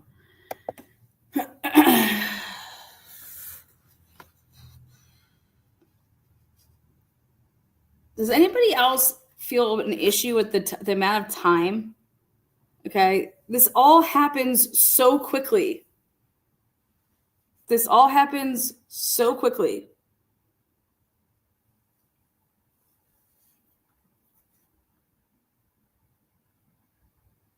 I have an issue with the amount of time. With this, just like boom, all hell breaks loose. So I think that you need to put emphasis of the waterfall bar as much as possible. What's up, Bella? How you doing, girl? What you doing, girl? Can you pin that link? Good to see you in here. This just happens too quick for me. I mean, it was just like, boom, it's on, you know? It's on. Don't worry, Bella, you haven't missed anything today. Bev's been just having sidebars after sidebars. How many new members have we had today? I've seen a lot of new green names. I think it's something like 27 new members. Sweetness.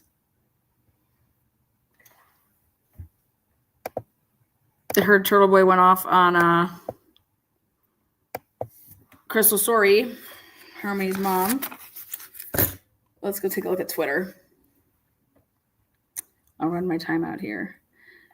Let's see. Twitter, what do you got for us today? Twitter in the news.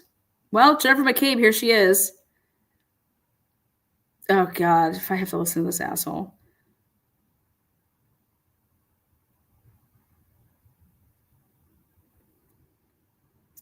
Dude, the only people that I swear comment on my thread or that I get is all these Karen reads guilty people. The simulation used is incredible.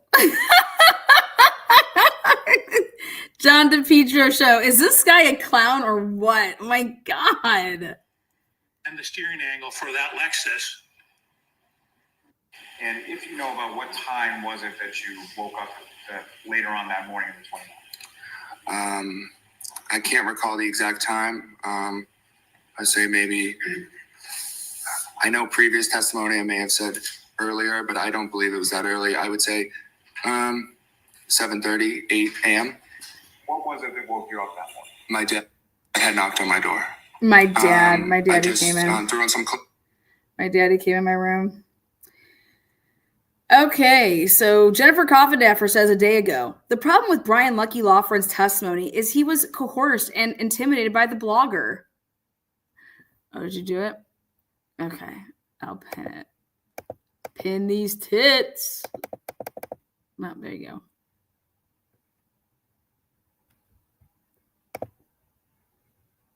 Fuck. All right, there's it if you need a card. Hold on. I was in the middle of doing something. I'm getting my Twitter on.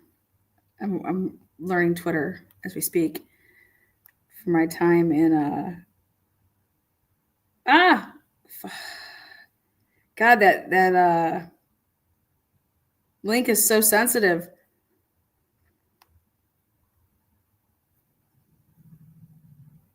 Okay, got it. It's pinned. Okay. Twitter time. Lunchtime, Twitter time. So, okay. I don't believe he ever saw a Ford Edge outside 34 Fairview. The Edge likely was suggested to him since the Alberts owned a Ford Edge vehicles, but Lucky didn't say the right color. Yes, I know Luck is colorblind. I guess she knows him really well. Luck is colorblind, but colorblind people know gray from black. He said gray. The Alberts vehicle they were black. Anyways, I don't think such a vehicle was ever there. This is what happens when witness intimidation occurs. God, she's still going at this. The blogger tried to intimidate Jen McCabe too. Thankfully, she was strong. Sadly, it worked on Lucky. Lucky is a piece of shit. Fuck Lucky. That worthless maggot. Fuck all. Imagine that, having information that could exonerate an innocent woman and then not saying it because you're what? You're scared? Fuck you if you're scared. I'm so sick of these motherfuckers who are scared of the Albert. What are they going to do? Murder you? They already did it once when no one was watching. They're not going to do it now. Everyone's always, and I'm also sick of people telling me I should be scared. You should get a gun. You should get cameras. I mean, I have cameras, okay? But you should do this. You should do that. Dude, for the millionth fucking time, important witness in this whole fucking thing is Lucky Lawfriend. And so fuck all these people like, oh, his wife died. Okay, I'm sorry your wife died. Sorry. I don't get to play the victim card and obstruct justice. Because Lucky Lawfriend is a useless fucking towny piece of shit who is covering up a murder. This is the most important witness in this whole fucking thing. Because he's a big, lucky pussy. That's what he is. He's a big fucking pussy. And he's a lying piece of shit who knows about the fact that John O'Keefe was not there. He can testify to it, and he's choosing not to. So fuck every single person out there defending this useless fucking maggot, Lucky Lawfriend. He can burn in hell with the rest of them. And by so this is what Jennifer Coffindaffer tried to intimidate Jen McCabe too. Thankfully, she was strong. That's what she put on her fucking Twitter yesterday. Sorry, you guys, it's Twitter time. So this was posted one day ago. Jennifer Coffindaffer taking clips from Turtle Boy's channel. Back in the day, I guess. I don't know. John DePietro show says 2 hours ago, the doctor is talking right to the jury, holding court in court. Jessica Machado, an almost empty press box for the Karen Reed trial, and I'm sitting in a Starbucks watching on my laptop. This system is flawed. Good, she noticed it too, and I said, holy shit, but then they all piled in. Maybe if I write I hit him in the subject line of my weekly request for press access, I could get a seat. True. Ted Daniels 3 hours ago says, Dr. Judson Welcher is called to the stand without the jury. Betterow, in a case that already is 2 hours ago, in a case that already is one of one for many dubious reasons, this voir dire is remarkable. The prosecution continues to move the goalposts. You never see this happen in the middle of a trial. nor do you ever see a court tolerate mid-trial sandbagging at all, let alone on matters as significant as this. 100. I told you guys that earlier. I said this is Karen Read as a walking appeal. Like, give it to her.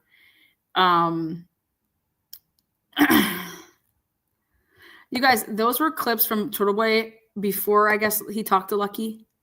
Okay. Again, Jennifer Covenant for going back and clipping this stuff. I have no idea what it is. I'm simply playing it because I'm going through the Twitters. This is Twitter time. Don't believe everything you hear and read in Twitter. I just love whoever Sarah Rose is. It's so much better in slow motion. Who was the guy that gets literally pushed coming out of the plane? Who was that dude? I was watching that. And he just takes it like a champ. He's like, waves. He just got fucking assaulted. Oh, God.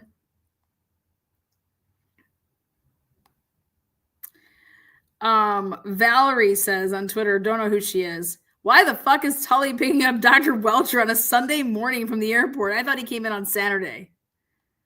Jeez. Emily, no idea who she is. 2 hours ago. Aleshi will destroy this man, and my guess is Welcher will not be testifying as an expert again, and lawsuits will be coming his and his company's way. Yeah, President of France, that's it. I couldn't think of his name. Justin Bieber hates his wife.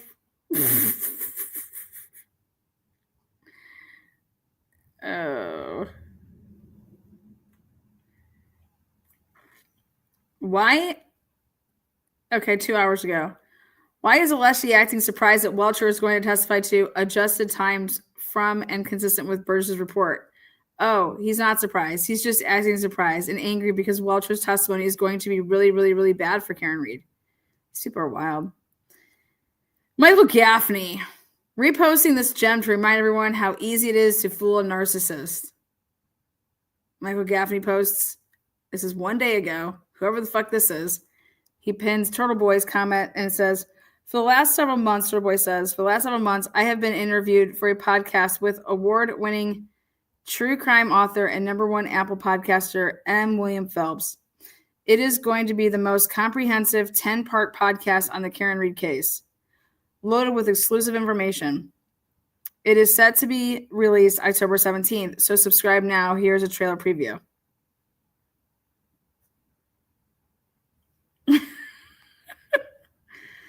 Oh, for fuck's sake.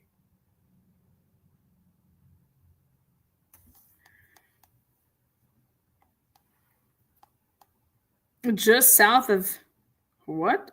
History. Tully is picking up Jed Welcher up from the airport, ? We can't use Uber now. We have to use someone from the NCDAO. Oh my God. Could they be any more obvious?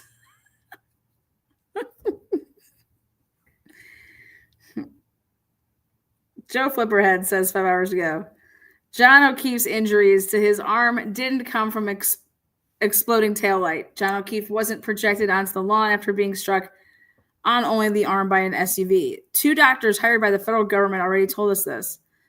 The Commonwealth ignored them and paid Judson Welcher to say otherwise. Think about that. Think about how crazy that is. The FBI pays Arga. Arga comes in, tells him this is not, no, sorry. And the Commonwealth's like, yeah, we don't think that, yeah, we're going to go our own route. I think that they should be able to talk about that.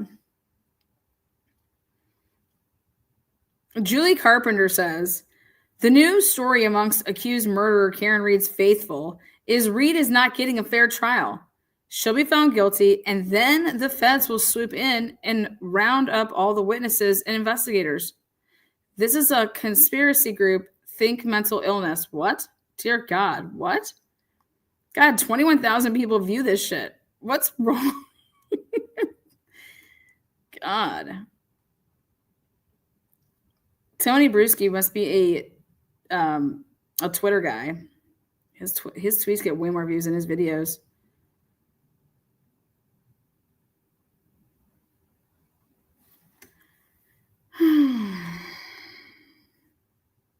Anybody else want to hear anything?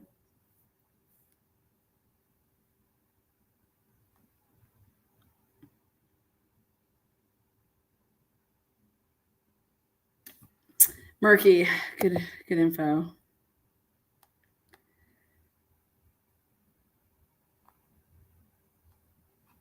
Oh God. JLR.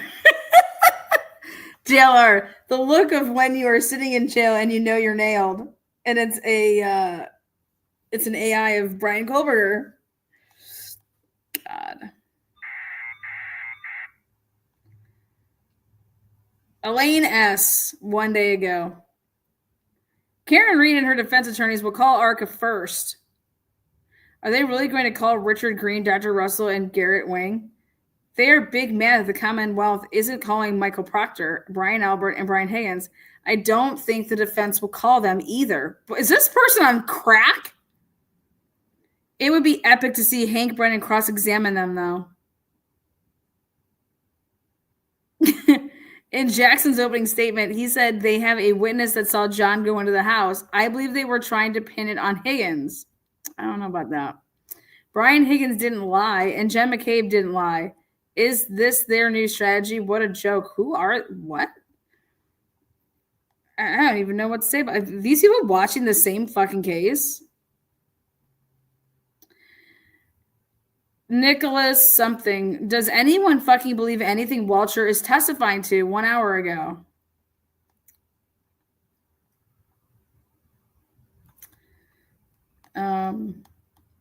What else do we got?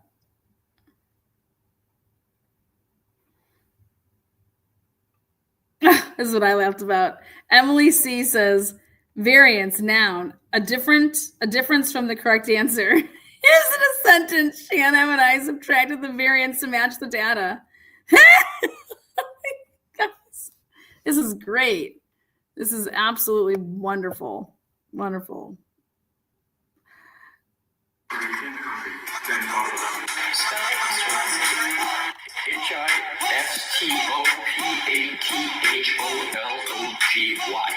You know what that means, man? Histopathology. HISTOPATHOLOGY. You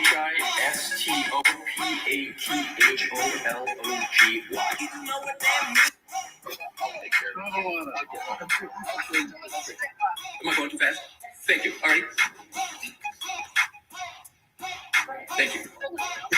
There. Had our own house. They had our own car. Oh, you a bad bro. And believe me, I can empathize with Attorney Brennan on that. It's a lot to digest. He and I are both coming into this second trial new. So I appreciated the comments he had made before.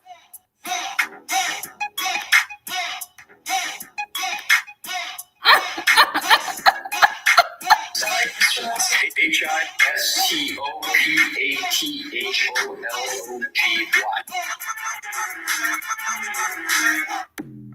You guys like that?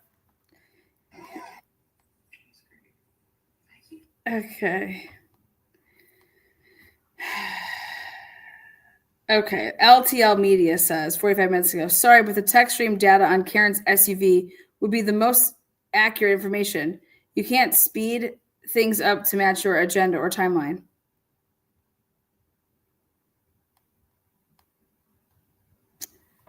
Grant Smith Ellis, 3 hours ago. New. Here was Karen Reed's arrival for today's session of the John O'Keefe and Karen Reed retrial. After an extended 45-minute sidebar, we are about to come into session in the next 20 or 30 minutes. Watch live with the Karen cam and chat with the towel friends here. What? The fuck? There's a Karen cam. Let's see what's going on over here. Line reconstructive analysis in the context of a complex criminal case that I've ever seen in my entire life. Murder Maestro is a once-in-a-generational talent. I don't even think this human being is really a talent. I think he's just this like omnipresent force that has the capacity to do this kind of work on a sort of amateur level that could easily with some like with a dedicated budget and working in some bureaucratic system, apply this in a way that would be as good, if not better, than any expert witness in any criminal. God, holy shit. I can't believe people. Ooh. Yeah, ooh. All right. Is that all on Twitter? Anybody else? Oh, I like Real Kim. Where the hell did that one go? Real Kim. Here's Turtle Boy. Hank Brennan recommended his most important witness change his report, according to the witness.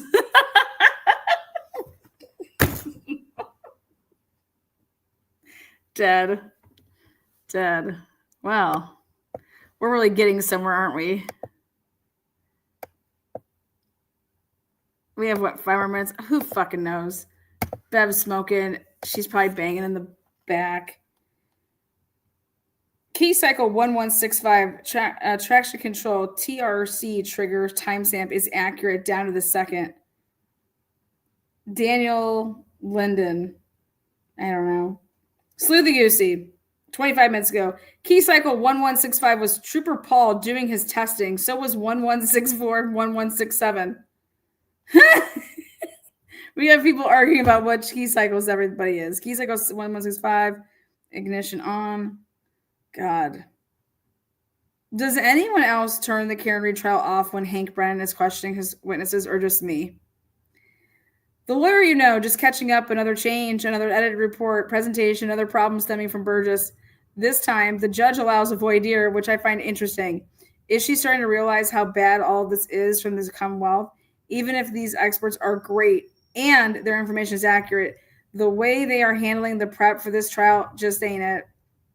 Aleshi uncovered multiple issues in a short VD.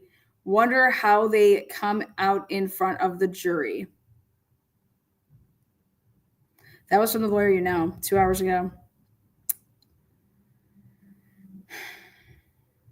God damn.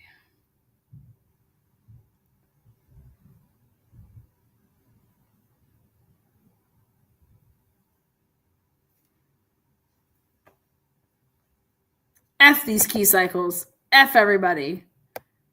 F it all. Effin. Epinephrine. Jeez.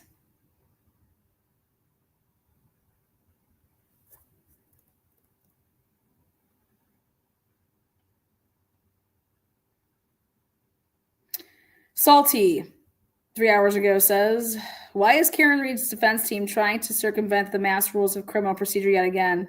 Short answer. Because Hank Brennan outplayed them in the game of trial strategy, and they didn't call his bluff, period. Judge Canone has discretion, but I hope it's denied. And this has to do with them wanting Matthew Coleman, Michael P., all those 4 witnesses.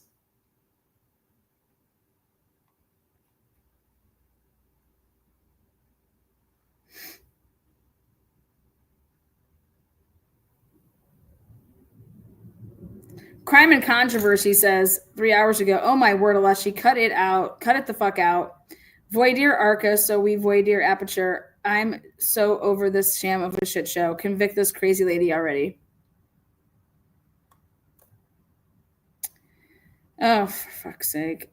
John DePietro show 3 hours ago. Karen Reed is trying to communicate with Aleshi while he is up at the podium. LTL Media says Welcher is flat out lying. Criminal case. Have you been called by the state or the government?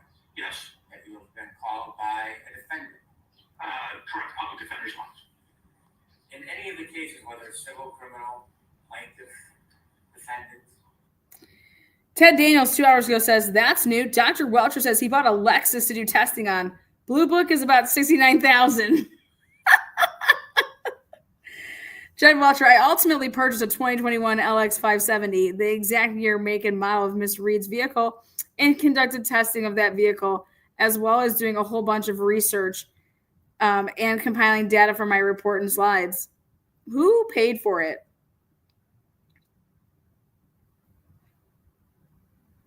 The Browns just completed a great day at OTA's day number 1. If anyone knows Jen McCabe, hashtag Jen McCabe, please advise her that some psycho Karen Reed supporters are literally stalking her. This is not normal behavior. Oh my God. Everywhere she went, they were taking pictures of her eating and having lunch. Jen McCabe sure was in the Cape this past holiday weekend. We spotted her at the some house of pizza without a care in the world. Then Jen McCabe spending Memorial Day weekend on Cape Cod. Jen McCabe, get the fuck out of here.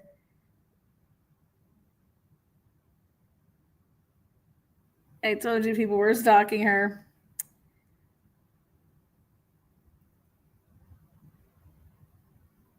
Oh God, Turtle Boy 2.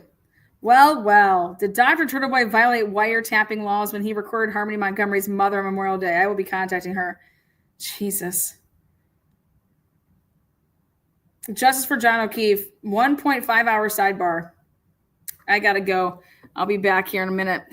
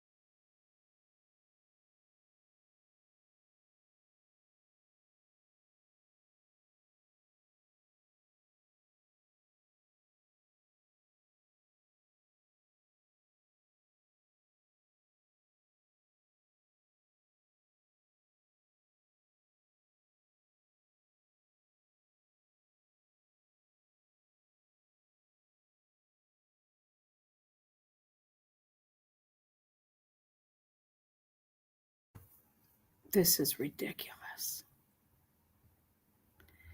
This is ridiculous. Let's go, Bev. I mean, this jury has to be so pissed.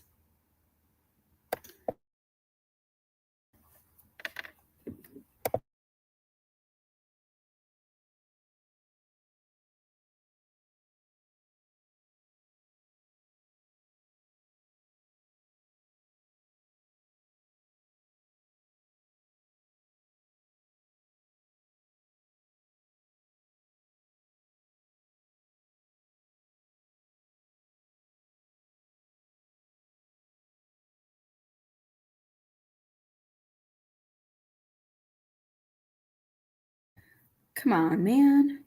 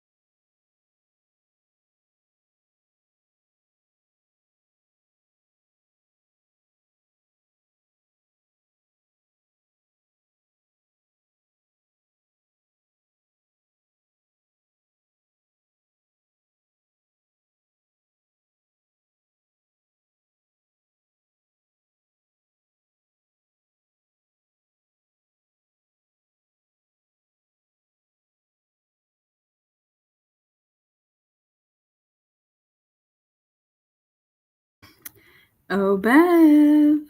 Come out wherever you are.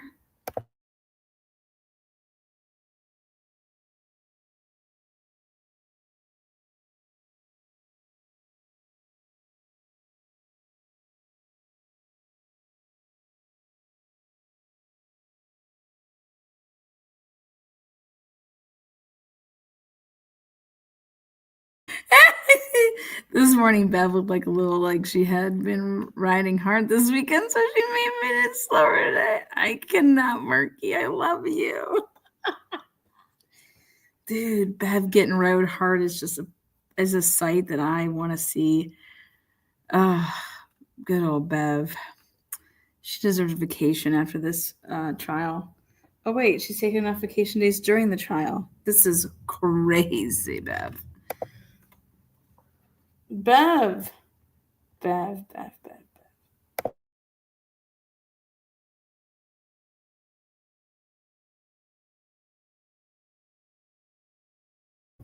Scott, fucking love it. I took one for the team.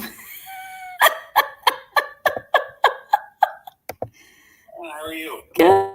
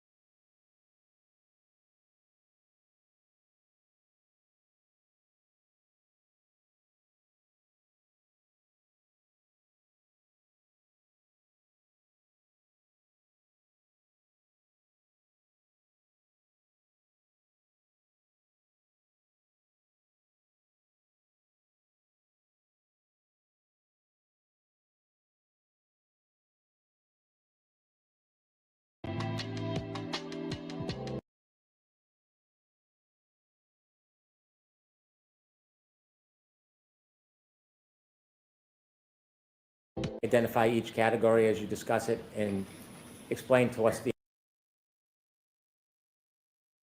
Seconds. You can see we're on trigger clock. I'm going to ask off you.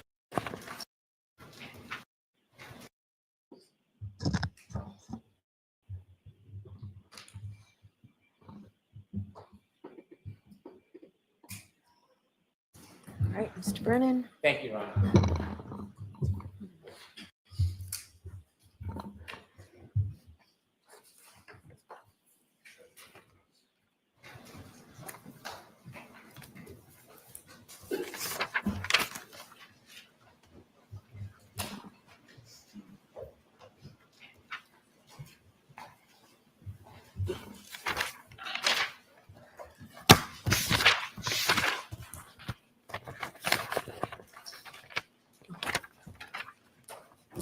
Dr. Welcher, when we left off, you had given us your opinion on this slide. Could we proceed to slide 35, please?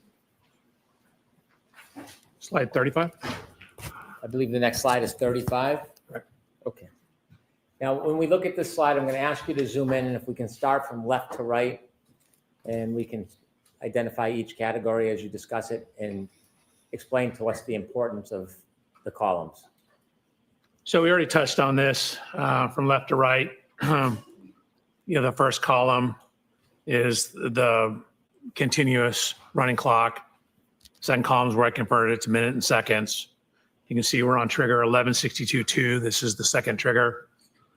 The particular boxes that are highlighted are where there's change. For example, in the upper right, when you're transitioning from drive to neutral to reverse.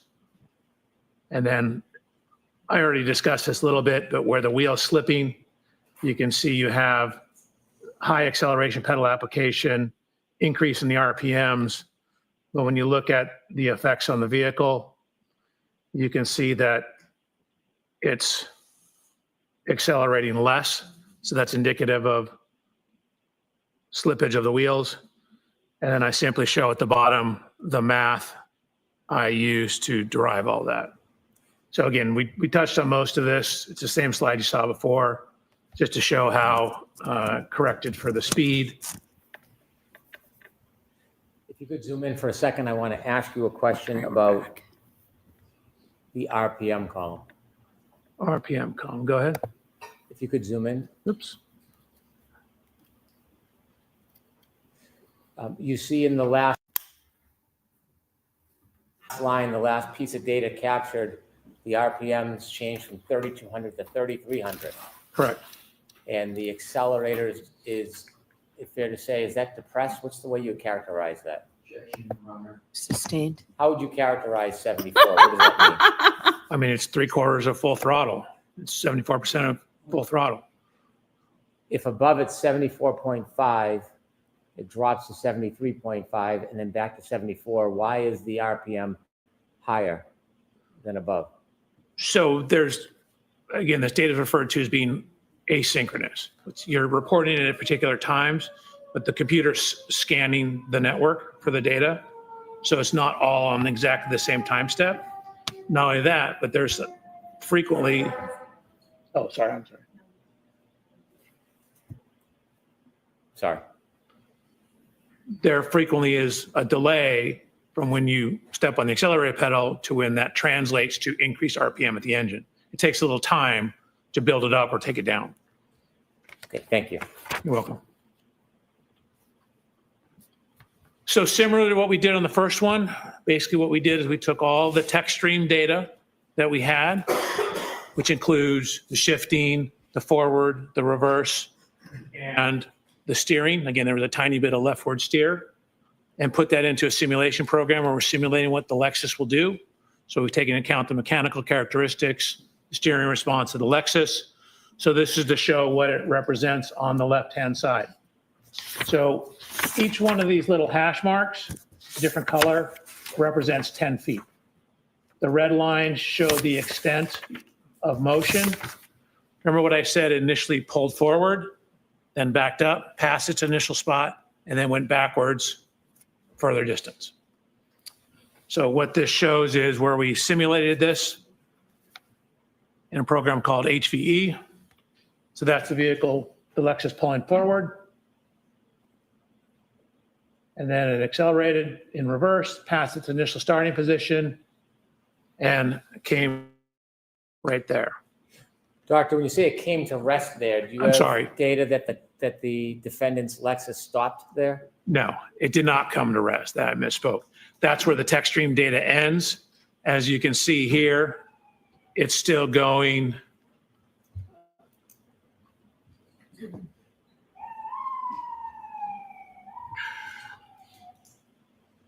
It's still going approximately 23 miles an hour when that ends.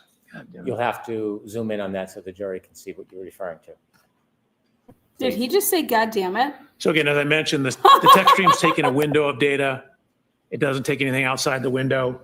You can see that when we account for the wheel slippage, that the vehicle at the time of the last data point, again, is at 74% throttle, 3,300 revolutions per minute, and is going backwards approximately 23.9 miles per hour. And you can see it's traveled a total distance backwards of 53 feet back from where it initially started.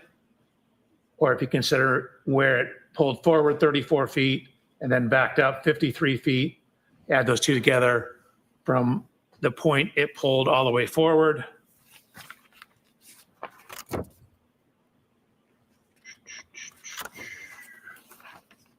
So this is 10, 20, 35 forward.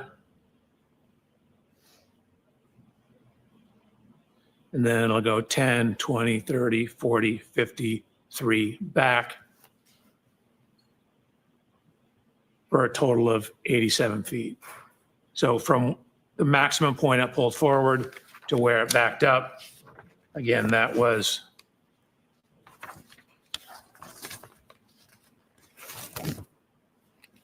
34 feet forward, then a total of 53 back, total travel distance of 87 feet. So went all the way forward where it stopped, it then backed up 87 feet. And when the tech stream data stopped, it's still moving.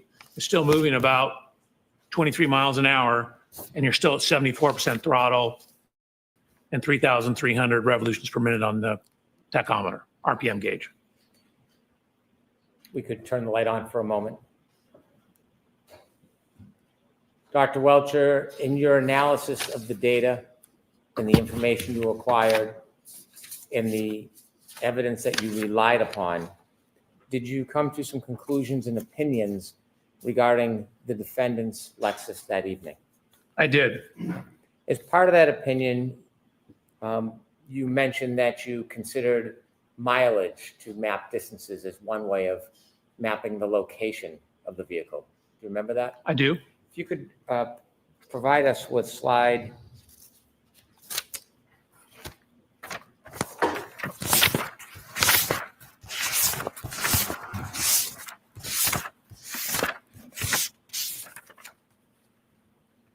I believe it's slide 25.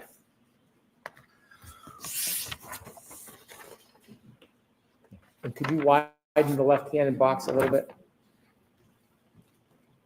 And you mentioned you measured or you ran information about distances between different routes? Correct. Specifically regarding Fairview to Meadows, the first box. Do you see that? I do. There are 3 different mileage numbers. Yes. And then there's streets to the left. Can you explain what's set out in that box? Sure. It's basically 3 different routes you can go: Sherman Street, Pleasant Street, Washington, and Sherman Street. When you considered the shortest route, 2.3 miles on Sherman Street, did you attempt to determine how long it would take to travel 2.3 miles, how fast the car would have to be moving or how slowly it would have to be moving to travel 2.3 miles in 4 minutes and 15 seconds? Yes. And what did you determine? So to go 2.3 miles in 4 minutes and 15 seconds, you would need an average speed of 32.47 miles an hour. What if you took the longest route, 2.8 miles, and you considered 2.8 miles in 4 minutes and 15 seconds? Did you make a determination? I did. Could you share that with the jury? It's 39.5 miles per hour. Is that what the average speed of the Lexus would need to be to travel that distance in that Correct. time?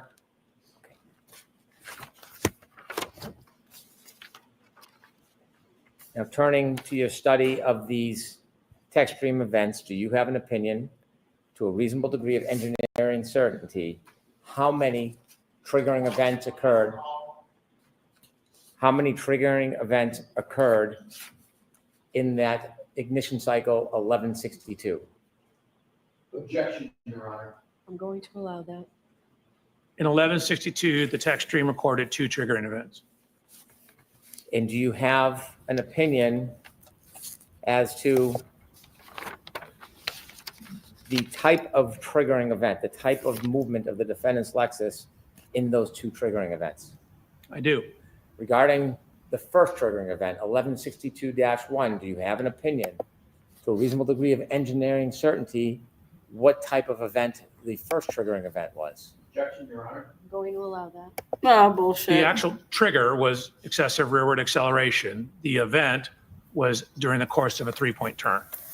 And do you have an opinion to a reasonable degree of engineering certainty the time between triggering event 1 and triggering event 2 in that cycle 1162?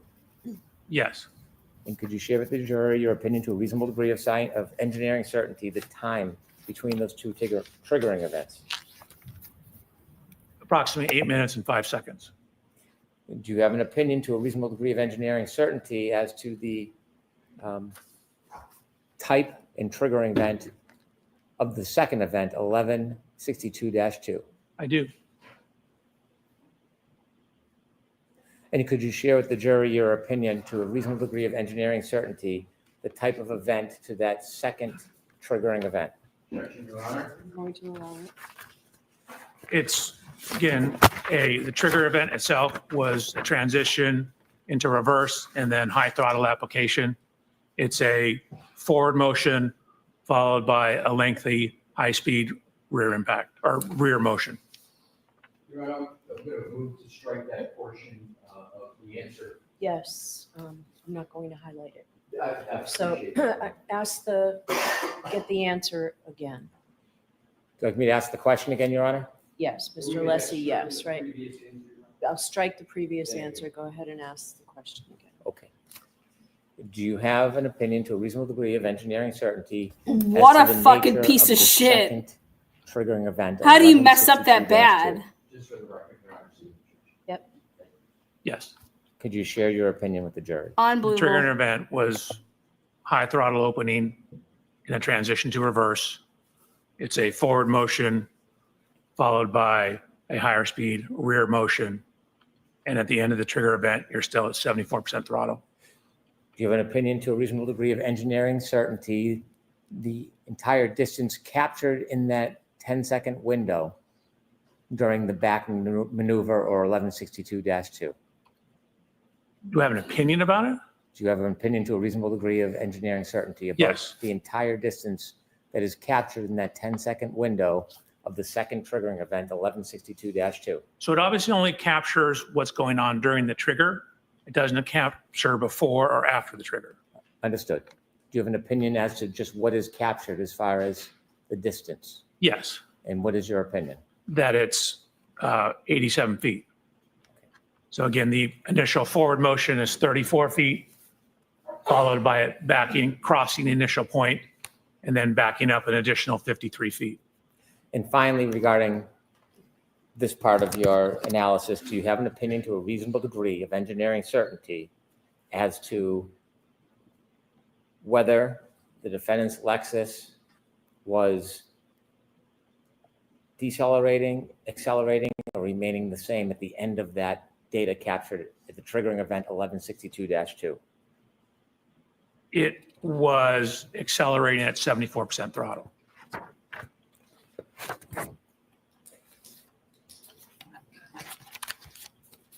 In addition to your analysis of the text stream data, one final question. Do you have an opinion to a reasonable degree of engineering certainty the relative time this backing maneuver occurred with the defendant's Lexus that you just spoke about? Yes, And could you share with the jury your opinion to a reasonable degree of engineering certainty?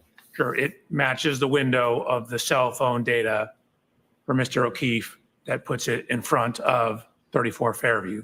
So the backing event occurred somewhere between 12:32:04 and 12:32:12.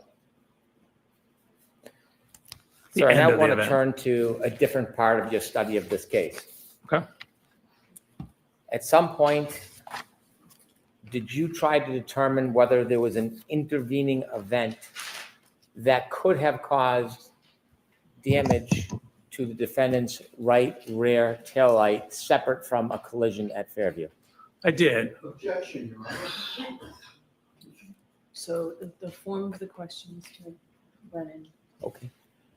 At some point, when you looked at the data and analyzed this case, did you consider including or excluding evidence, or did you analyze evidence to reach a conclusion, including or excluding whether there was an intervening event that caused damage to the defendant's Lexus right rear taillight? Yes, I did.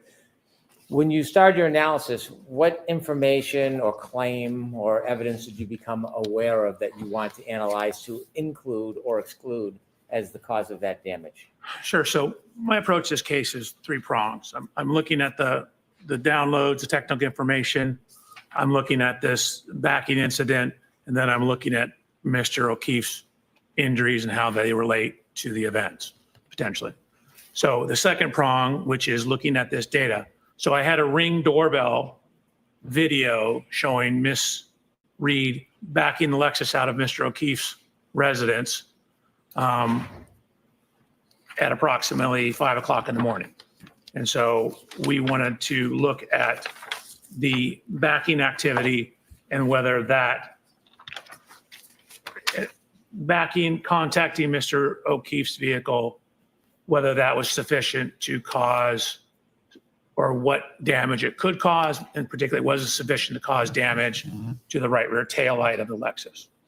When you were asked to engage in the study, were you ever asked to reach a certain conclusion? Never. Was there ever any influence other than the data and facts on your analysis? There's never been any influence. The influence, again, it's whatever the data shows. When you engaged in whatever studies you undertook that you'll explain to the jury, were you given any direction or limitations on what you could or should do? No. When you received the information, did you understand, regardless of the result, it would be provided to everybody? I guess generally, yes. I mean, I go through the data, I give you the results, you do with them whatever you see fit. Okay. And in this case, when you decided to engage in that study, had you had an opportunity to review the Ring video footage from Mr. O'Keefe's home on the morning of January 29th, 2022? Yes. Tell us how you went through your study, how you began, and the steps you took, please. Sure. Probably best on the slides. So one of the things we first did was to get an exemplar Lexus. What does exemplar mean? It just means I got the same exact year, make, and model vehicle as Miss Reed. So Miss Reed's vehicle is on the left-hand side, taken during my inspection. And then I found this exact same year, make, model, manufactured at the same plant, everything Lexus in Texas. So even though it looks like a European plate, it's a Texas plate. Purchased the vehicle, had it shipped out to California. So I verified that the Lexus is in fact the one I got, the same exact one as Miss Reed's. These are all the standard equipment. Miss Reed's is on the left. My exemplar is on the right. It says Reed Lexus TIS, that's Toyota Information Services, Toyota Information System. So I ran it through TIS, which is the umbrella program under which TechStream runs. I also ran it through My Lexus, which is the Lexus website, and then started about doing what's referred to as a photogrammetric analysis of the video. Can you explain to us what a photogrammetric, help me with the word, photogrammetry? Photogrammetric. We're doing photogrammetry is a photogrammetric analysis. What does that mean? It's just a big fancy word to saying you're looking at data and photographs. And what we're trying to do is take two-dimensional images, say you get from video or photographs, and knowing some information about the photographs and some of the dimensions of things in the image, get or convert it to a three-dimensional space. In other words, be able to get exact three-dimensional measurements out of that two-dimensional image. So I had the video, just to show the provided video that I was given.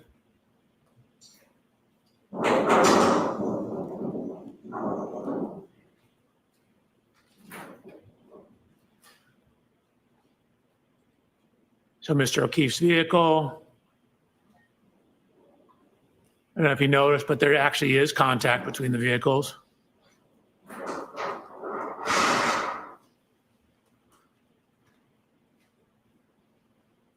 So one of the first things we wanted to do is determine the frame rate, which is how many video frames are played per second. Your normal kind of video camera has about 30 frames per second. Your standard movie is 25 frames a second. You know, a modern IMAX is like 60 frames a second. The frame rate of the camera, how many images it shows per second, because video and films are just single images played really fast. So it looks like motion. And so determining the time between each frame tells you how much time occurred. So if we know the time between each frame, and then we can figure out how far the vehicle moved, distance divided by time is speed. So we put it through a couple different programs. This is called AMP5. We got 19 frames a second. This is a specific forensic program called Axon Investigate, 19.8 frames a second. This is a publicly available program called FFMS. Same thing, 19.8 frames a second. Another program, Media Info, 19.8 frames a second. Anyways, 5 different sources, we're getting 19.8 frames a second. So then what we've done is add information now. So now that we know how many seconds each frame represents, we now put a clock back in to tie that into time. So it's the same exact video, except we have a frame counter now, and we have a time.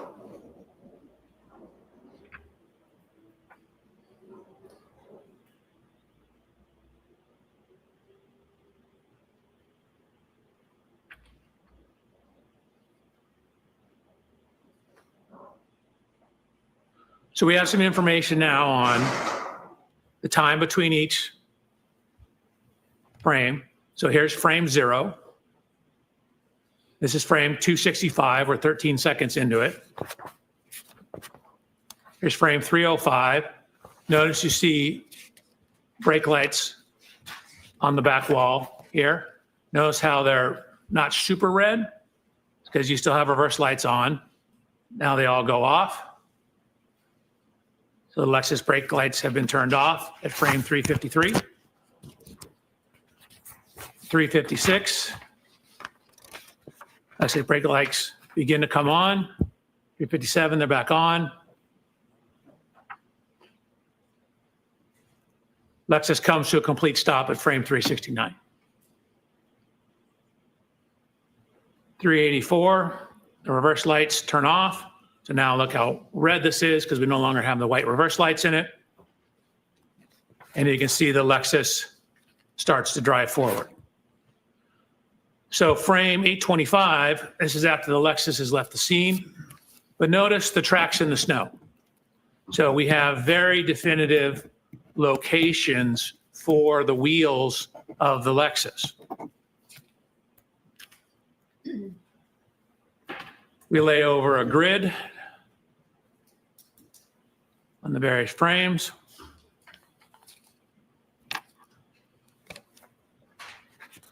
So we then took the images and did what's called clarification, which is where you overlay images from multiple versions or multiple views of the same vehicle, and it helps sharpen the image, but it slightly dulls the color.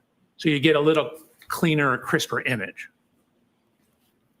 So here's Mr. O'Keefe's vehicle before clarification, after clarification. Excuse me, Your Honor, pardon my interruption. Can you get numbers of the slides as we're toggling back and forth? Sure. Absolutely. Okay, I'll make an effort. So slide 76. You're welcome. Going to slide 77. We're going to focus in on this area here. So what we will actually show is where the snow was displaced in these 2 spots, spots right across from here and right across from here. You could focus your attention on those. Slide 77. So slide 78.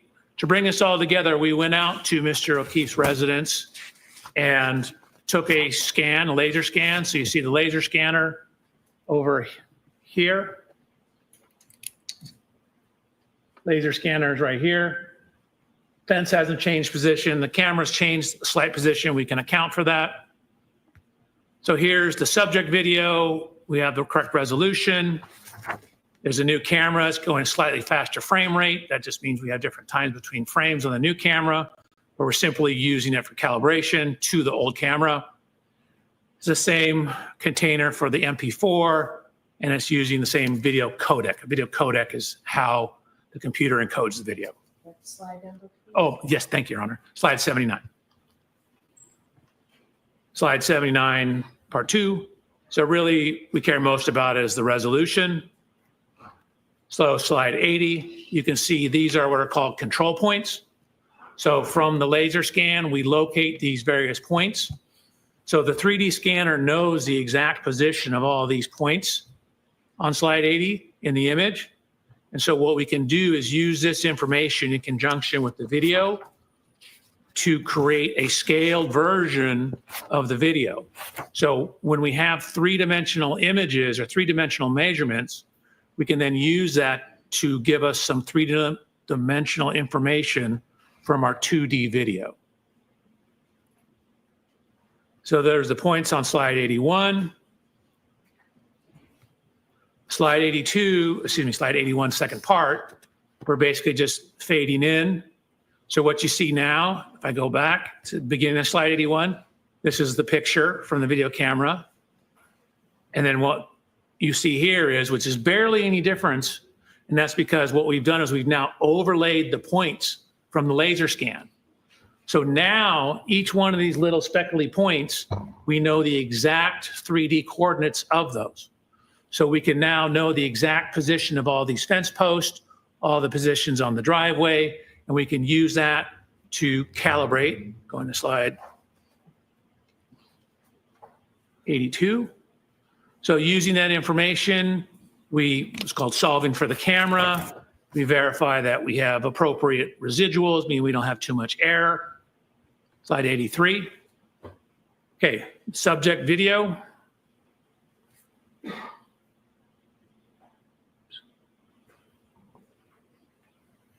Then this is the subject video with the control points overlaid on it.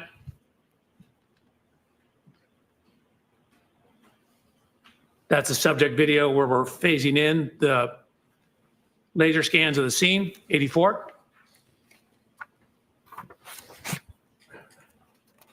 So this is both on slide 84. I'm just toggling between the point cloud and the video.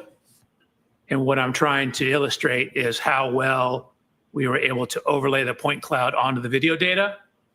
So for example, if you say watch one of these fence post points up here while I toggle between the video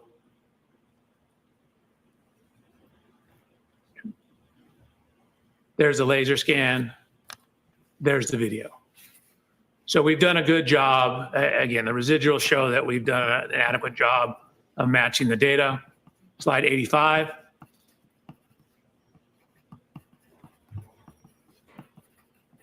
So what I'm doing here is toggling between, this is the video of the car. Remember I told you I went out and I inspected Mr. O'Keefe's vehicle and did a laser scan of it?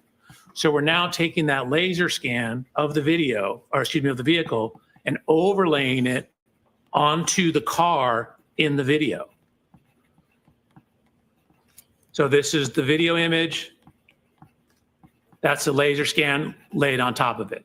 So we know all the dimensions in the laser scan. We know all the dimensions in the scene of this.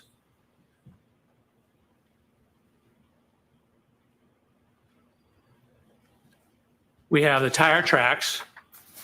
We can create and take data points along the tire tracks,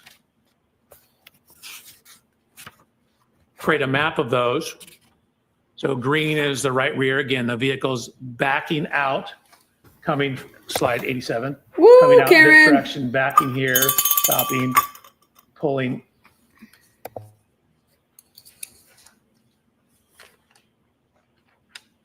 Pulling forward towards the bottom of the screen. Backing out here, pulling forward like here. Slide 88. So this is the Lexus lined up. This is when the Lexus has come to a complete stop. So this would be maximum engagement. Again, this is just toggling frame 88, showing that we have the time and the frame number. 369 on the same slide. We've now overlaid the Lexus laser scans on top of the image of the Lexus. So there's the video image, a still image that we took from the video. And here's where we overlay the laser scan of the Lexus. So we've overlaid the laser scan of the Lexus onto the Lexus. We've overlaid the laser scan of the Chevrolet onto the Chevrolet. And we've overlaid the laser scan of the scene onto the scene. So now what that allows us to do, we now know the position of everything in there. And we've also tracked the position of the tire tracks. So that's what it looks like if you overlay the computer model of Ms. Reed's vehicle onto the tire tracks. Slide over, please. Oh, my apologies, Your Honor. Slide 89, and then I'm just toggling slide 89 where I turn the vehicle off so you can see how the tire positions match up. Another toggle of slide 89, the tire positions line up with where the end of the snow was.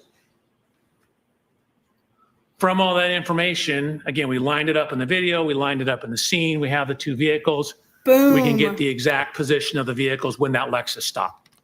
So when that Lexus stopped, that's going to be the maximum engagement. So from that information, we can get the angle of the vehicle. We can get the degree of overlap, the impact configuration. And it's hard to see because of the angles and because these vehicles are not at right angles to each other. The exact contact. Now I mentioned, and we're on slide 94 now, that contact on the rear of the Chevy Traverse. So you can see we actually, maybe you can't see.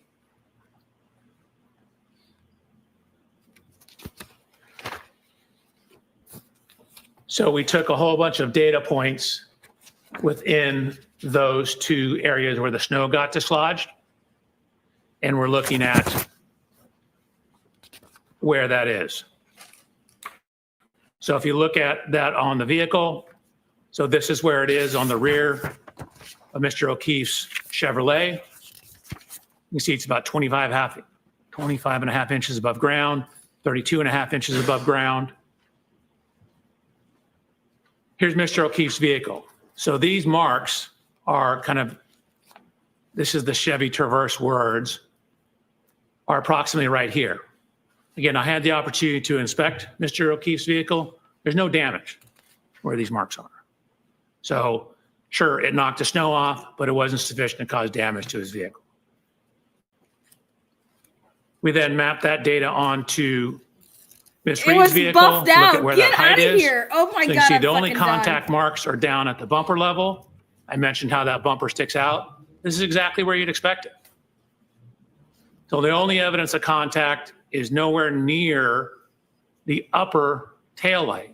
I emphasize the word upper taillight because it is right in line with the lower taillight, but yet the lower taillight also was not broken. So again, 25 and a half, that's 24 right here, 25 and a half. That's 24 right here, 25, 25 and a half. That's right where that scuff mark was. It's also right at, again, the level at the top of that light. This light is not broken. I've looked at the front of it. I've looked at the back of it. I've looked all around it. It's not broken, and it sticks out further than the light above it. So using those positions, matching the overlay of the vehicles, we can get the speeds from that. We know where the Lexus is. We know how much time it is between each frame. So we know how far it moved. And so what we know is that when it first came to a stop, It was a good right movie. before that, it was going about 0.7 miles per hour. So realistically, somewhere between a half to 1 mile an hour, just to account for some variations, but definitely going 1 mile an hour or less at impact. Slide number, please. Oh, thank you, Your Honor. Slide 99. That's the dimensions. Slide 102. Similar to what I said, no damage to that light, no damage to Mr. O'Keefe's traverse in that area. And then if I could, I would like to go back, 'cause I realized I Unbelievable. skipped over something.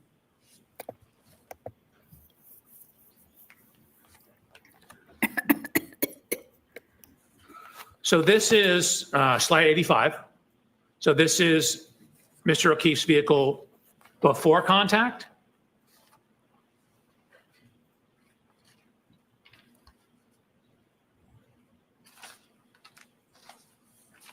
Huh.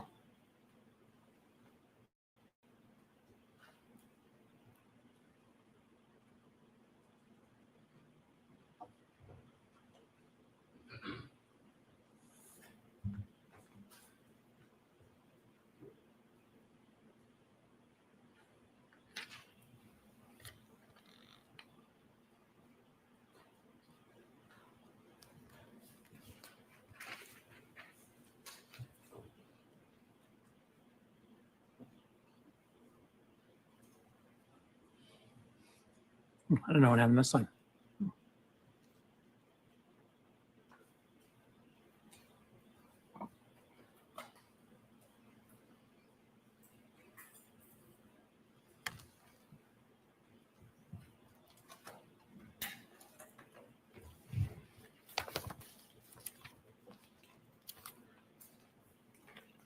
The slide shows that there was snow here, now there's no snow there. Dr. Welcher, did you look on the driveway after the touching between the two cars to see if you could see anything on the snow at the back of Mr. O'Keefe's vehicle?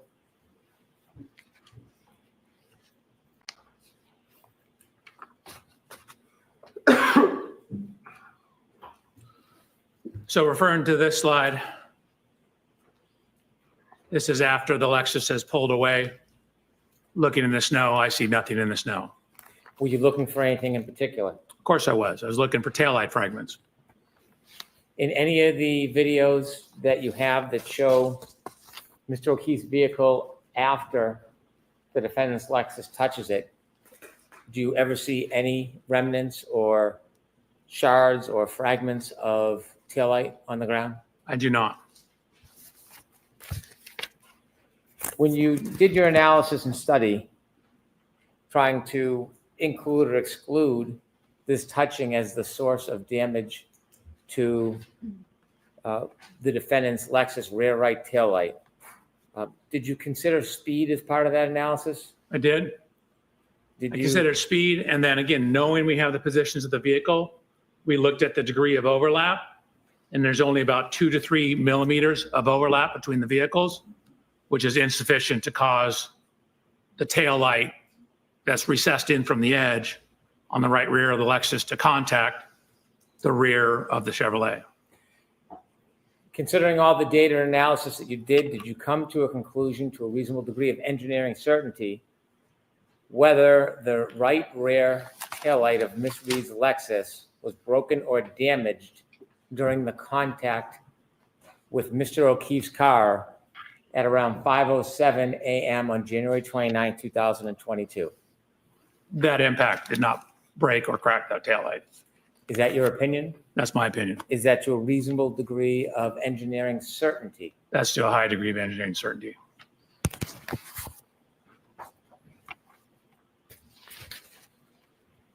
You mentioned there were 3 areas of study, and we've been through 2.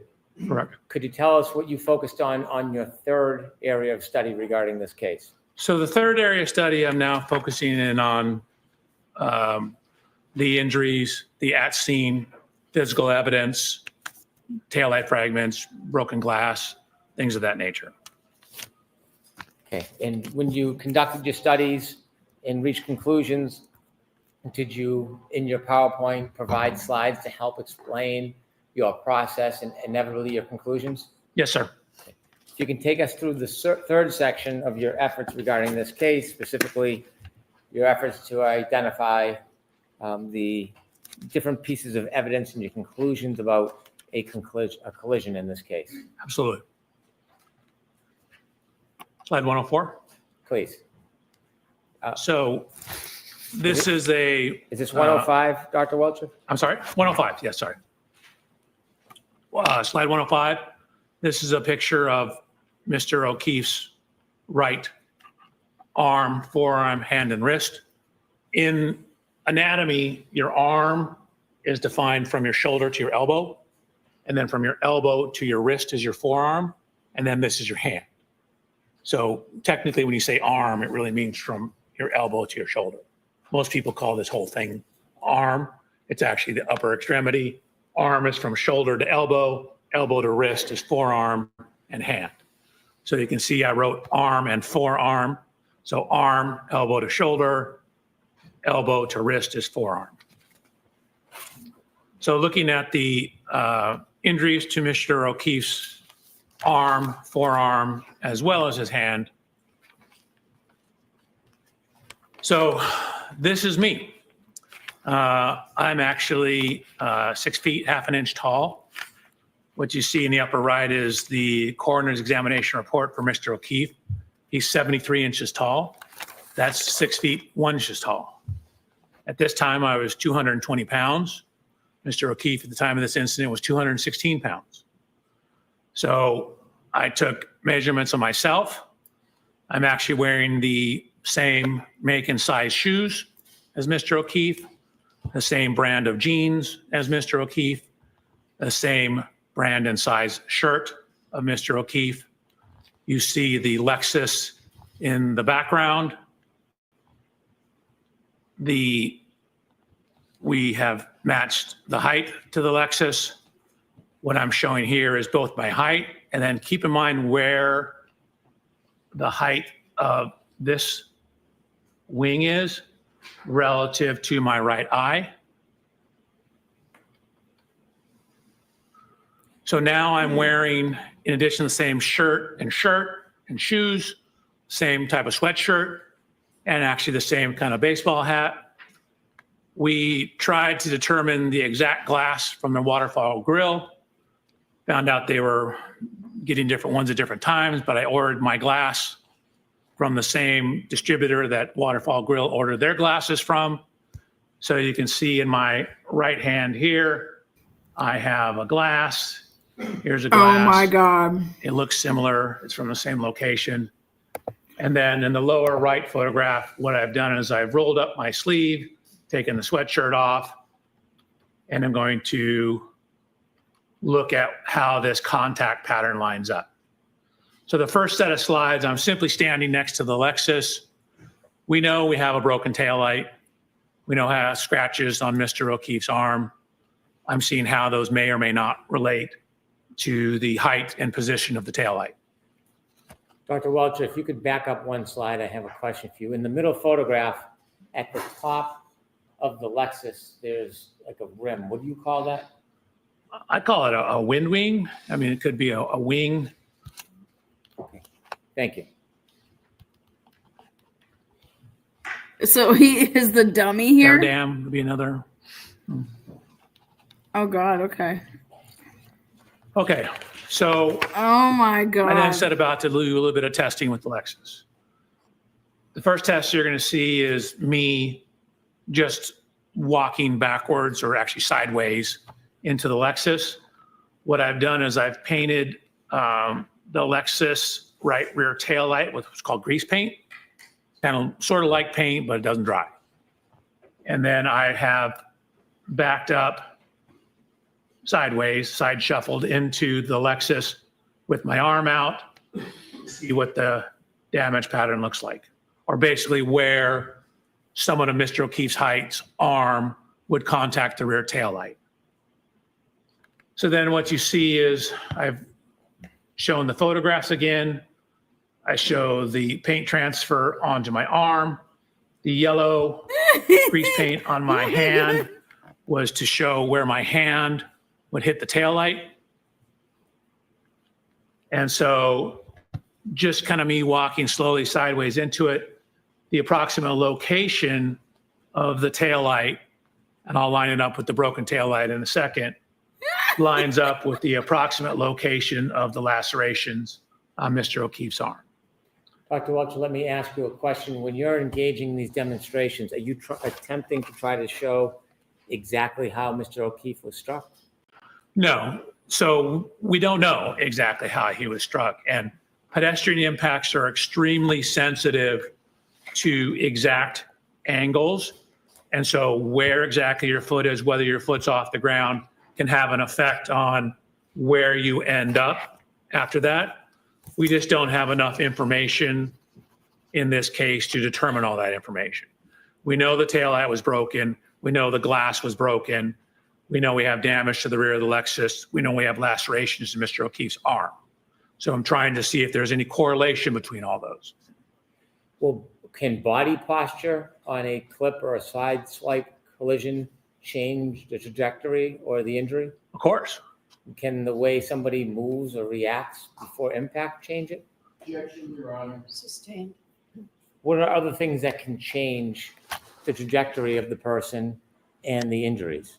So for example, if you get hit and knocked off balance or clipped and knocked off balance, you can take additional steps. That'll affect how far your body travels. If you have one foot on the ground versus the other foot on the ground, affects how the body rotates. If your arm is at 90 degrees or 85 degrees, will affect the kinematics. We attempted to model different possibilities, and we're getting results that were all over the map. Small changes in the pedestrian position give you huge change in the output. And so from the tech stream data, we don't know exactly when in the tech stream data he was hit. So we don't even know the exact impact speed.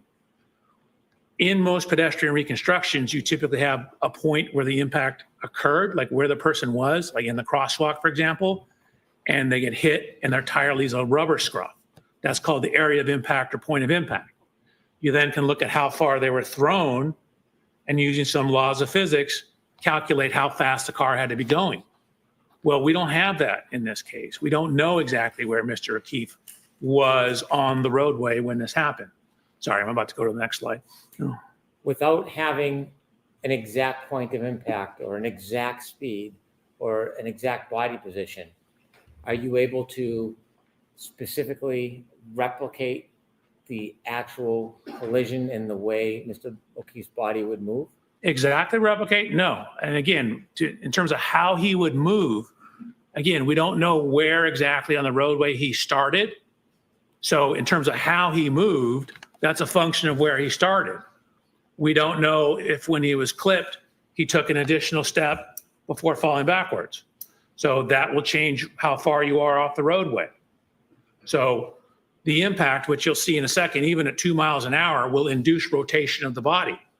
So depending on the speed, the higher the speed, the more rotation. So if I may. This is going to be outrageous on Twitter. Slide 111. This is simply showing where I walk sideways, how this lines up with the location of the lacerations on Mr. O'Keefe's arm. Here's the post-contact scuffing on the taillight. Here's a picture of Miss Reed's vehicle on the right-hand side. So now I said, okay, that was me walking into the car. Let's have the car drive into me. I did this at very low speeds. And you'll see, and we'll throw this from 2 different angles.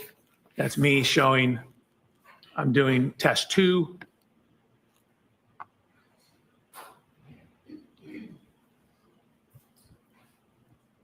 This is from a camera that we have pointing down at it. This is the speed. You'll see it's only about a 2 mile an hour impact. Oh And even my a God. 2 mile an hour impact redirects me back and causes me to rotate and take a step. Oh my God. Blast him.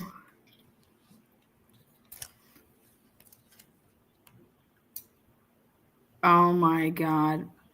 Why isn't he wearing the hoodie though? I mean, I'm sorry, but like you have to wear the hoodie. Like, what are you showing? I don't get it. Like that's how you would stand. Yes. I'm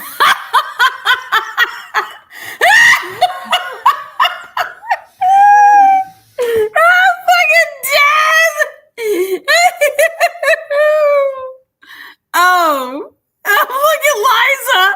Look at Ellen. This is fucking ridiculous. Oh my God.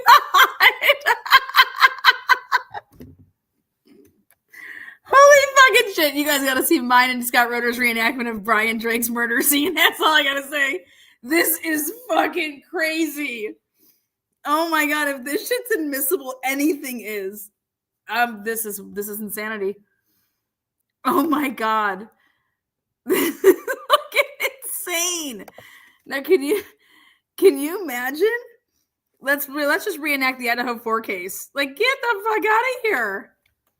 They're taking this to a whole new level. If they did not allow the Scott Peterson boat reenactment, how in the fuck are they allowing this? This is absurd. The Scott Peterson boat reenactment is way more like, dude, you're going to flip that fucking boat. How does he get one with no help, get her into that boat? Give me a break. This is insane. This is absolutely insanity. Oh, man. Oh, wow. I mean, I would love to know how the jury is feeling about this. God.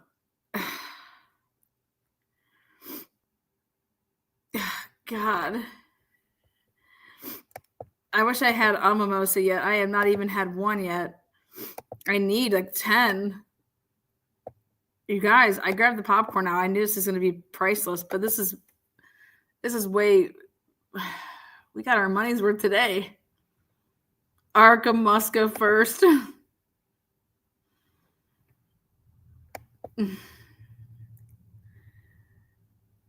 I can't even. I don't even.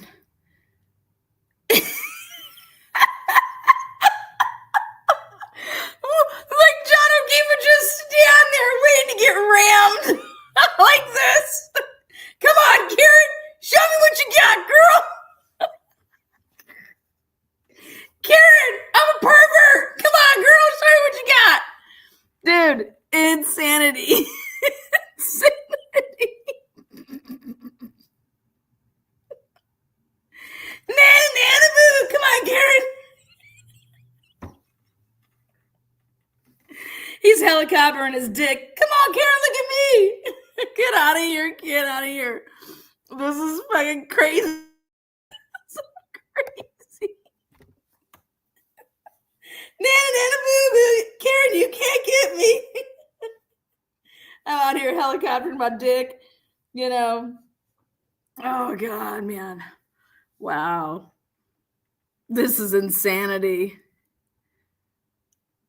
They're out there. They are out there legit fucking doing a reenactment with blue paint. Oh, hell. Well, he's like, and I did it myself, man. I was the guinea pig here. Well, did you drink a bunch before you did all that? You needed to get hammered before you did it. Did you get hammered before you did it? If Alessi doesn't ask him that on cross, I'm gonna be so disappointed to say, how many drinks did you have before you did the reenactment? I was sober as a judge. Oh, you were? Or you are aware that Mr. O'Keefe was, I don't know. Did you take about like 6 or 7 Bud Lights to the face and just drinking vodka, doing shots? Can you imagine that? I want to see you stand up. Take a hit, buddy. Ridiculous. Unbelievable. Why didn't he use Burgess? Burgess Burgess, come on. You think this is what happened? Get over here. Get over here. God. Unreal. Somebody's just flying back at you, and you're just going to stand there and take it. This is another level. This is a complete another level.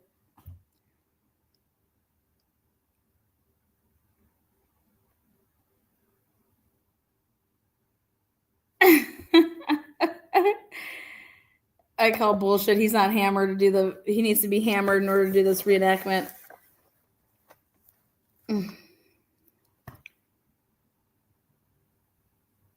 I mean, how did I'm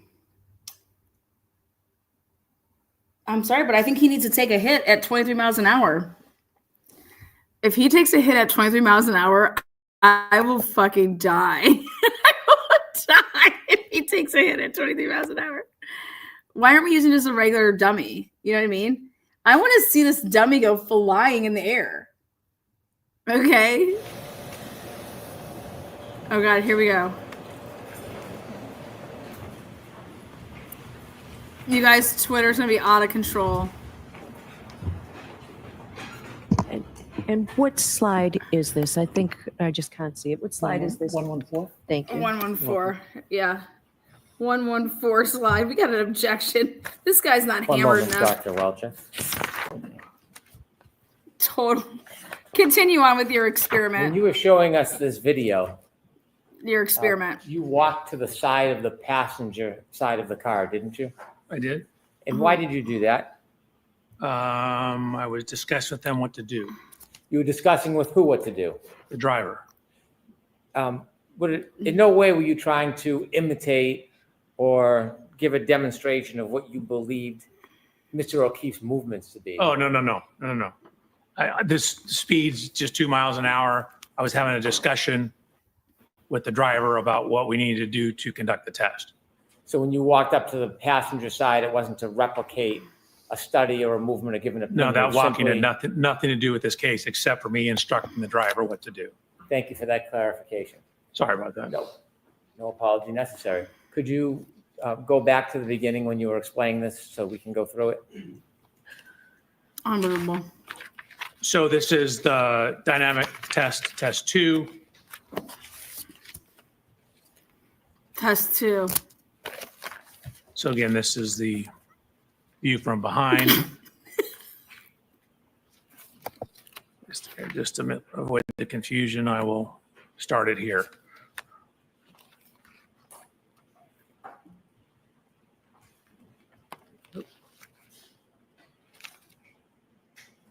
What speed is the car traveling? You can see it.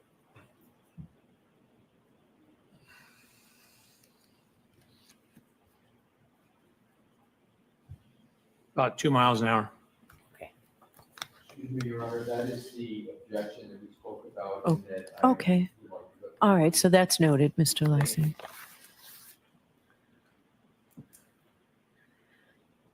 So similar to the other test, this is the post-contact image of the transfers onto my arm.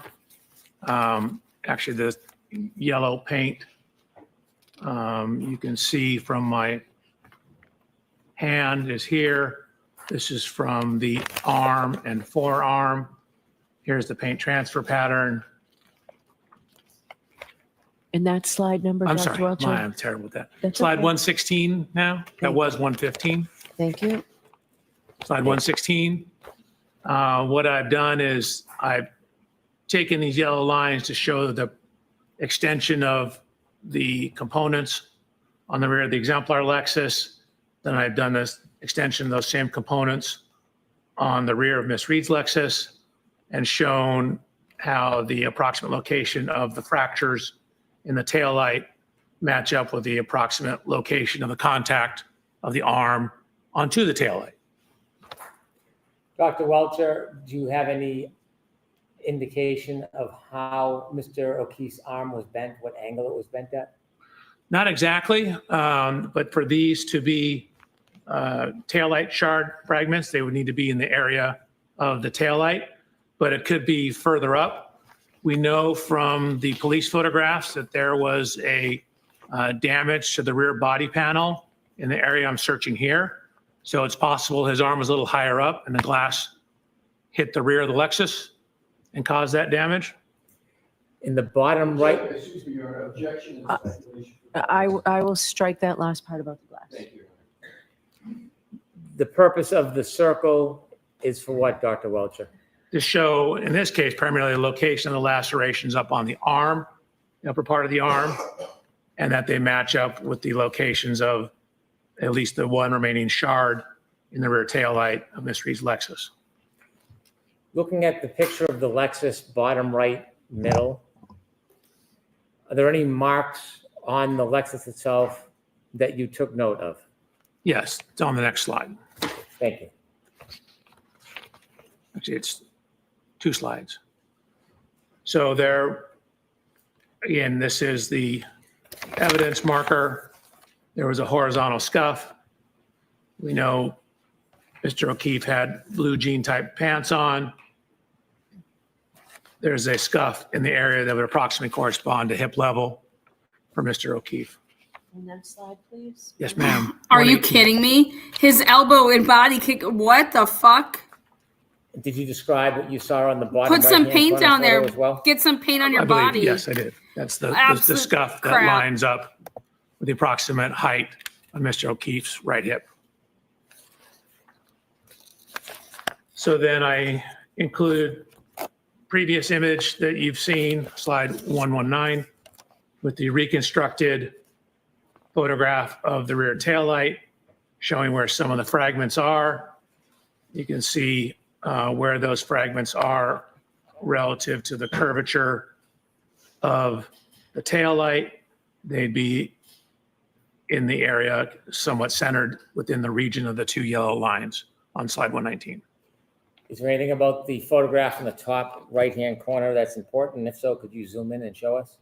So again, it's showing that this is when it's, I believe, in the Sally Port at the police station, showing that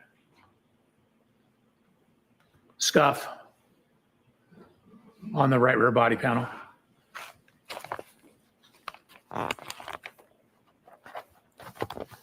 Did you see any similar scuffs in the middle back of the car? Objection, Your Honor. Sustained. Did you see anything notable as far as damage to the middle back of this Lexus? The middle, Yes, like back where the doors are? but with the middle of the back of the car, did you see any similar damage to the middle? or There the were left? scuff marks that ran along the bumper. Okay, continue, please. So this is just showing his jacket he was wearing, that the puncture marks coincide to He wasn't wearing a the marks on his jacket. arm. This is from the autopsy report. A couple things it notes: a 1/2 centimeter abrasion on his right lateral knee.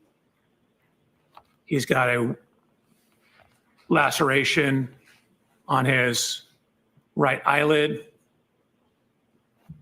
That corresponds to the height of that rear wind wing on the back of the Lexus. Your Honor, I'm going to object. Sustained. Thank you. How tall was Mr. O'Keefe? 73 inches tall, 6'1". And how high was that wing from the ground on the back of the Lexus? It was about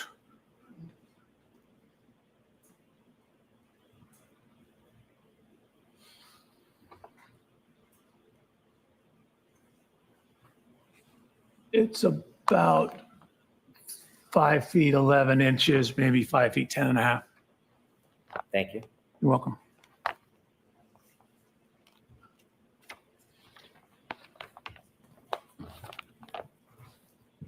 Unbelievable, right there. They just tried to say that wing. Did you Wind notice wing. anything about Mr. Gave him a O'Keefe's right laceration. knee? I noticed there was a 1/2 centimeter abrasion on the right lateral knee. Did you note how high from his foot that bruise was on his knee? We don't know the exact length of his knee. The abrasion appears to be right here at knee level. If you go back and look at where my knee is, that would be at the proximal level of the bumper. And could you focus in on the bumper to show it relative to the height of your knee? Sure. Oops.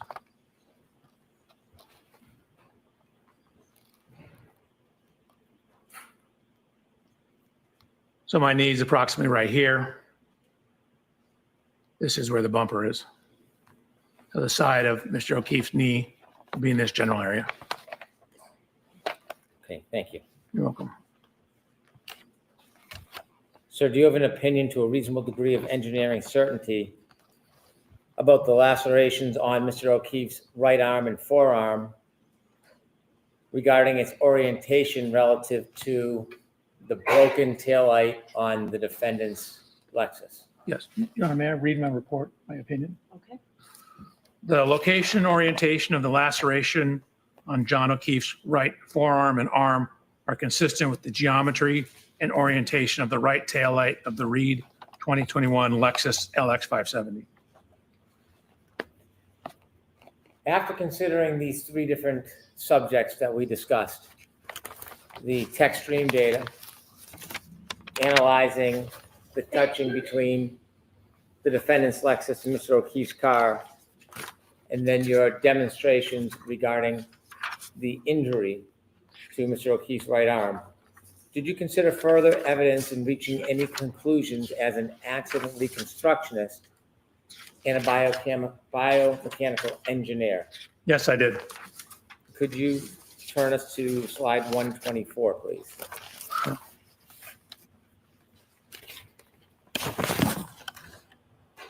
So this is some of the location of the physical evidence.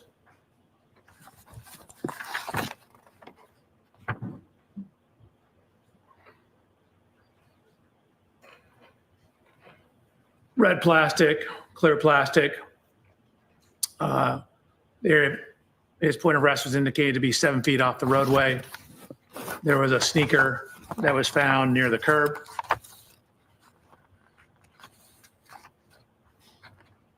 There were various fragments of taillight found in the snow on the morning of the incident, as to the afternoon of the incident.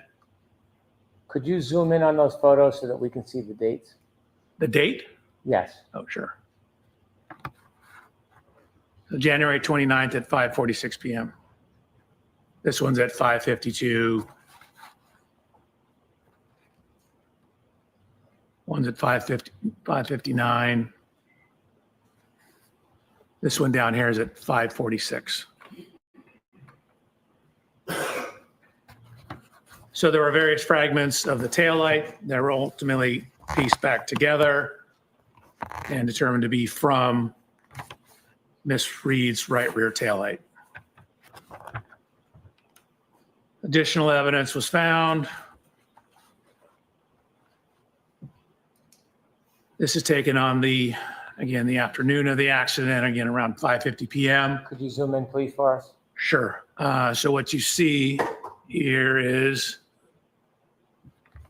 was later identified as Mr. O'Keefe's right shoe.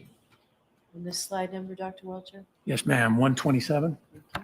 Could you show us the time and date, please? January 29th at 5:50. He wanted him to slide in and move closer because he doesn't want the jury to see where that shoe is compared and relevant to the flagpole. Fucking Hank is a fucking son of a bitch. p.m. So a series of photographs. Again, you can see on the right-hand photograph that this is the roadway. This is the curb.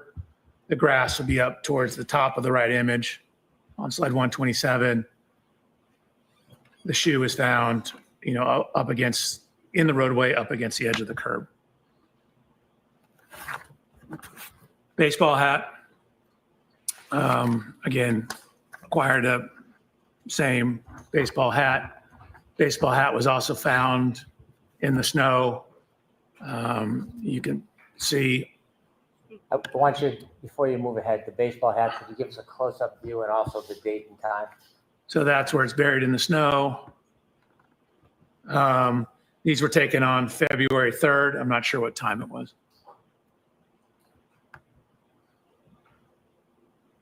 There was also red liquid identified, I believe they indicated to be blood, in the snow as well. And could you give it? So I'm going to sustain that objection and strike. Yeah, he's not qualified to. None of this is happening. Just describe the color of what you saw rather Get the than fuck what out it of was. here. There was red coloration in the snow. And could you give us that date if it's different than February 3rd? I thought that was February 3rd as well.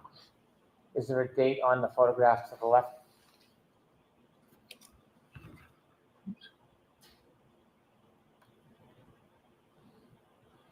I don't see one. Okay.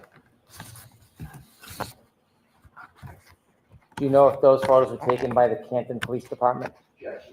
System. Do you know when exactly those photos were taken?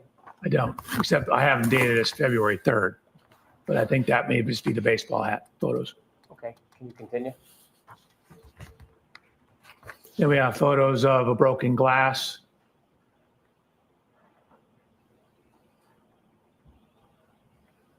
Surrounded by red marks in the snow.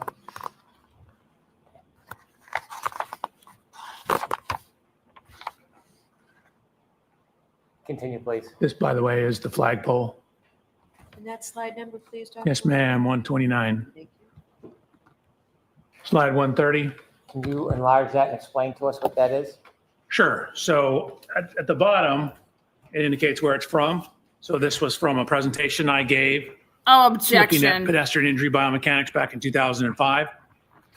And what it's showing is where various, or what are the most common injuries in pedestrian impacts. So what it shows is head injuries are the most common injury in pedestrian impacts. So on the right-hand side, it's all injuries. You can see of all the individual study, the highest prevalence or highest or most common injury was head injuries. In those that sustained severe life-threatening injuries, again, the highest was also head injuries. So head injuries are very commonly associated with pedestrian impacts.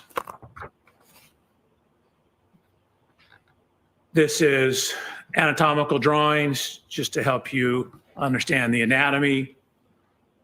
The middle section here is from Mr. O'Keefe's autopsy report.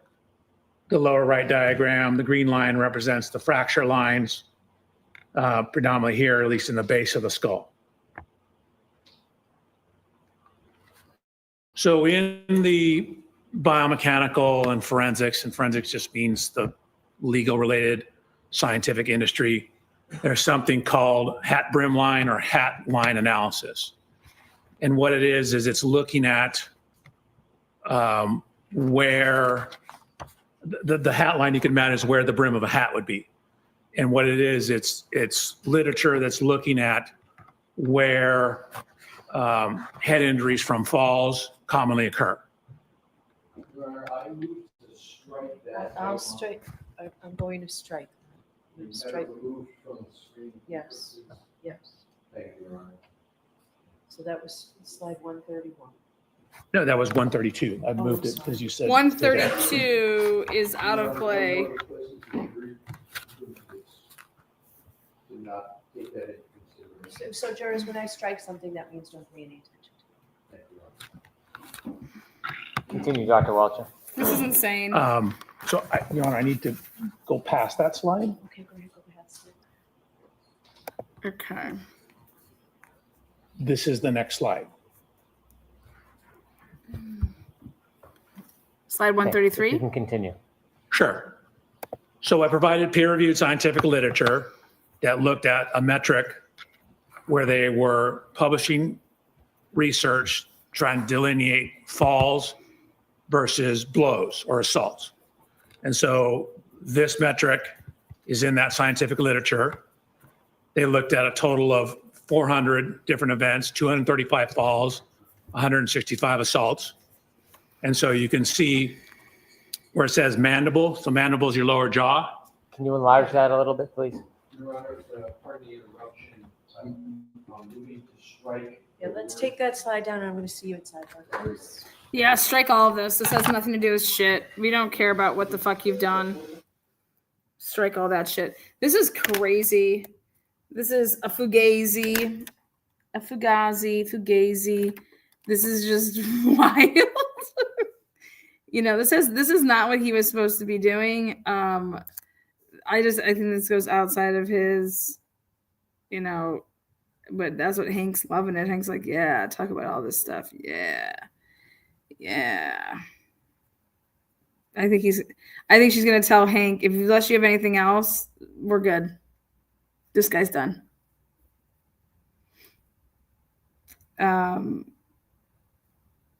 But this is what fucking the defense was like. You're gonna let this guy opine on stuff. Remember we were having all those, motions and shit. Like, how can Dr. Welcher? Is because of his report. They were like, he can't testify to this stuff. Like, this is so they're bringing up all their old objections that they were putting in motions before. You can just because they were ruled on something certain way, like you still bring them up again. That's exactly what Aleshi's doing. These are objections that were already made, and now they're reformulating. And do you see what she's doing? She's sustaining them because they have no business being here, and they should have been sustained. And the jury should have never seen half of this shit. I think that we're going to be ending with him today, maybe unless she gets a little stab at him. Okay. But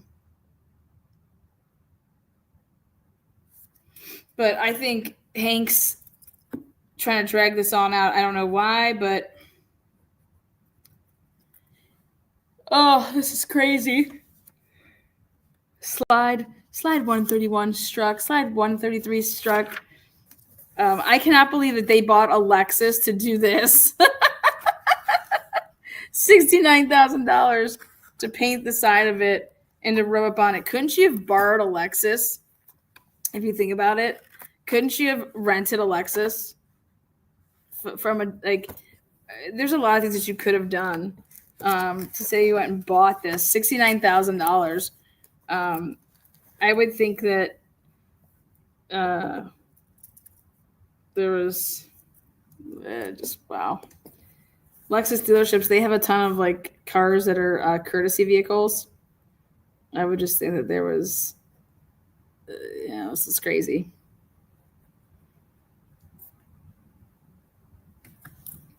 And if Bev thinks that she's not going to allow Arca to speak on this, she has another thing coming.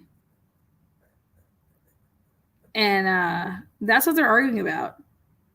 You've limited Arca to not talk about this. This is all new stuff, like May 8th. And Arca's going to have a go at this.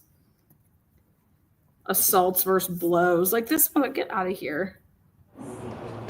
Mr. Alessi, Mr. Brennan is going to do this in open court. Just talk to Dr. Welcher for a minute. Okay. Yes. Is there any objection? I have no objection. Are we on retreat? What's going on? Yes. Right. Yes. Oh God, what's going on?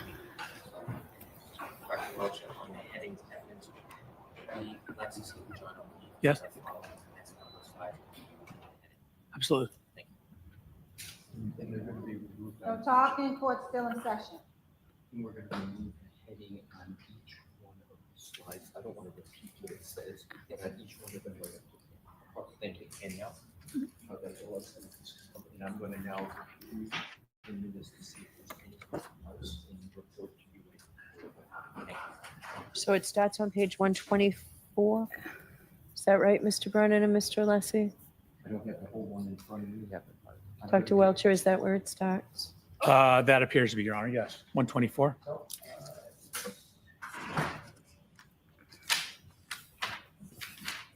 Lally, you Lucy, you useless fuck. Now 123, I have to start. 123. 122 is already redacted, but I have it at 123 as well. All right, I don't have it on 123. 123 was a blank slide. May I approach, Your Honor? Yes. I have 123 as a blank slide. Okay. So So from 124. Triple M, we do not have that. For 120. Thank you. Yep. What are they doing?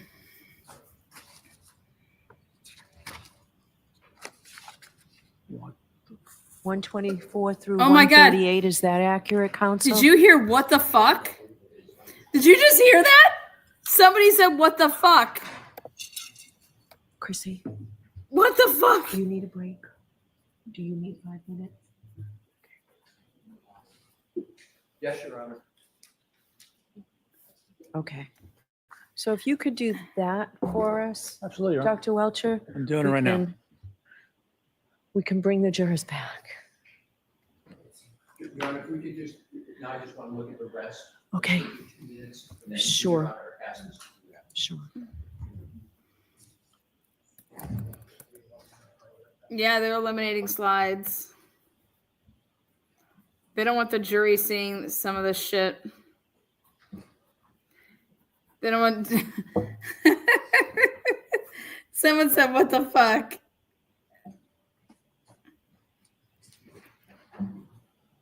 Yeah, I concur with Mr. Brennan at 1 point.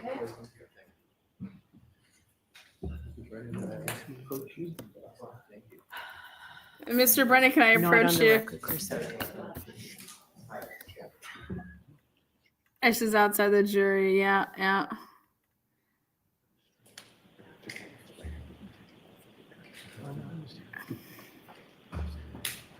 Welchers are like, what the fuck?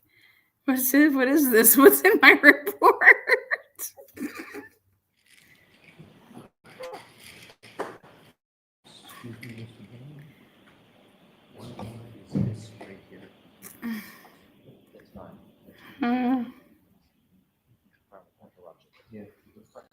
Your Honor, Mr. Brennan, give me permission to confer with Dr. Welker about. Sure, and it won't be on the record, right? Yes.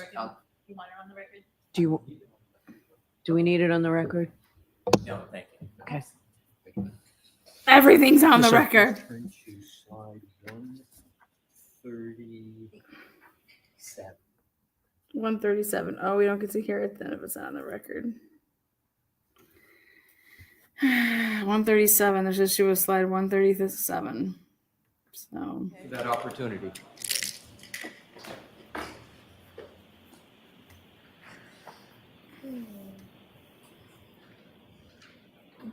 Jan, you struck one slide. I'm sorry. yeah, you did, Bev. What the fuck are you talking about? Subject to going back. What? The heading's gone, right? Correct. There may be, depending upon what's in the video, there may be more. That's why. Right, but the ones, all right, so.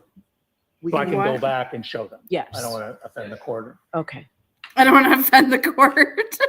Bitch, we're offended. Welcher. Judge Welcher. I don't want to offend the court. I'm offended. Look at you made Paul and So are we Peg starting on leave. slide 132? 132, Your Honor. Okay, thank you. Dr. Welcher just offended Paul and Peg. They left. They were super offended.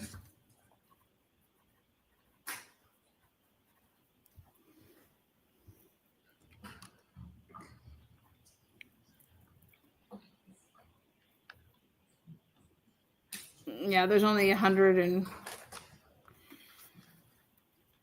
Welcher. Welchy.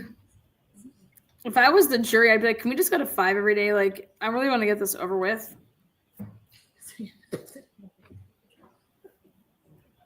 I have a feeling that Hitler's going to change his little tone about only going to 3:30 each day. But whatever.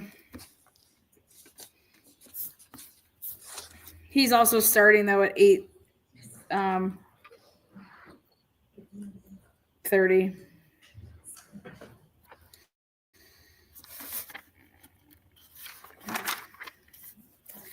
Still want to organize, Bev.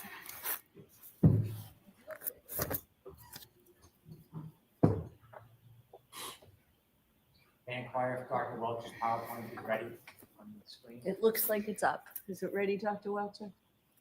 You got me scared when you asked me that. I need to double check.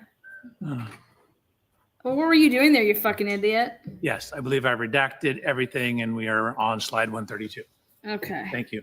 And by the way, It appears that way to me, Mr. Lessie. From here. the battery died on this. Okay, thank you. Whoever in charge of it.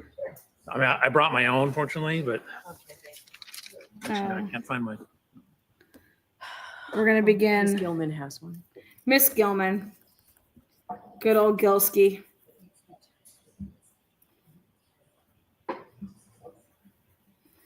Oh, back up. All right. Boy. It's really bad. These laser pointers do not work on those monitors. Yeah, we've had that too. Bev, stop flirting with people. Jesus Christ, it's disgusting what I have to fucking endure. I see what you're doing, Bev.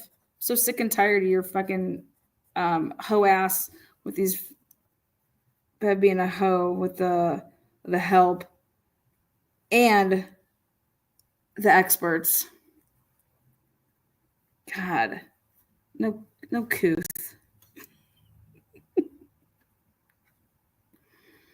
What a hussy. What a mess. Bev, nobody runs a courthouse like you do. No one knows how to really jam it up. Oh, what the oh, the jury's coming back in.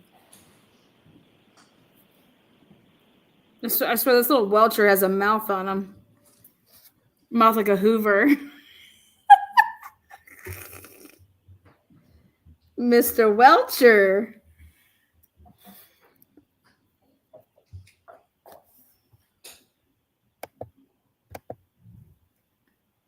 Yeah.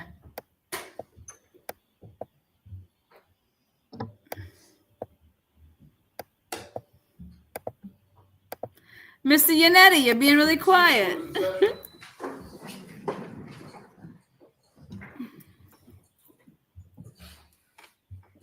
Just apologize. Dr. Welcher, if you could return to slide 132. Yeah, return there. Actually, 133, Dr. Welcher. Mess. Bev ruins my numbers every day. Is that me? What? It's your slide. It's your PowerPoint. 132 or 133? 133, please. Oh. The next one after that. So we did skip over 132. We skipped over that one as well. What? Keep going. Here we go. Okay. What slide? If you could enlarge that just a little bit for us. Sure. Now, you mentioned that there was studies that talk about guiding the difference between potential injuries. Correct. Can you explain that? Sure. So I gave 3 papers and someone's dissertation on this issue. They are creating a analysis methodology to differentiate whether the nature and pattern of injuries are more consistent with a fall or more consistent with an assault, or they're calling it blows. Okay, could you walk us through what this chart means? Sure. So this is their flow chart Blows. in terms of their assessment. So it starts at the very top. You can see they analyze a total of 400 events, 235 falls, 165 blows or assaults. So what you do is you ask yourself on the first set of arrows, you look at the mandible, the jaw. And MRS, as you can see at the bottom down here, refers to a simple fracture or multiple fractures. A is no fracture. Mr. O'Keefe has no mandible fracture. So that means we go down this row. It then looks at all facial fractures. So these are the bones that constitute the face. So if you have a facial fracture, you go to your left. If you have no facial fracture, you go to the right. So if you have some event, no mandible fracture, no facial fracture, what they've indicated that is predominantly associated with falls and not assaults. Thank you. You're welcome. In addition, did you do any further study on the force of a person falling back and landing on their head? Oops, I did. Could you So what I did was I did what are called drop test. I took an anthropomorphic test device, ATD, which is just a fancy name for a crash test dummy, and dropped it backwards onto a hard surface to look at what happens if you were to, say, fall backwards and hit your head onto a hard surface. So on this particular photograph of Mr. O'Keefe in the upper left, there's noted to be abrasions above the fracture line in the area. You can't see that at all. You can see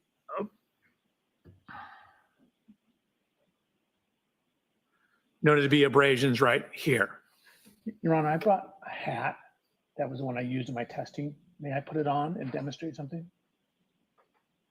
Mr. Lessie, If you would like a sidebar, or I can. are you objecting? I am objecting. That's sustained. No, you can't put it on. Okay, so I will show you the dummy test I did. Watch when the shoulders hit the ground and the head hits the ground. It creates kind of an arc path that will drag and slide objects up the head. So if you have something such as a baseball hat, it'll cause it to drag across the scalp, dragging it up to a similar location to where these abrasions are. So here's the testing. Again, this is like the crash test dummies you see on television. This is myself.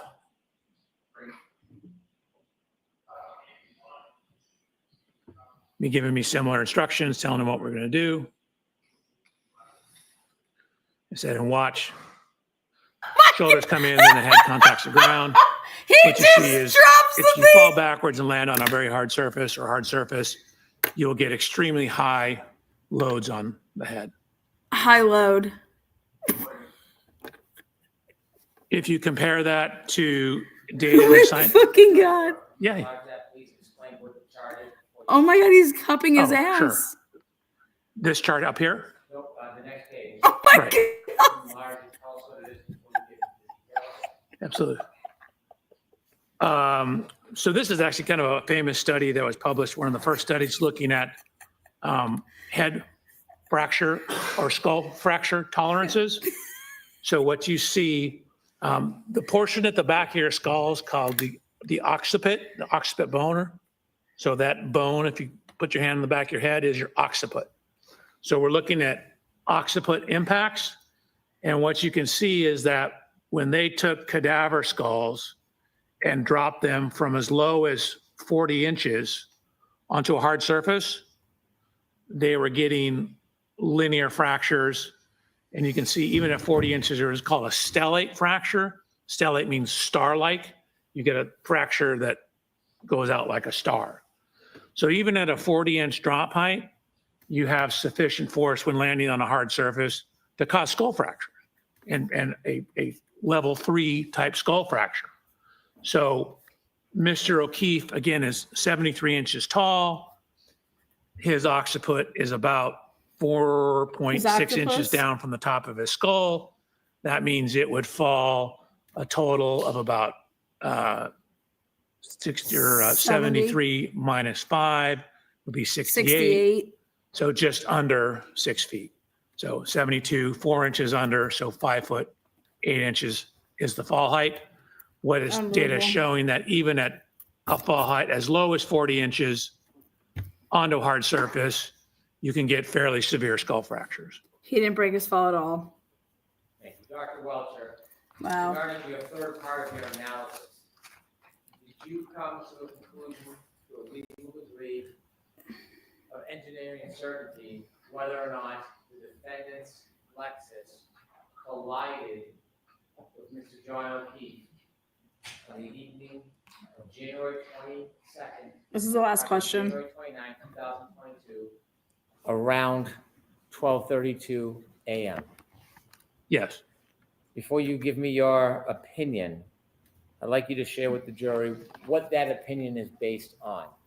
Sure. So it's based on the 130 slides you've seen based on my personal inspection of the Lexus, the correlation of the text stream data with the infotainment data, as well as Mr. O'Keefe's cell phone data. It's looking at, I guess, where the taillight wasn't broken. It's looking at the physical evidence at the scene in terms of taillight fragments, glass fragments, red color in the snow.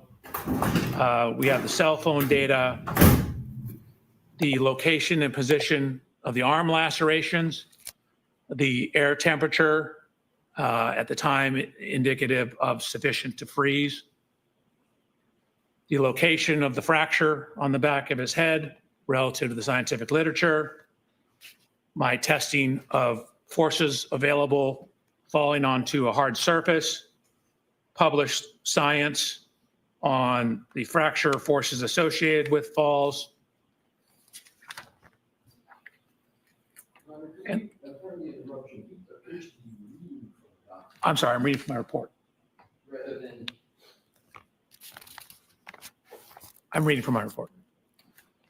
Can you answer without reading from your report? Probably it's more complete if I read my report. Any objection, Mr. Leslie? I do on this question, Your Honor, reading from a report to this question. So I'm here to represent some data. So, try not to read, don't read from your report. Okay. Okay, Dr. Welcher, let me ask you again. Based on your analysis, data available, reviews, study, based on the fact that you are an accident reconstructionist and a biomedical engineer, have you reached an opinion to a reasonable degree of engineering certainty whether the defendant's Lexus struck Mr. John O'Keefe Leading. on January 29, 2022, around 12:32 a.m.? Yes. And could you share the bases of your opinion before I ask you your ultimate opinion? Sure. What? So Your ultimate opinion. You've seen my slide presentation. I've inspected the Lexus. I've looked at where it wasn't damaged. I've inspected the taillight. I got an exemplar Lexus. I ran lower speed contacts to verify that the injury pattern and location on the arm is consistent with the height and orientation of the taillight. I have looked at fracture tolerance data for falling backwards onto hard surfaces. I've looked at the metrics of where his injuries were and what injuries he didn't sustain. I've looked at the cell phone data, and then I've looked at Miss Reed's interviews as well. Based on all the evidence you considered, could you share with the jury what your opinion is to a reasonable degree of engineering certainty about whether the defendant's Lexus struck Mr. O'Keefe on January 29, 2022, around 12:32 a.m.? Objection, Your Honor. Go to it. I can answer. Yes, based on the totality of the evidence, DNA, everything I've talked about, that is consistent with that happening with a reasonable DNA? scientific certainty. That is what happened. Objection. DNA? Strike that. I want to see counsel's evidence. What the fuck? Unfucking believable! Oh my god! Has this guy lost his fucking mind? This is horseshit. His DNA has not been said one fucking time in goddamn all fucking day. Unfucking believable.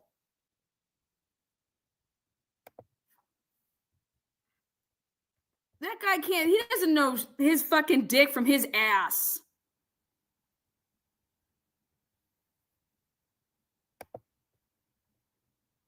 I need my report to do everything. Yeah, I bet you stuck your dick in that fucking trash can dummy that you used, piece of shit.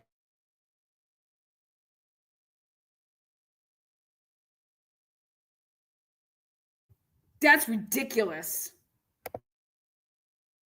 Based on DNA. Get out of here.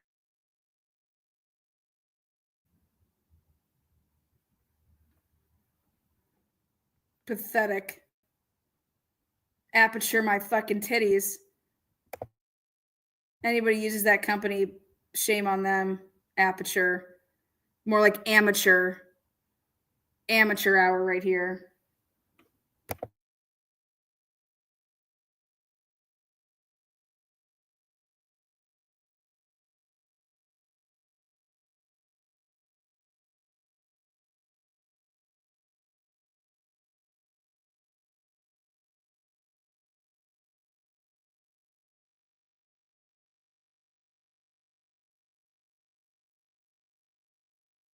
How dare him? He's got the shakes going on. Doesn't know what to say. He's just spilling everything. Yeah, I'll say this. I'll say DNA. I'll say DNA too. Get out of here. What a fool. What a fool. He elicited that question too. Hank Brennan should be sanctioned. That's ridiculous. Unbelievable. Unbelievable, Beth, that you allow this fucking kangaroo court murder.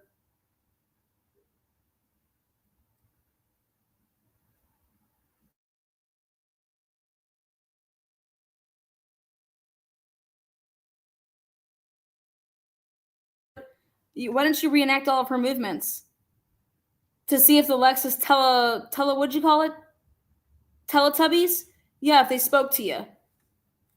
I mean, who buys a vehicle like that and doesn't do a reenactment so that you can see what the Telemations, Teletubbies is telling you?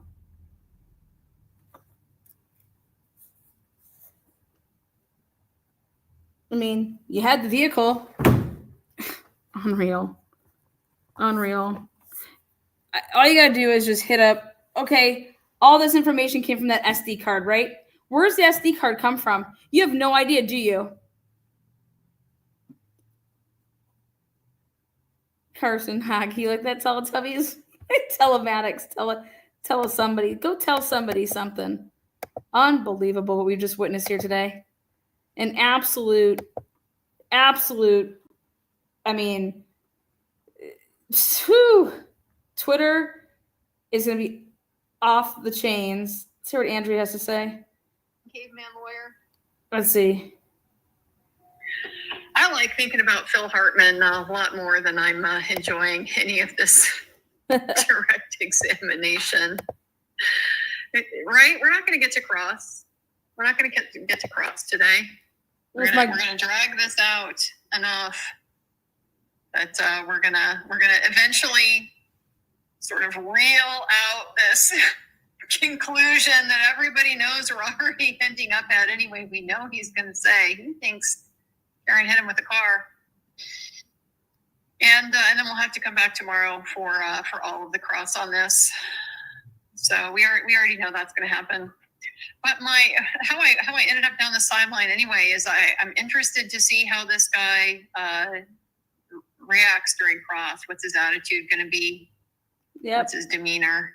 Is he going to look to the judge for help some more, like he has been? Judge, can I do this? Can I put my hat on, Judge? No, you may not. You may not put your hat on.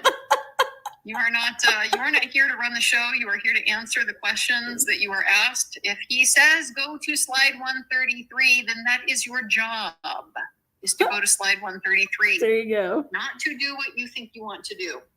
There you go. Unreal. Me and Andrea, we're over here just dancing. Pathetic. I just dropped way more curse words. Jesus. Andrea she does appellate work, and I was like, yo, I have a question about I want to write my objections to something. Can you give me some advice? No, I'm just kidding. She can't do that. I just had a question on some formatting.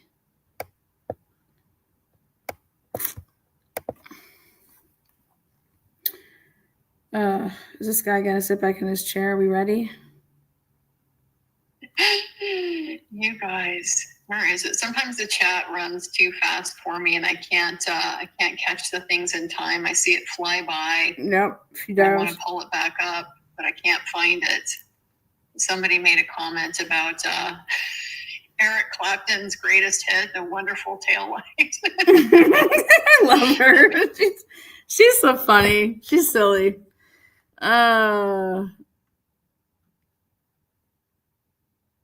AB's definitely not impressed. This is super frustrating.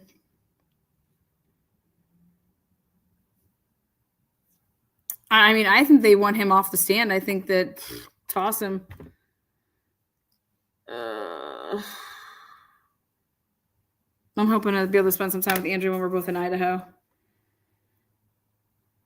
I got to go. I'm trying to get Lawyer Lee to go out there.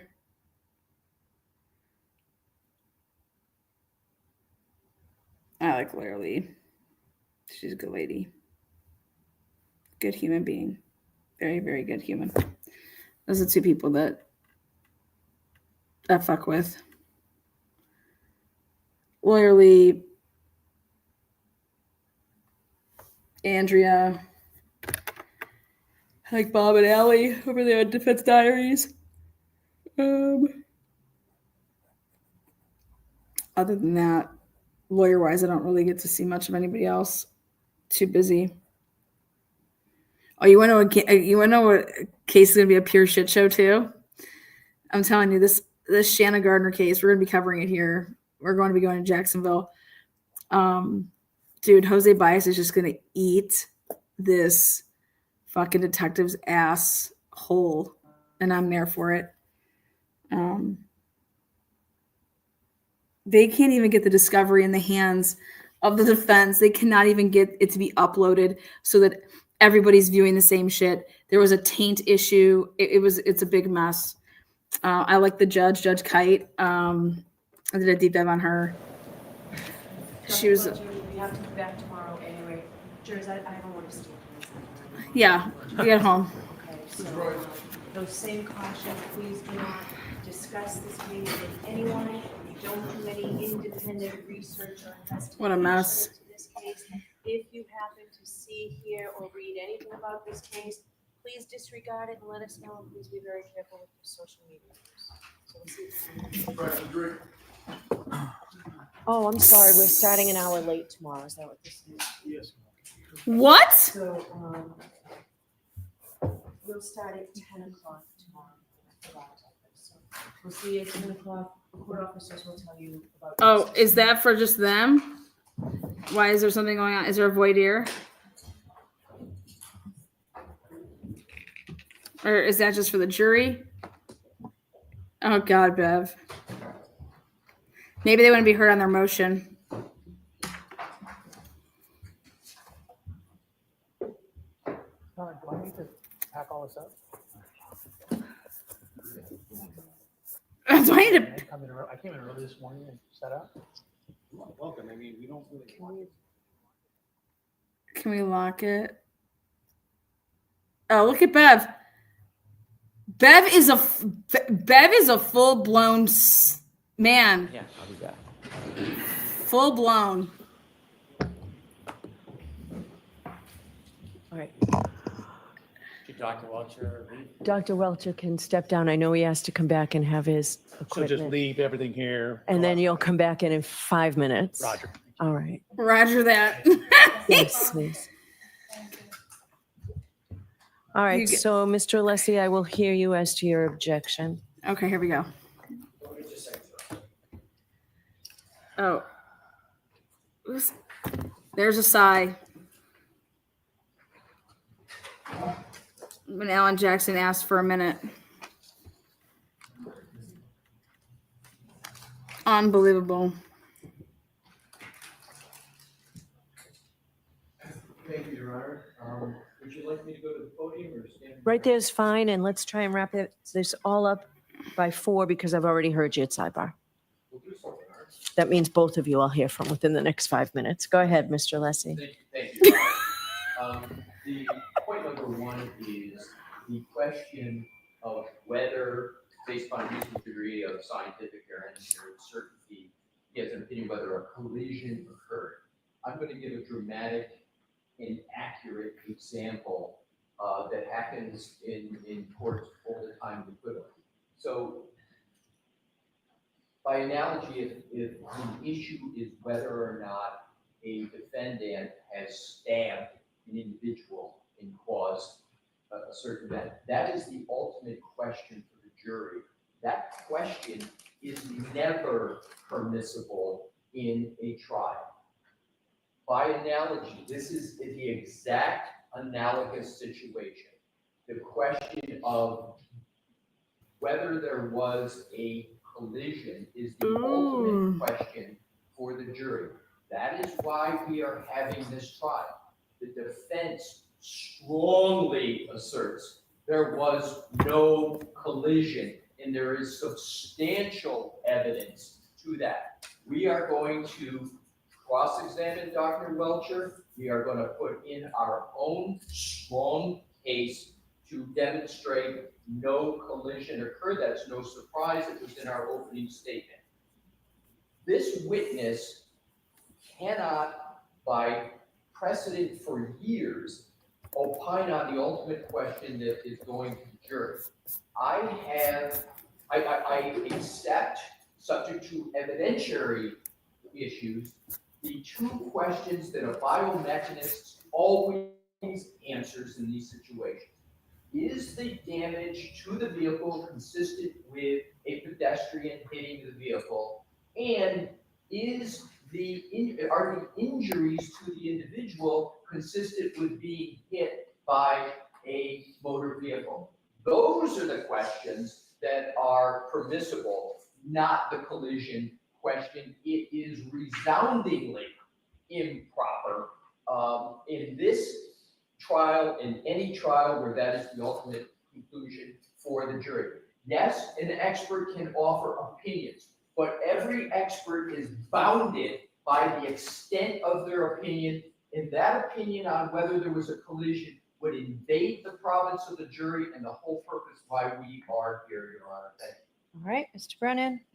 So what Mr. Lisi is arguing is that in their opening statement, they repeatedly invaded the province of the jury because they must have asserted vehemently over and over again there was no collision, over and over and over again.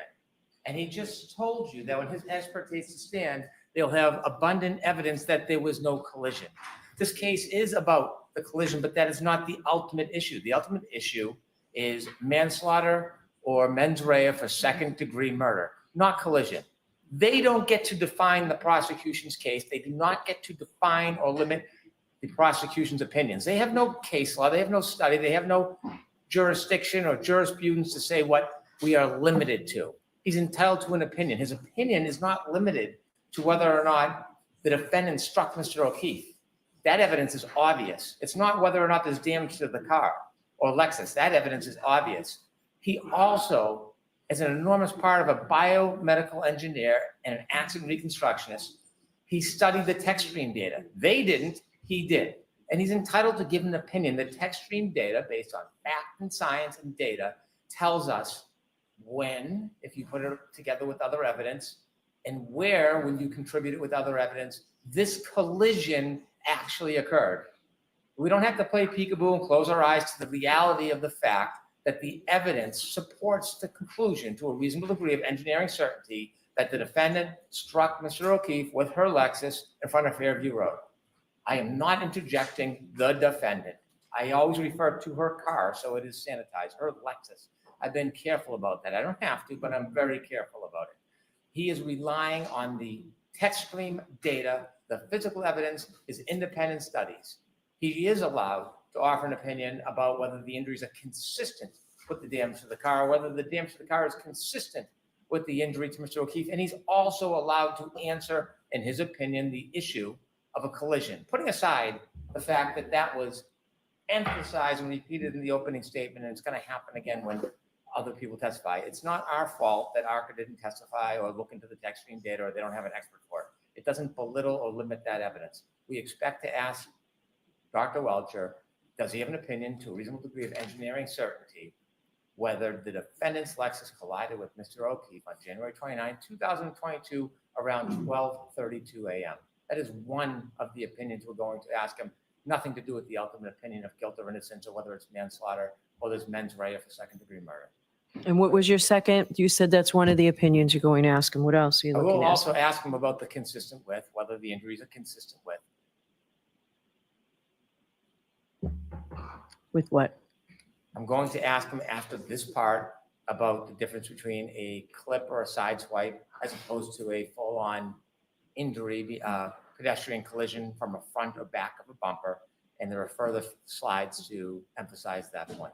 And so there'll be an opinion regarding that as well. And you, Consistency with a side swipe or a clip.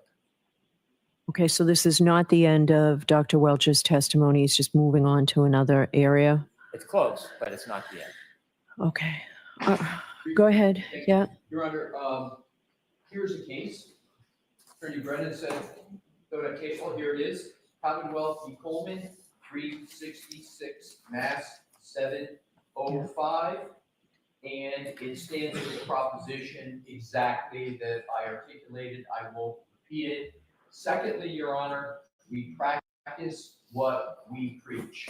I have the ARCA report right in front of me.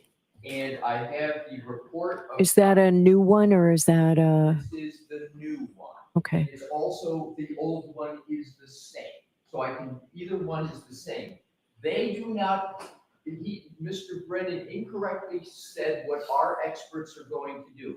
I don't know why he did that because he has these in writing. Neither Dr. Wolf or Dr. Rentschler talk about a collision or conclusion. It's consistency. It's those two questions I said in sidebar.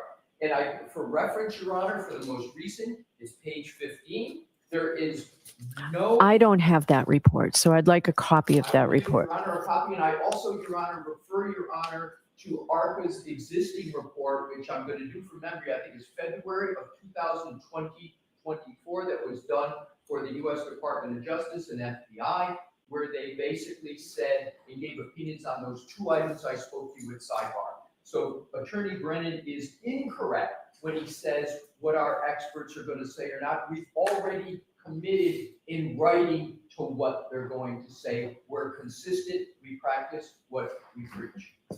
All right. So we will discuss this tomorrow before we start. I'll tell you my ruling tomorrow before we start. I need to go back and see what exactly came in to evidence today. All right. So I'll see you in the morning. All right, so please.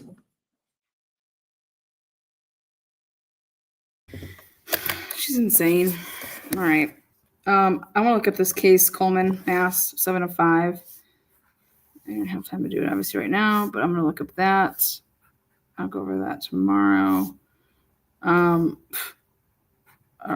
It's not my problem that ARCA didn't fucking get somebody to stream that. Dude, SD is all I'm going to say. I'm going to hang tight with SD. Where'd you get this data? You know, where does this data just line up perfectly? Okay. That Gaffney couldn't get it, you know, get bent, man, get bent. All right. This has been streaming for 7 hours and 37 minutes and 49 seconds. How many hours and minutes do we think that was actually used in the jury's presence? Not even half. Not even half of that time. Embarrassing. Oh, thanks. Oh, I just got it.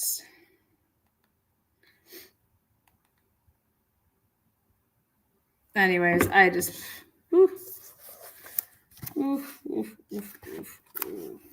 So we're going to be starting. We'll be here in the morning, ready to go. I'll do 8:45. They're going to do something. I'm live later to talk about the Idaho 4 case. I really want to talk about from 1:56 a.m. to 1:58 a.m. We're going to talk about Jack Showalter's vehicle. Be here for it. Jack Showalter's vehicle. Hoodie guy. We're talking about hoodie guy tonight. You don't want to miss this. Hoodie! Woo! Woo, hoodie guy, pop your hood, pop your hood. Hoodie guy had a car. Where's his car? Where's his car? All right. We'll see you back here later. See you back here tomorrow morning. We're going to be rolling it on over. Nobody won bingo. So $55. $55. Bingo. Bingo ho. Bingo ho. We're going to roll it on over.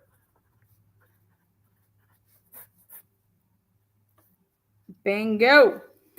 Be back here for it. See ya. Peace.